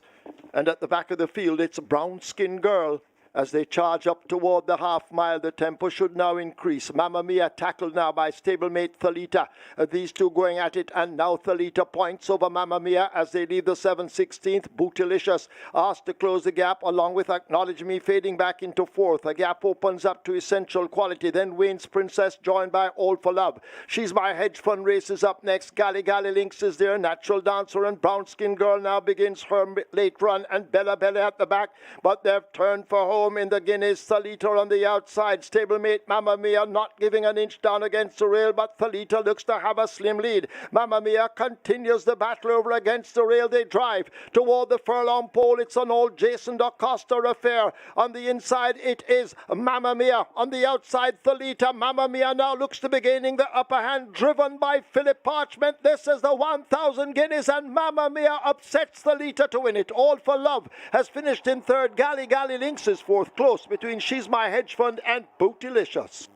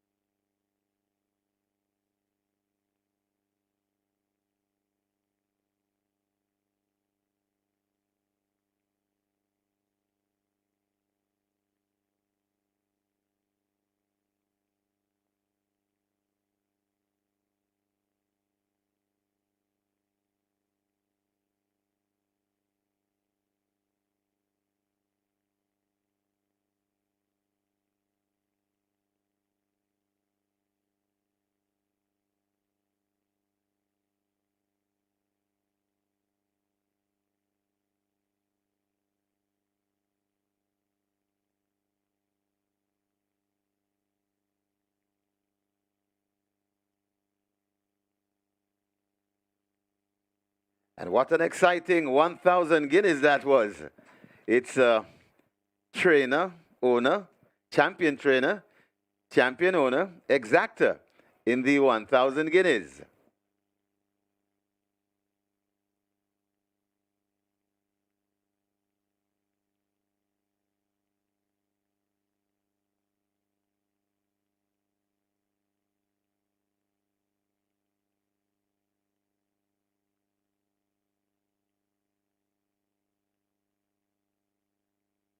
And in the winner's enclosure, the unofficial winner and the second place finisher of the 1,000 guineas race number 8 Unofficial winner number 3, Mamma Mia, a 3-year-old chestnut filly by Soul Warrior, Princess Geeta by Royal Minister, bred S&D stable, owned champion owner Carlton Watson. It's the second. Congratulations to champion trainer Jason DeCoster. That's his second win on the card. And what a ride from the bustling Phil Parchment, brilliantly ridden. The groom Christo Anthony. Second, number 12, Thalita. Third, number 5, All for Love. Fourth, number 1, Gally Gally Links. And fifth, number 2, Bootylicious. Final time for 1,600 meters, 1:39 flat.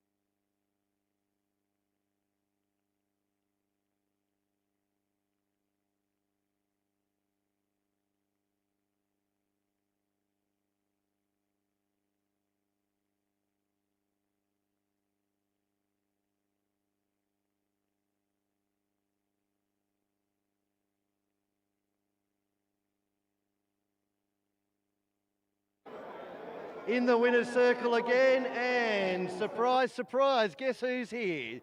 Jason DeCosta.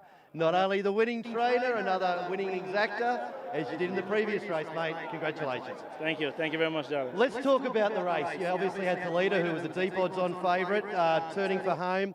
In the running, it seemed to go all right for you. We'll just go back to the start. Pace not too fast. Mamma Mia looked like the pace, but it was a nice, easy tempo. That would have made you happy early.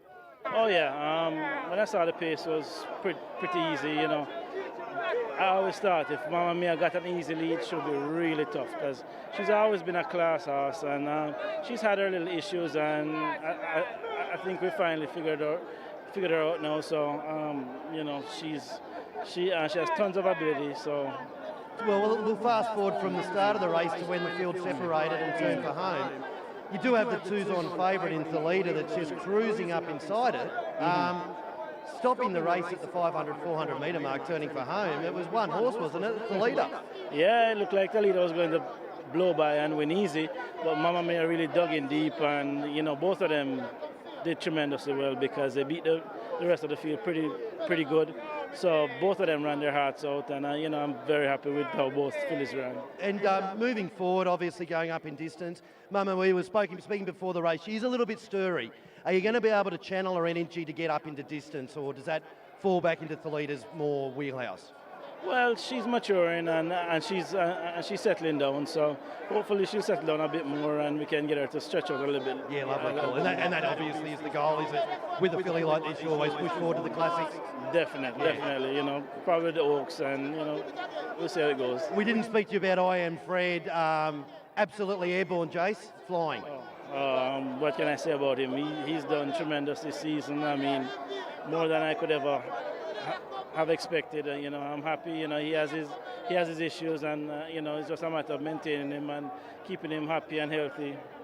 Well, he's running through brick walls at the moment, mate, like most of your team. Congratulations again. You're going to have to give somebody else a chance soon, Jace. It's unfair. Jason DaCosta, superstar trainer. Look, there's no secret to why his horses win all these races.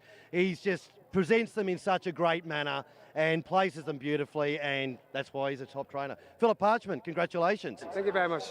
Tell me, we were just talking about the race. What did you think? You've got, well, let's just go through it again. And, you know, early on, you got probably an easier lead than you thought? Or easier on pace tempo, I should say? I'm going a furlong longer this time, so my strategy going into the race was different today. So the plan was to break, go half a length or a length and regulator from there. But coming across the 7 furlong, I saw Acknowledge Me and another horse came outside, which I know never had any chance. So I just backed up a little bit, let them run the first 4 or 5 furlong, and then went back through and regulator from there. Well, I tell you what, whatever you did worked. What were you thinking coming from home? Because I reckon everyone in the stands thought Thalita was going to go on and win by 100 lengths. What are you thinking when Thalita sort of cruises up to you, approaching the turn? How are you feeling? Thalita came up on the outside. After that horse underneath me. A lot of horse. And I know that Thalita came too early for me. Yep. So I know that he wasn't going to beat me. Because he came for me too early. Lovely, so, beautiful. Yeah. And you've conserved the energy early, and you found it on the line. The big question is now stepping up in distance. How do you feel Mamma Mia might go up in trip as we get closer to the big ones? Well, definitely she showed that she not only can lead, she can hold up and come off the pace. So that's a plus. Lovely, cool. You confident going forward into the next ones? Very confident. Good luck. Well done. Congratulations. Thank you very much. Well done. There he is, Philip Parchment there, the winning rider in the 1,000 guineas, and obviously onward and upward for the DaCosta team and everyone associated with them. Good luck in the last, everyone.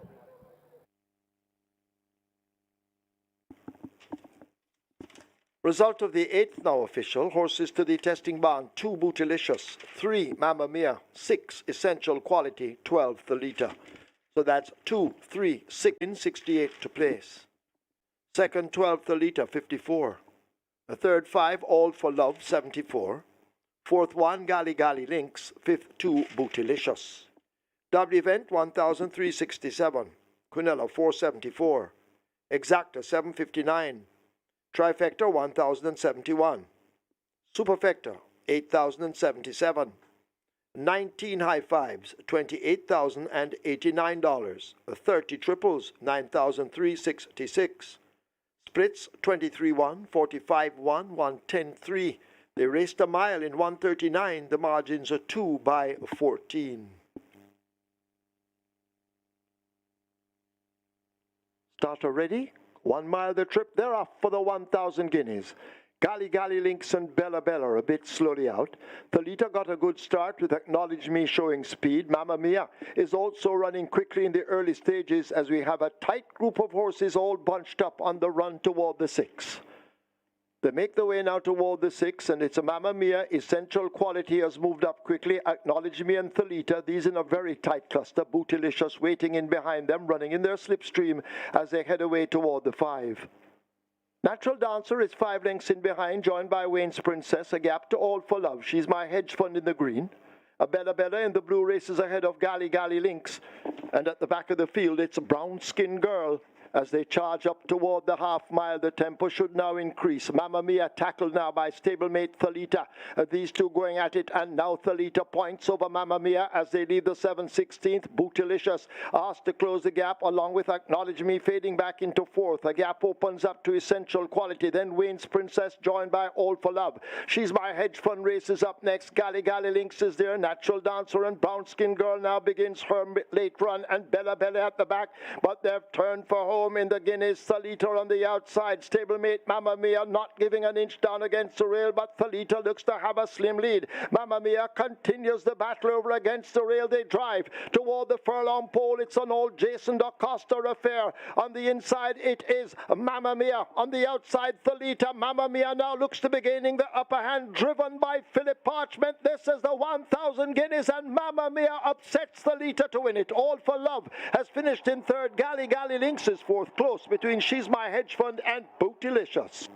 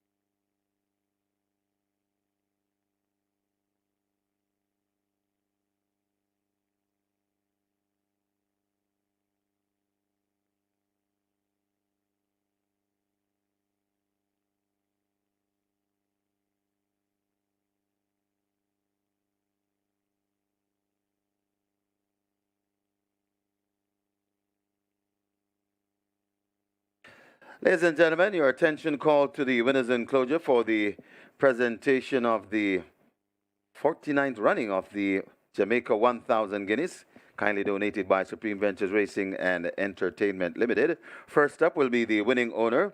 Making the presentation, Miss Judith Horton. She's SVRL's claim coordinator, and she makes it to Lisa Watson, representing Mr. Carlton Watson, the winning owner.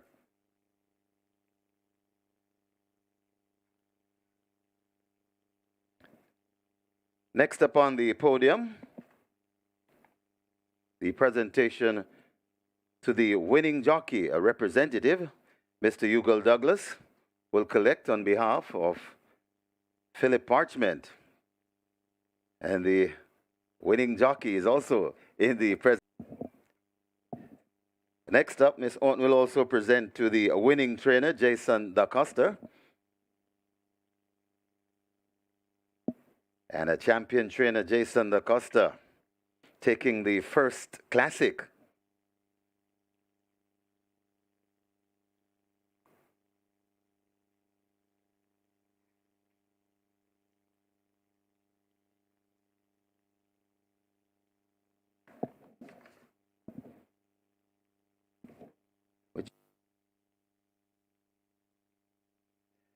And the champion trainer has a double on the card. Congratulations, sir. Well done.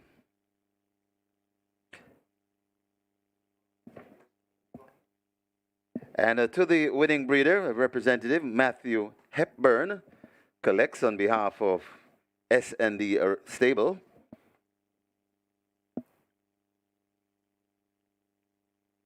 And last but not least, the winning groom, representative Wayne Henry, will collect on behalf of Christo Anthony.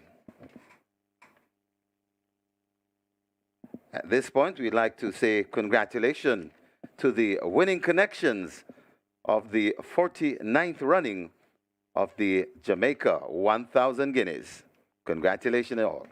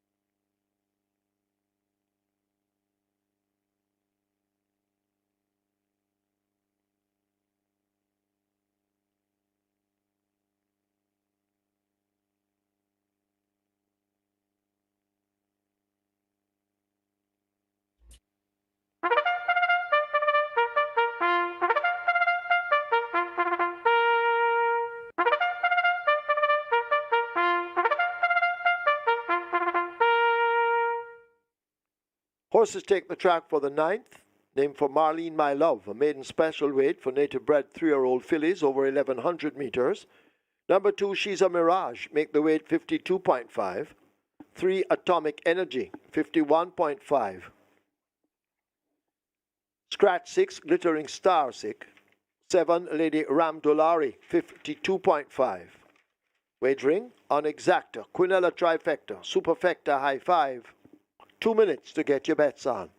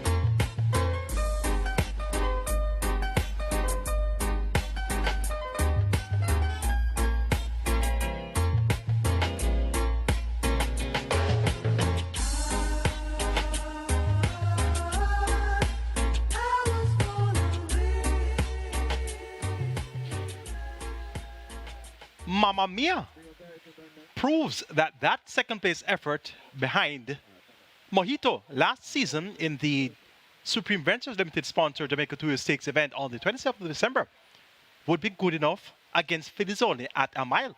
She hadn't proven that she would have gotten a mile thereafter, having finished second in the Portmore over 7.5 furlongs and also finished third in the Thornbird Stakes over 7 furlongs. But today is the day that Mamma Mia steps up big time. Philip Partridge in the saddle there for Carlton Watson, and they teamed up to win the Jamaica Derby a couple seasons ago with a horse named King Arthur. That time around trained by Wayne DaCosta OD. So Philip Partridge and Carlton Watson, they now have their second classic win, and that was Philip Partridge's first Derby winner with King Arthur, and he now has his first Guineas winner with Mamma Mia. Thalita, the big favorite, completed the exacta for Carlton Watson and Jason Acosta. Congratulations and orders to the connections of both Mamma Mia and Thalita. Live ticket count on the Twilight 6 is at 88 with 10.976 million in that net pool. So we're looking forward to a big payout in the Twilight 6. And the 9th and final, the Marley in My Love, looks to be a naughty event to close the Twilight 6. Let's take a look. My top choice is Empress Links, number 8, Ray Lewis for Jason Acosta. Jason Acosta has had 2 wins so far today. He's looking to close out the card with a triple, and that would be a very, very big day on Jamaica 1000 Guineas Day. Empress Links, second in the last 2 outings, and should go one better here. Number 10 is The Love of God. Has proven to be a bit disappointing so far, but finds herself in a soft spot, and the 12 to 1, she could reward her long-time backers. Number 13, Answer My Prayers, looks well, gets 2 to 1 Dane Dawkins, Rancher Gear Sobrati. Third on last to Captain Kaneko in 59.3 for 5 straight. None of the horses here can go as quick as 59.3 for 5 straight, so Answer My Prayers could very well deliver the goods today. And number 14, Nuclear Chaser, a debutant who's highly thought of at home, gets 4 to 1. She's a great filly by Nuclear Wayne out of the Fearless Division Dam Paper Chaser. Bred Robert Friends, also the trainer, and Modern Connection, the owner. Nuclear Chaser is expected to deliver first time of asking, and this is not much of a field to write home about. So if Nuclear Chaser is of above average ability, she'll get the job done right away. 8, 10, 13, 14. That's the way I see the Marley in My Love for the 9th pan for Guineas Day. Empress Links, God of Love, make that the love of God. Answer My Prayers and Nuclear Chaser. Let's hop over to Dallas Baker and hear what's happening on the fixed odds for the 9th pan.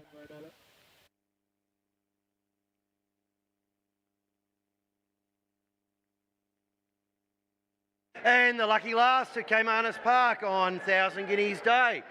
We're going to start from the bottom here because that's where the action is.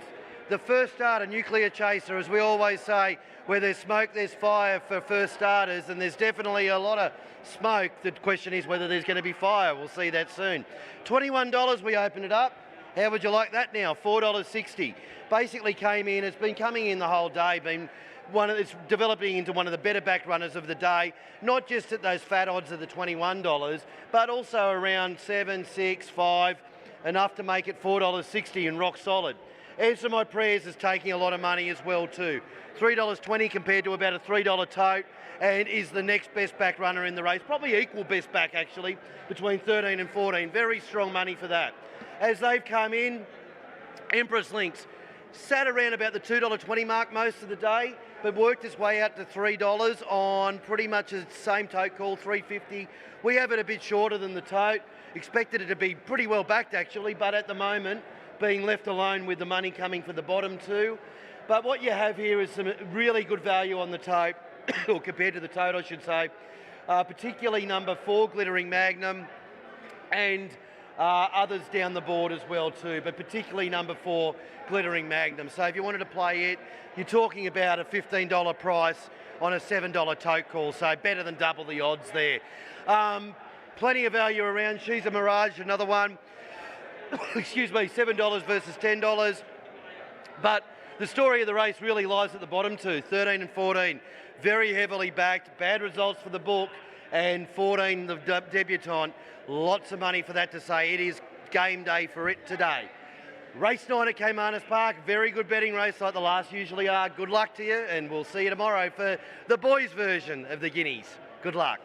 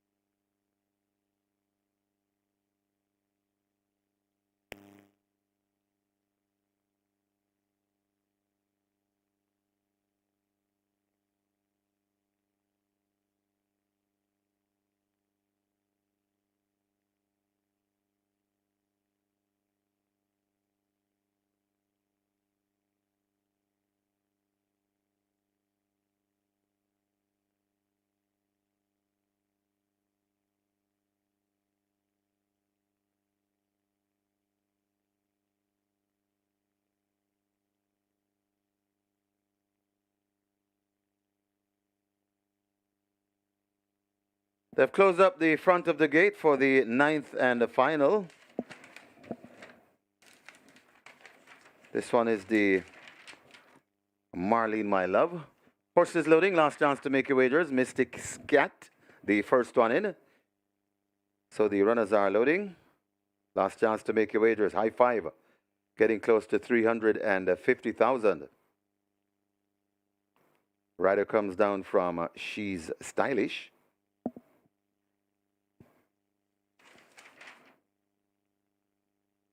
That's a Shane Nugent.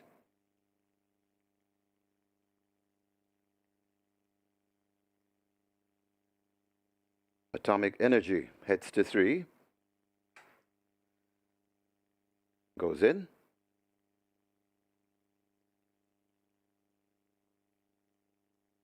Glittering Magnum heads to 4. So She's Stylish is in. Glittering Magnum goes in. Xylophonic Steel is next in gate 5.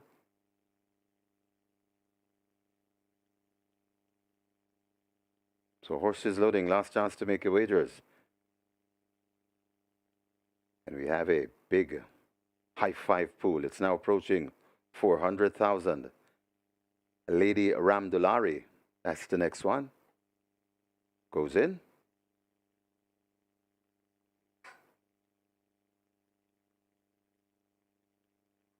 Little Miss Nisha led to gate number 12. As we're on a steady drizzle down here at Caymanas Park. Nuclear Chaser is heading to 14. That's the amount of Roger Hewitt. He comes down. So they'll try to load Nuclear Chaser without the rider.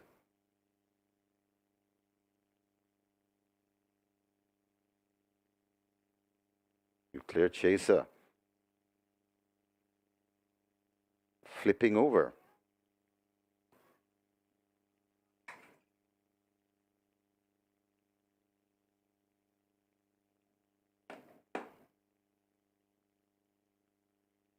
So the vet may have a look at Nuclear Chaser as the loading up process continues.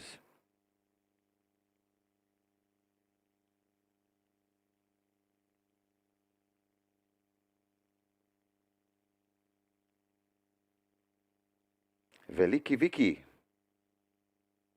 loads. So we're getting there.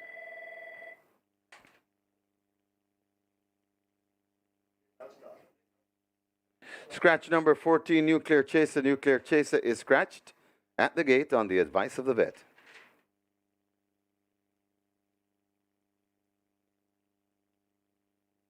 Glitter and Magnum must have backed out. That one was loaded before. So they'll try again. Glitter and Magnum goes in. She's a Mirage. Heads to number 2, gate number 2.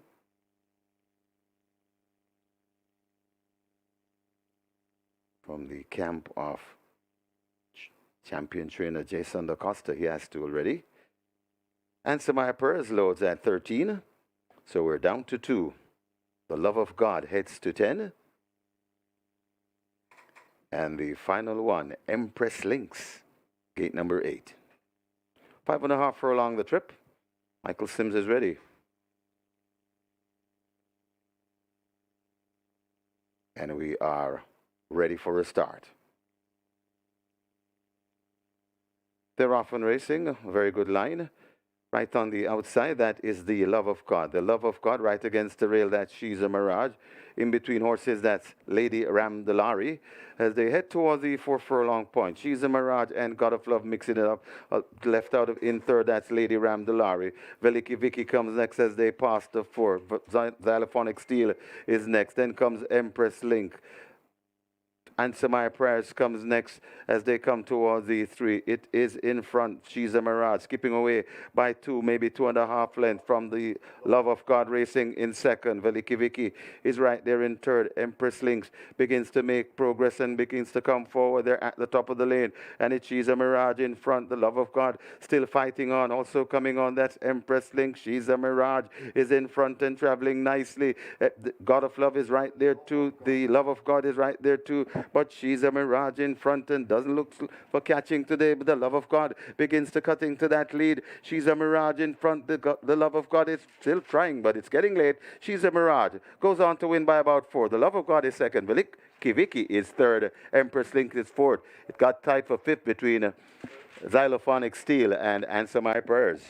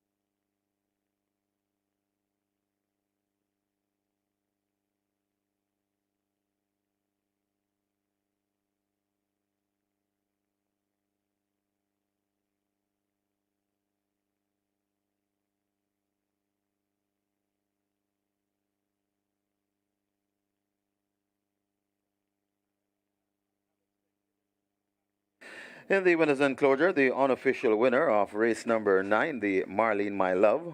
Number 2, She's a Mirage. A 3-year-old Bay filly by Casual Trick. Full Moon's Enough by He Had Enough. Bred Orange Valley Estates Limited. Own Elizabeth DaCosta. It's the third winner on the card for the champion trainer, Jason DaCosta, the winning rider, Anthony Allen, the groom, Tevin Dawes. Second, and number 10, The Love of God. Third, Number 9, Veliki Viki. Fourth, number 8, Empress Lynx. And fifth, number 13, Ansamai Perez. Final time for 1100 meters, 109 and a 3.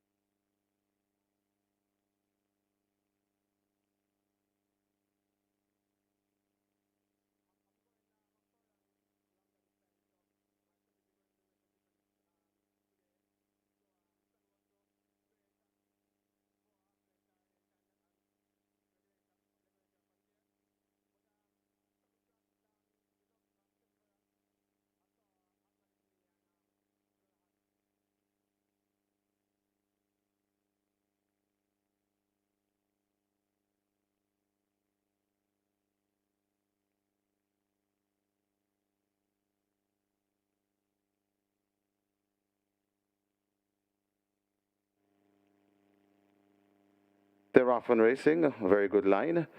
Right on the outside, that is the Love of God. The Love of God right against the rail, that's She's a Mirage. In between horses, that's Lady Ramdalari. As they head toward the 4 furlong point, She's a Mirage and God of Love mixing it up.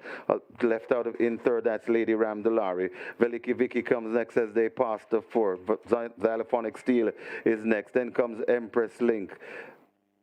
Answer My Prayers comes next as they come towards the 3. It is in front. She's a Mirage, skipping away by 2, maybe 2.5 lengths from the Love of God racing in second. Veliki Vicky is right there in third. Empress Links begins to make progress and begins to come forward. They're at the top of the lane, and it's She's a Mirage in front. The Love of God still fighting on. Also coming on, that's Empress Link. She's a Mirage is in front and traveling nicely. The God of Love is right there too. The Love of God is right there too. But She's a Mirage in front and doesn't look for catching today. But the Love of God begins to cut into that lead. She's a Mirage in front. The Love of God is still trying, but it's getting late. She's a Mirage goes on to win by about 4. The Love of God is second. Veliki Vicky is third. Empress Link is fourth. It got tight for fifth between Xylophonic Steel and Answer My Prayers.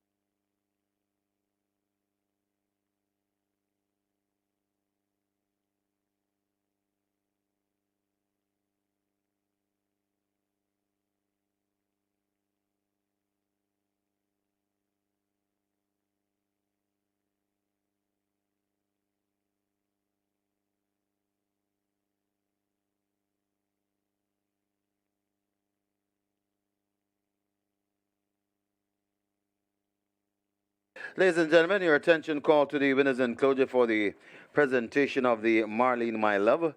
It's kindly donated by Supreme Ventures Racing and Entertainment Limited. Making the presentation, Mr. Howard Hamilton, and he makes it to Wayne Henry, representing the winning owner, Elizabeth DaCosta, who happens to be in the winner's enclosure as well. Congratulations to the winning connections of race number 9, the Marlene My Love.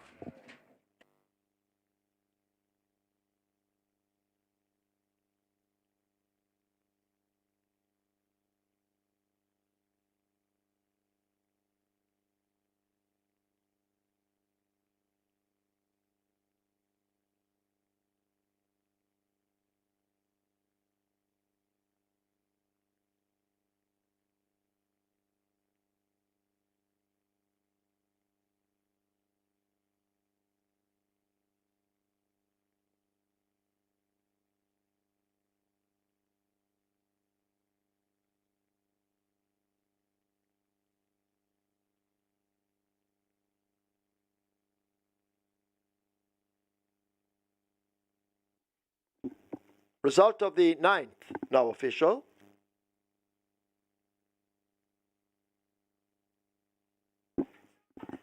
Result of the 9th, now official. Horses to the testing barn. 2, She's a Mirage. 8, Empress Links. 2 and 8 both go to the testing barn. She's a Mirage. 262 to win, 303 to place.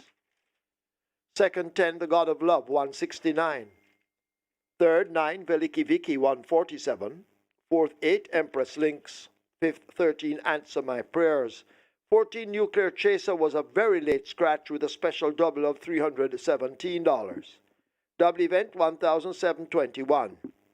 Quinella, 4,954. Exacta, 3,470. Trifecta, 3,169. A superfecta, 14,144. 10 high fives, 9,380. 75 triples, 13,247. 10 winners of the place spot 8, 144,769. Single winner bonus in the place spot 8, $579,860.96. 26 winners of the Twilight 6, 422,180 each. Nobody catch 9, 9 with 8 of 9, 28,315. Jackpot, $1,693,027.07. 17 winners of the late pick 4, 38,404 each. Single winner bonus in the pick 4, $385,750.99. 14 winners of the late pick 5, 36,693 each. Single winner bonus in the pick 5, $1,873,268.16. That's it from me. We'll be back with you tomorrow when we have the running of the 2,000 guineas for the Colts and Geldings. Stand by for your recap. Michael Caine will let you have that shortly.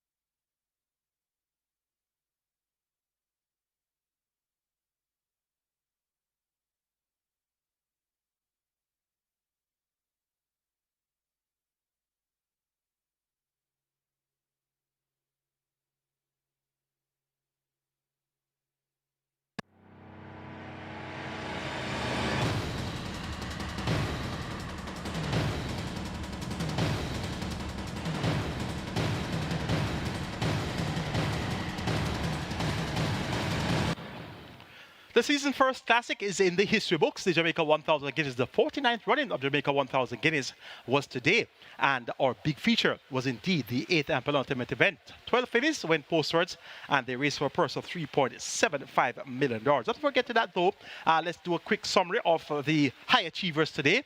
Matthew Bennett started the show in the Jockey's Colony. He had a pair of wins, and his first win came in the form of Sir Ken in race number 4, and that was Sir Trainer Ryan Darby. His second win came in the form of March and Shoot in race number 5, and that was Sir Trainer Marlon Brown. So starting the show there, Matthew Bennett in the Jockey's Colony. Also in the spotlight is apprentice Richard Bird, who had his first career win, and that came in the form of Contractor in race number 1, ridden to victory there for trainer Ryan Williams. So congratulations, our daughters, to Richard Bird on his first career win ever here at Caymanas Park. In the Trainers Colony, we had champion trainer Jason Acosta having 3 wins on the card, and the 3 wins were big wins as well. The distinctly Irish winner, I Am Fred, ridden by Ray Lewis, he also won the next feature, the main feature on the card, the Jamaica 1000 Guineas, and he ran first and second as well, and that was with Mamma Mia getting the better of Falita. Jason Acosta closed the card in race number 9 with She's a Mirage, ridden by apprentice A.J. Allen. Trainer Ryan Darby also shared the spotlight with 2 wins, and his first win was Sir Kel, ridden by Matthew Bennett, and that was in race 4, and his second win came in race 6 with Salud at 9-1, ridden by Paul Country Francis. Races 7 and 8, those are going to be our recap races. Race number 7 was the Distinctly Irish Trophy, a field of 7, 1,820 meters a trip. We had Jason Acosta with a powerful hand, I Am Fred and She's My Destiny. You also had outsiders, Miniature Man and King Arthur. And there was calculus on the bar of Gary Sabrati with Baby to Have in the saddle. So it was expected to be a low speed affair with She's My Destiny and I Am Fred with the big weight of 57 kilos, and Calculus with the big weight of 56 kilos. They were expected to chase home the speedy She's My Destiny. They're off. An almost perfect start. She's My Destiny, as expected, shows her speed and goes for that lead. Angling down as they make their way into that clubhouse turn. She's My Destiny off the rail. I Am Fred in the red. Right there against the fence, that's Sistren Treasure as they've left the mile. She's My Destiny and Sistren Treasure, they match speed. I Am Fred settled in behind them. King Arthur right alongside almost. Miniature Man races next. They're followed up by Calculus, and Big Daddy trails the field in the Distinctly Irish as they take to the back stretch and now run away toward the 6. She's My Destiny rated on that lead and looking relaxed. Sistren Treasure racing on the rail 2 lengths down. I Am Fred is also reserved. King Arthur on their outside. Calculus now beginning to edge closer with Miniature Man and a Big Daddy a long way last. They arrive at the 5, and She's My Destiny attempts to go gate to wire with a 4-length advantage. It's held over I Am Fred, King Arthur right alongside. These two make eye contact. Calculus is 2 lengths in behind them. Miniature Man and Abigail able now asked to move. Sistren Treasure has faded back toward the back of the field, and Big Daddy remains last. They've left the 7-16. She's My Destiny hunted now by I Am Fred and King Arthur. These two closing the gap as they leave the 3. Miniature Man is some 4.5 lengths off that lead. Calculus now shaken up. Sistren Treasure trying to renew the challenge, and Big Daddy, although edging closer, remains at the back of the field as I Am Fred up front has now taken charge. She's My Destiny fades. King Arthur asked to kick in on the outside. It's I Am Fred inside the final 3/16th, holding on to that lead. Here is King Arthur now let loose on the outside, but I Am Fred responds to the left-hand stick. It is I Am Fred, a 2-length leader. King Arthur continues to come with a challenge inside the final 16. It's I Am Fred and action back. Ray and Lucy's driving him for all he's worth. They get there to win the Distinctly Irish over King Arthur. Then Miniature Man, Sistren Treasure is 4th. So I Am Fred with the big weight of 57 kilos stops the clock in 1:55 and 4/50 of a second for 1,820 meters or 925 yards. A very game effort there by I Am Fred, and a very good ride by Ray and Lewis. After the running of the Distinctly Irish Trophy, we caught up with the winning rider, Ray Lewis. I just get a good break position because I want quite a few races on him. So I know that She's My Destiny will be on the lead. So I just sit in a comfortable pace and take it from the tree further. Early on, obviously, it's a tight run to the first bend. It looked like She's My Destiny was going to get across pretty easy, and then one kicked up, and you must have just been saying happy days when that happened. Yes, a space was on the rail, you know, so I decided to just take that and ask him from there, and he gave me everything, and I'm thankful. I am Fred, airborne. How's he feeling under you? He looks like he's holding his condition beautifully. The form horse at Caymanas, arguably, at the moment. Yes, well, he's a good horse, you know, and he's keeping it going. All we have to just pray for that he keeps on throughout the season. Lovely, well done. You've got Bootylicious, you've got a couple of good rides coming up, Bootylicious and Empress Links. How are you feeling about Bootylicious going into the Guineas? Well, she's a nice horse, you know.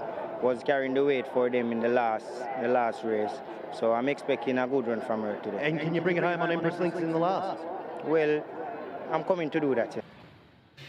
So that's Ryan Lewis after winning aboard I Am Fred, and that's I Am Fred's 4th win from 4 starts this season. So he's undefeated for 2023, and I Am Fred should definitely continue to carry the Jason Acosta flag very high for the remainder of the season. Our next recap race is going to be the big feature, the 49th running of the Jamaica 1000 Guineas. It's for 90-bred 3-year-old fillies, a futurity event. The purse $3.75 million, and we had a field of 12, inclusive of the big favorite, Thalita, number 12, and that was Dean Dawkins in the saddle for Jason Acosta and champion owner Carlton Watson. So the champions were in action with Thalita, and we also had Mamma Mia from the stables of Jason Acosta, also owned by champion owner Carlton Watson. Philip Parchment was in the saddle there, and there was Bootylicious, Rain Loose in the saddle for newly licensed trainer Peter Dunn Prasad, All for Love. Also got some attention in the betting, and that was Omar Walker for trainer Gary Sobrati. It was expected to be a one-horse race with Thalita based on her win in the recent Portmore and based on the exercise reports coming into the Guineas. Starter ready? 1 mile the trip. They're off for the 1,000 guineas. Gally Links and Bella Bella a bit slowly out. Thalita got a good start with Acknowledge Me showing speed. Mamma Mia is also running quickly in the early stages as we have a tight group of horses all bunched up on the run toward the 6. They make the way now toward the 6, and it's a Mamma Mia. Essential Quality has moved up quickly. Acknowledge Me and Thalita, these in a very tight cluster. Bootylicious waiting in behind them, running in their slipstream as they head away toward the 5. Natural Dancer is 5 lengths in behind, joined by Wayne's Princess. A gap to All for Love. She's my hedge fund in the green. A Bella Bella in the blue races ahead of Gally Links. And at the back of the field, it's a Brown Skin Girl. As they charge up toward the half mile, the tempo should now increase. Mamma Mia tackled now by stablemate Thalita. These two going at it, and now Thalita points over Mamma Mia as they leave the 7/16th. Bootylicious asked to close the gap, along with Acknowledge Me fading back into 4th. A gap opens up to Essential Quality. Then Wayne's Princess joined by All for Love. She's My Hedge Fund races up next. Gally Links is there. Natural Dancer and Brown Skin Girl now begins her late run, and Bella Bella at the back, but they've turned for home in the Guineas. Thalita on the outside. Stablemate Mamma Mia not giving an inch down against the rail, but Thalita looks to have a slim lead. Mamma Mia continues the battle over against the rail. They drive toward the furlong pole. It's an old Jason Acosta affair. On the inside it is Mamma Mia. On the outside Thalita. Mamma Mia now looks to be gaining the upper hand, driven by Philip Parchment. This is the 1,000 guineas, and Mamma Mia upsets Thalita to win it. All for Love has finished in 3rd. Gally Links is 4th, close between She's My Hedge Fund and Bootylicious. So the tables were turned this afternoon in the 1,000 guineas when they met on Portmore Day. It was Thalita that got the better of Mamma Mia by some 4 1/4 lengths. That time around, it was 53 kilos for Thalita and 55 kilos for Mamma Mia. Today, they sit level at 57 kilos, and Mamma Mia digs in and proves that she had what it took to get the job done. She was 2nd last season in the 2-year stakes event, over a mile behind the champion 2-year-old Mojito, and Mojito has not been defeated since, so it was quite fitting that Mamma Mia got the job done. Philip Parchment in the saddle for trainer Jason Acosta and owner Carlton Watson. Philip Parchment teamed up with Carlton Watson to win the Derby with King Arthur a couple of years ago, so it was quite fitting that they achieved another classic win. After the event, we caught up with Jason Acosta and Philip Parchment. When I saw the pace was pretty easy, you know. I always thought if Mamma Mia got an easy lead, it should be really tough because she's always been a class horse, and she's had her little issues, and I think we finally figured her out now. So you know, she has tons of ability. So. Well, we'll fast forward from the start of the race to when the field separated and turned for home. You do have the twos-on favourite in Thalita that's just cruising up inside it. Stopping the race at the 500, 400 metre mark, turning for home. It was one horse, wasn't it? Thalita. Yeah, it looked like Thalita was going to blow by and win easy, but Mama Mia really dug in deep, and you know, both of them did tremendously well because they beat the rest of the field pretty good. So both of them ran their hearts out, and you know, I'm very happy with how both fillies ran. I'm going a furlong longer this time, so my strategy going into the race was different today. So the plan was to break, go half length or length and regulator from there. But coming across the 7 furlong, I saw Acknowledge Me and another horse came outside, which I know never had any chance. So I just backed up a little bit, let them run the first 4 or 5 furlong, and then went back through and regulator from there. Well, I tell you what, whatever you did worked. What were you thinking coming from home? Because I reckon everyone in the stands thought Thalita was going to go on and win by 100 lengths. What are you thinking when Thalita sort of cruises up to you, approaching the turn? How are you feeling? Thalita came up on the outside. Half of the horse underneath me. A lot of horse. And I know that Thalita came too early for me. Yep. So I know that he wasn't going to beat me. Because he came for me too early. Lovely, so, beautiful. Yeah. And you've conserved the energy early, and you found it on the line. The big question is now stepping up in distance. How do you feel Mamma Mia might go up in trip as we get closer to the big ones? Well, being the big one. Well, definitely she showed that she not only can lead, yep. She can hold up and come off the pace. So that's a plus. So that's Dallas Baker and Philip Partrent and Jason Acosta after the running of the 49th Jamaica 1000 Guineas. And that's indeed another record in the history books of the Jamaica 1000 Guineas. Tomorrow, we have more history in the making. It's going to be the 2000 Guineas. We'll see the Colts and Geldings on the spotlight tomorrow. And Mojito, after winning by 15 lengths in the recent final major prep for the Guineas, that was in the Kingston. He's now level weight with all other Colts and Geldings. So you can just imagine what type of performance will be in store for us tomorrow on Jamaica 2000 Guineas Day. It will be first post 11:45 a.m. We have 10 races on the card. And kindly note that is going to be mandatory payout in the early pick 5. We have over $1.87 million to be paid out in the early pick 5 tomorrow. Mandatory payout in that exotic wager opportunity. I'm your analyst, Michael Kane, on behalf of the team of the Home of Champions Sports Max, as well as on behalf of the promoters, Supreme Ventures Racing and Entertainment Limited. Until it's time for Sunday action, Jamaica 2000 Guineas action. Have a great evening.